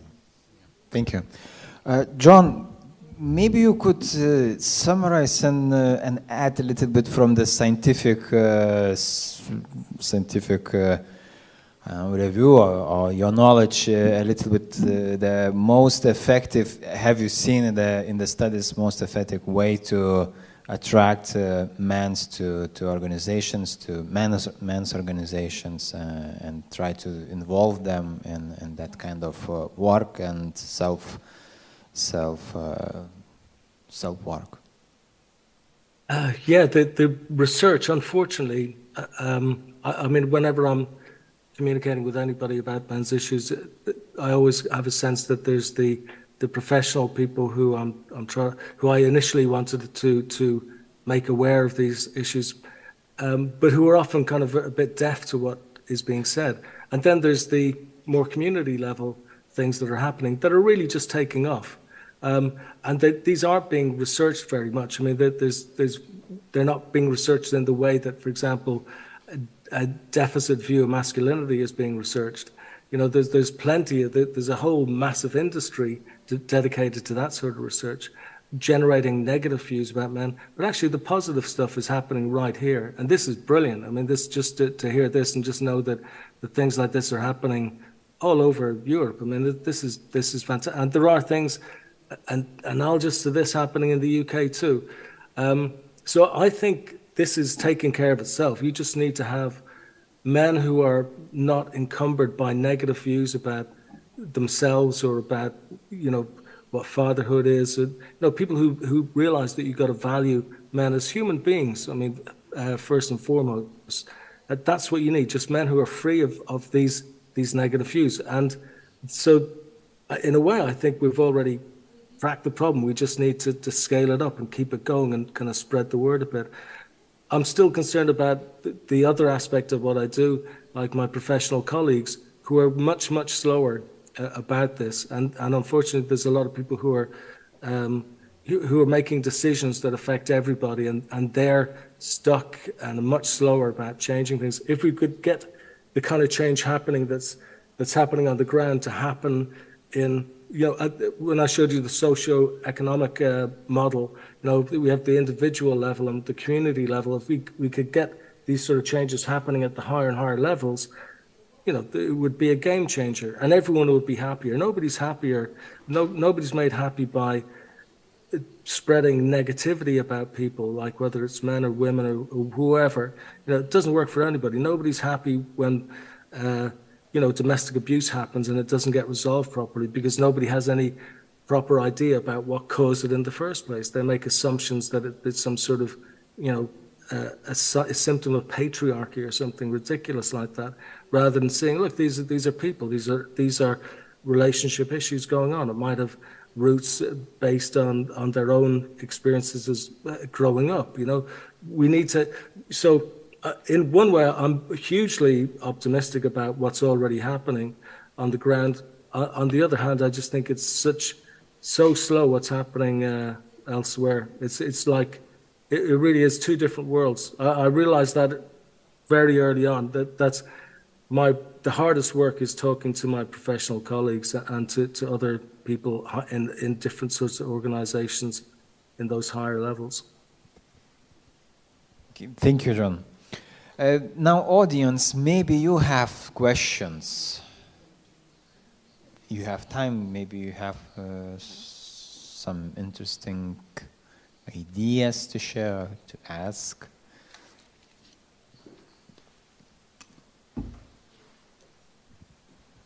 So probably it will be not so much question, more like remark. Because during your discussion, like number of times I had criticism, thoughts. I even do not know how to put it, like to system or to services, because they lack of sensitivity for man. And all services which were mentioned, we basically know that women are majority of employees, social workers, teachers, medical services, child right protection services. And my question is, so why women are present in those sectors? Why men are not coming to those sectors? And actually we have here gender inequality issues very strong. So basically it's look like a little bit, you know, that we are, how to say, we're not taking attention how structural gender inequality works. And then, at least for me, it was like women are guilty that they are not sensitive enough for men's issues. Even if, for example, if we ask women if they are satisfied with medical services or other services, I would say women face the same problem, that we feel that not always system is sensitive enough for issues which women face. Yeah, so here is, for me it's a little bit controversial, you know, to hear that system is not sensitive, but at the same time I do not see any initiative from man's side to just to run in that field, you know, to take places and to provide services for men as they deserved. Empathic, sensitive, and, you know, responding to the requirements. That's a very good remark. Who would like to comment? Please. It's very interesting you say this, because in Norway we have a lot of, in the education field, we have like extra points for women, so they should choose higher education, and also some education that was more been represented by men before. We had this system for many years now.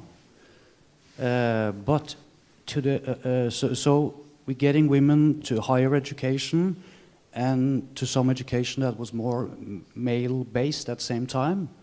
But we should probably do more in the other way, where there is a lot of women, child services, and of course we should get men this way by doing the same thing.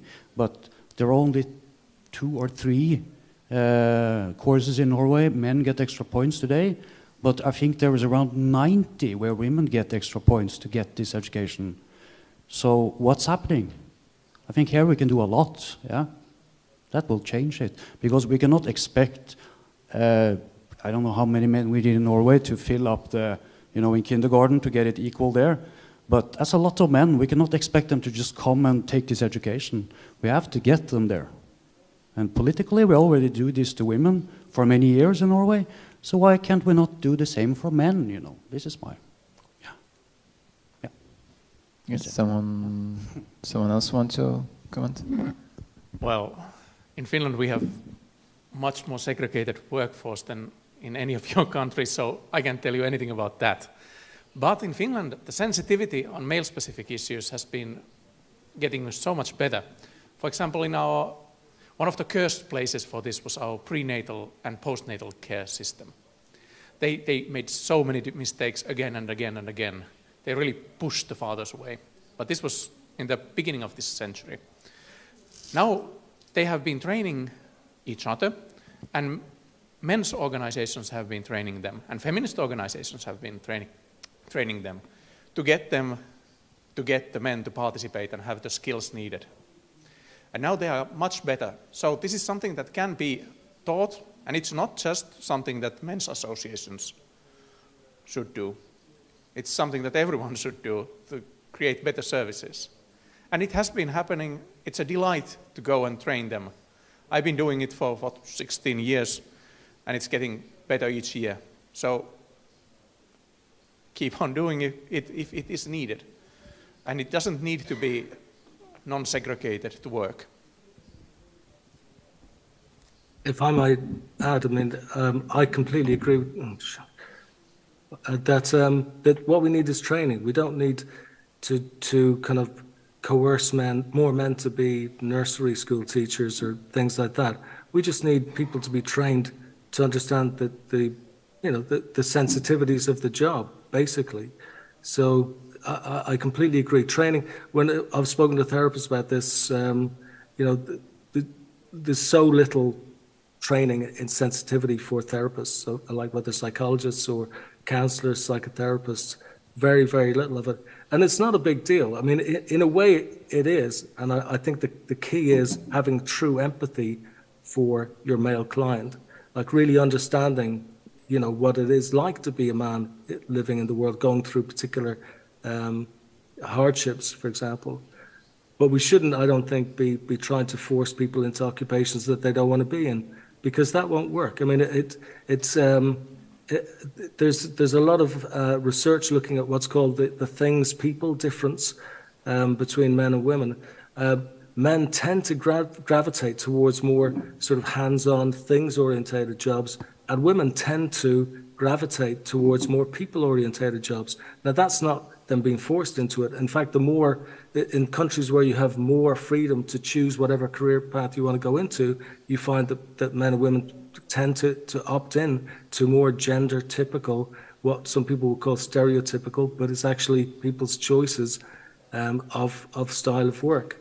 We should just, I would say that one of my basic principles as a personal thing is just encourage people to be and achieve, whatever they can, like be who they truly are. And you will tend to find that there's kind of these sort of gender differences will tend to play out when you allow people to do that. And there will be people who don't fit into the kind of the usual gender types. But I think we shouldn't be trying to encourage people to do gender atypical things just because we think it's the right thing to do mathematically to get 50-50. Thank you, John. And thank you for a question that was very intriguing. Who is first? Sorry. Okay, Bo. I just want to add that, like your question, and I think if we are going to develop boys, we need to make them more sensitive, more emotional, clever, more emotional democracy, as I said before. And if we can create that, maybe more boys will join these workforces in hospitals, in schools, in such situations. So I think you are perfectly right, but we need to change from the start and up with sensitivity, empathy, and more emotional democracy.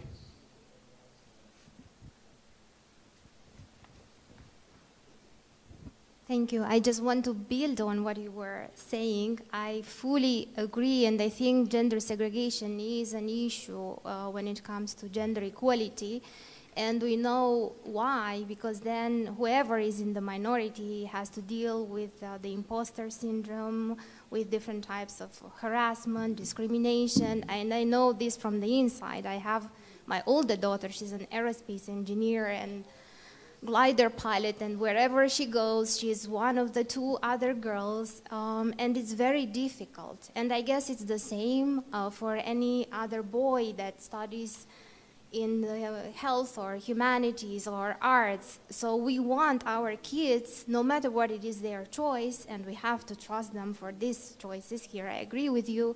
We want them to feel free and supported. And I think by saying that these are mathematical calculations or gendered differences and leaving it there brings us, I'm not sure if you have seen my presentation, but it is online on YouTube, you can go backward. It brings us to where we are creating gender norms, and we are still living into these gender norms. And as long as we are not reaching this gender balance, whichever the area, the sector it is that we are talking about, then those people that are in the minority, they will never be feeling comfortable there. And I think it's about time that we get together and find solutions, so we want our kids to feel comfortable. Yeah, thank you. Thank you. I will come back to the chair. And we are in the last minutes of the discussion. I'm very strict with the time. We can continue discussions after a few minutes in the networking part, so I think that we can share more ideas and more good practices. But now, as a last discussion, I would like to ask you just to, like, for one sentence, okay, maybe two sentences, just what you would wish for, like, men's emotional health, men's well-being in that specific area. As usual? As usual. One thing I come across like 10, 15 years ago was to focus on attachment styles and mentalization. And that's a very psychological terms, but it's actually an extended way of empathy, where you actually are able to shift roles and really understand what the other person feels. And for doing that, you need to develop your own sensitivity to your own emotions, and then you can understand how other people experience things. This is one thing that we work in the group therapy a lot, by sharing, by listening to others, and by recognize yourself in other people. And I think this is one of the, what I see there is that there is a change in your consciousness and how you, in your attitude towards other people. So I will put in this as a last one. Thank you. Who wants to continue? Yeah, I would say that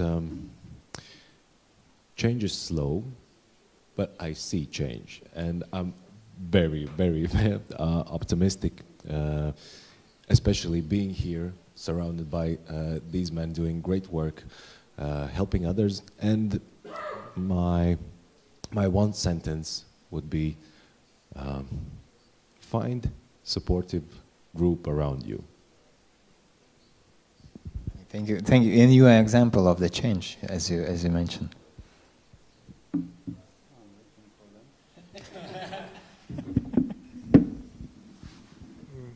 Practical, predictable services with enough resources and availability of peer support. That's one sentence. And don't hesitate to contact any one of us if you need something, because just doing it alone isn't going to make it. Doing as a group is better. Peer support. Peer support. Actually, for the past 2 hours, I must confess, I had shivers going through my body for all these 2 hours because I'm super excited of what's actually happening here today. Even though, at least live here in this institute, there are not so many of us, actually. There could be much more people here. But I'm super excited that we have this dialogue because I know there are a lot of very strong and very good experts here who are working with women's issues. And then we have very strong, very good experts who are working with men's issues. And we don't have enough dialogue between these two groups in our societies. And I'm just super grateful that we're actually having this right now, today. And we're not agreeing on everything yet. Yeah, and we're not perhaps understanding each other yet, but we're having this dialogue. And I think if there is a vision of equality, I think it needs to be like this, that here we are, men and women experts talking to each other. I think that needs to happen more and more. Thank you. Yeah, I'm really for this equal work. Somebody has an experience, you meet another person who has more or less the same issue. But you are on a place now today when you can actually meet them, and you will soon have an understanding between another. Many times I get this, like after a few minutes I get this, finally somebody who gets me, somebody finally who understands me. You can talk about empathy here, like Barry say, but this is because they understand, I understand them. And this concept should be made more, should be almost everywhere. It's very easy, it's low thresh, should be some, not crisis center, but local centers pushed around, you know, where you actually can meet up and talk to somebody who had issues before, who went through it. This is what I want a lot of, yeah. I believe in this idea, but I believe in everything I hear here, but yeah. Yeah. Thank you. And John, maybe your one sentence too? Can you unmute John? John, maybe you can. Yeah. I feel honored to get the last sentence on this, even though I forgot to unmute myself. I would say a general principle in therapy is, you know, it's good to speak about how you feel.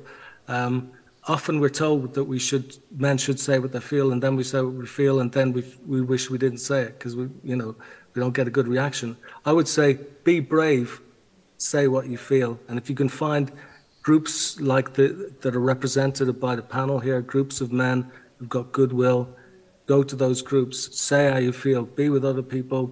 You can all talk about these things, get it off your chest. You'll feel much better.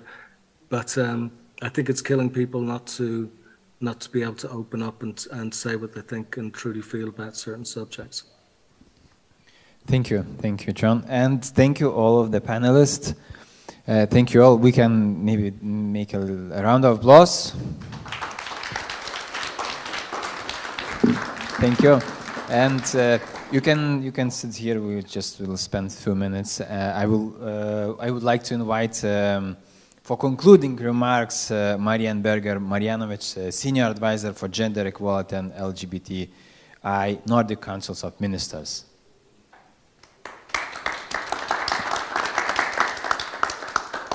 Thank you very much. I've been given the difficult task of trying to summarize and to reflect a little bit about the messages and all the knowledge that we've heard today.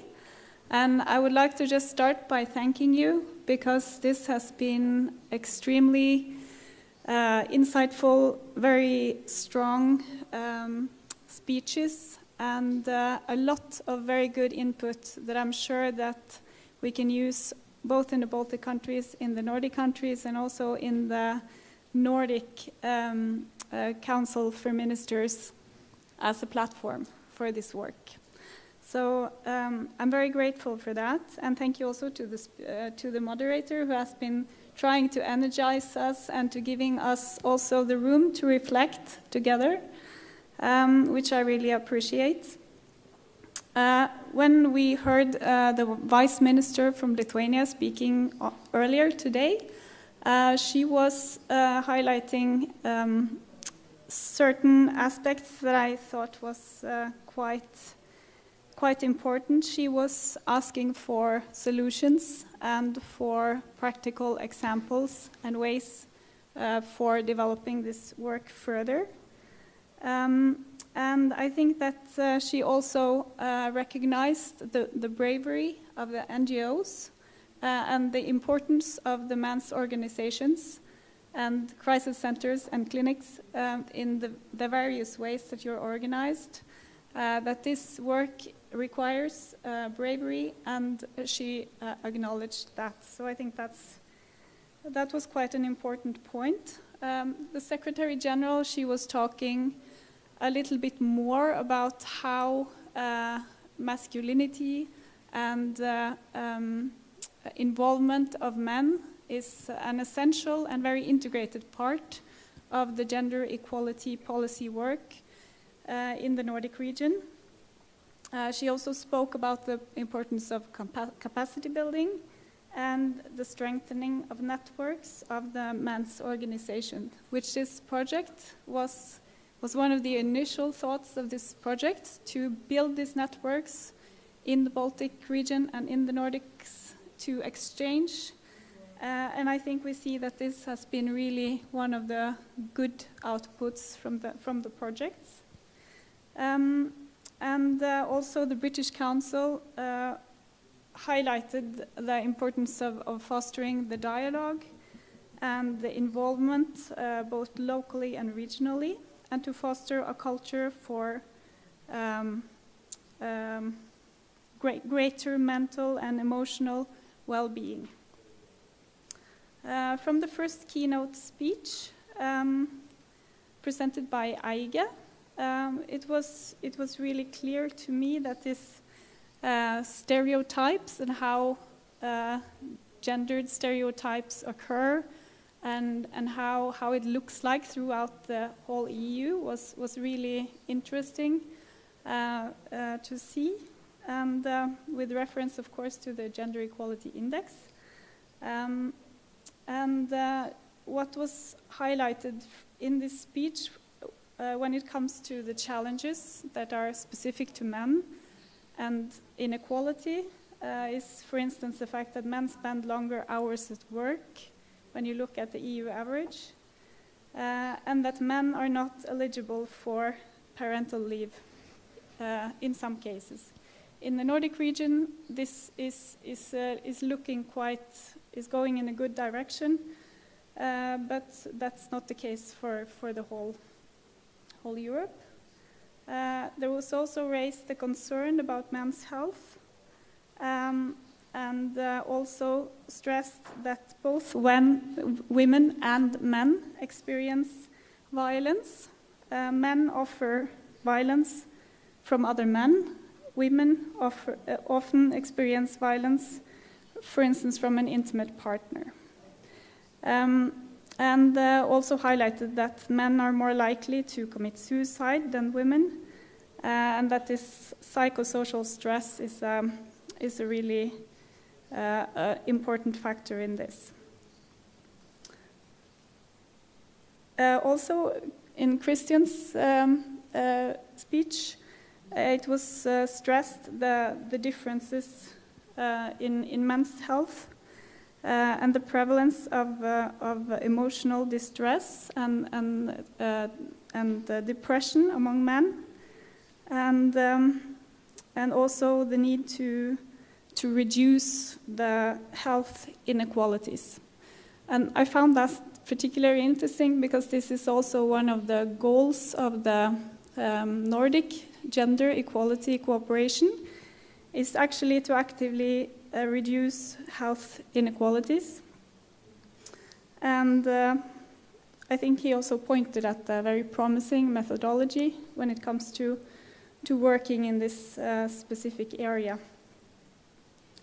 From Latvia, we heard about the challenges when it comes to work-life balance, and also the specific problems of divorced and single fathers, and how Latvia has been working with these issues, also fighting gender-based stereotypes, and also using gender mainstreaming as a very active component in this work.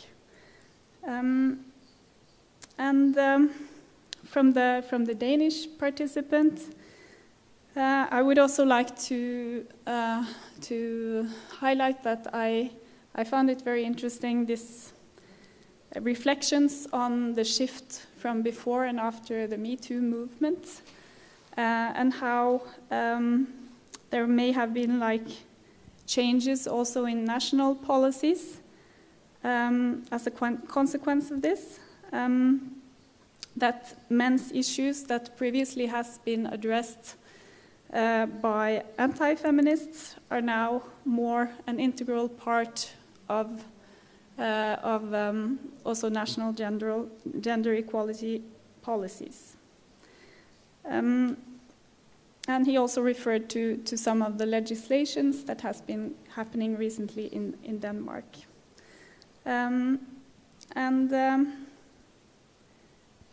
During the panel discussion, it was also raised a lot this discussion about approachability and availability of men's services, and the strong importance of speaking not to men but with men, and the need for special clinics and special services devoted to men's issues. And this also implies that men's centers start to function as a center for expertise that can be useful also to other parts of the health system or other parts of other systems for educational purpose. And when it comes to the question that you raised about what governments can do, it was referred to the fact that you need to work in several different sectors. It's not sufficient to work within the healthcare system. You need to work with this as a horizontal perspective and pick up on this in many different ways, and particularly also within the education system. And also that it needs to be a long-term perspective on when you want to change stereotypes. It really is a long-term work. Yes, and one other issue that has been mentioned by more speakers throughout the day was the area of stigmatizing, both the stigmatizing of perpetrators can be a problem, but stigmas are connected both to perpetrators and also to victims, and that it's important and relevant to also be talking about bystander behaviors. I will now return to the second keynote speaker who gave a very extensive presentation of the current research that has been done and which is currently being done on men in therapy. And when he talked about barriers and obstacles, he stressed that masculinity can sometimes focus and overshadow other factors, such as, for instance, distrust to therapists, to confidentiality concerns, to the finance of these services, or geographic availability of these services. and that there is really a strong need for a therapy approach that is based on men's communication or way of communicating and the need for empathy. And I believe that was also picked up on in the panel later. So in the final panel discussion, it was also a really extensive and good presentation of best practices, I would say. It's been really inspiring to hear how you work and how this is really representing different models of working with these issues. It was quite evident for me that you have you have kind of grown from different specific issues. Some are related to child care and divorce issues.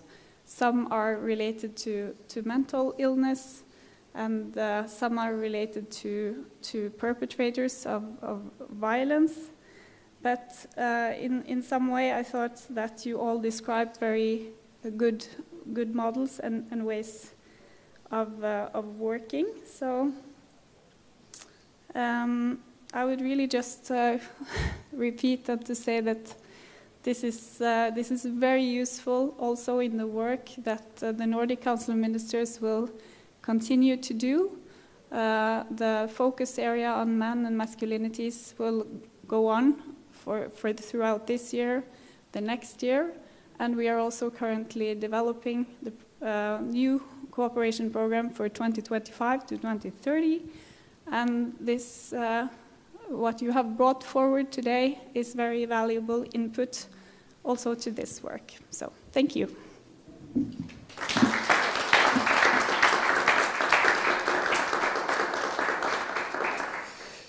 Thank you, Marian, for concluding remarks. I think that you worked the hardest today, because you need to conclude everything in one space. So thank you for this work. Now the formal part is over. We will have a networking part. We can share our experiences one-on-one or in groups. In the back of the auditor, you can see the brochures from the organizations. Thank you for those who were participating online and here. So thank you for everyone and panelists and John from UK who was online. See you next time, and let's everyone be more sensitive to each other and ourselves. Thank you.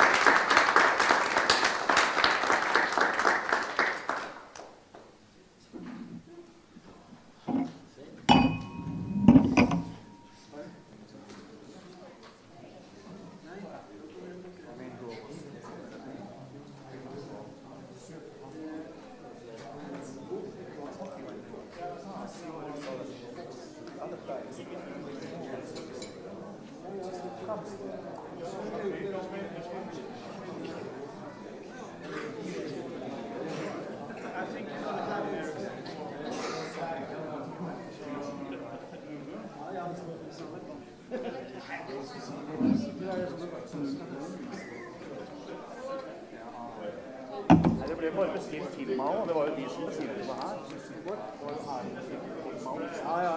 Det er klart fly, liksom. Guys,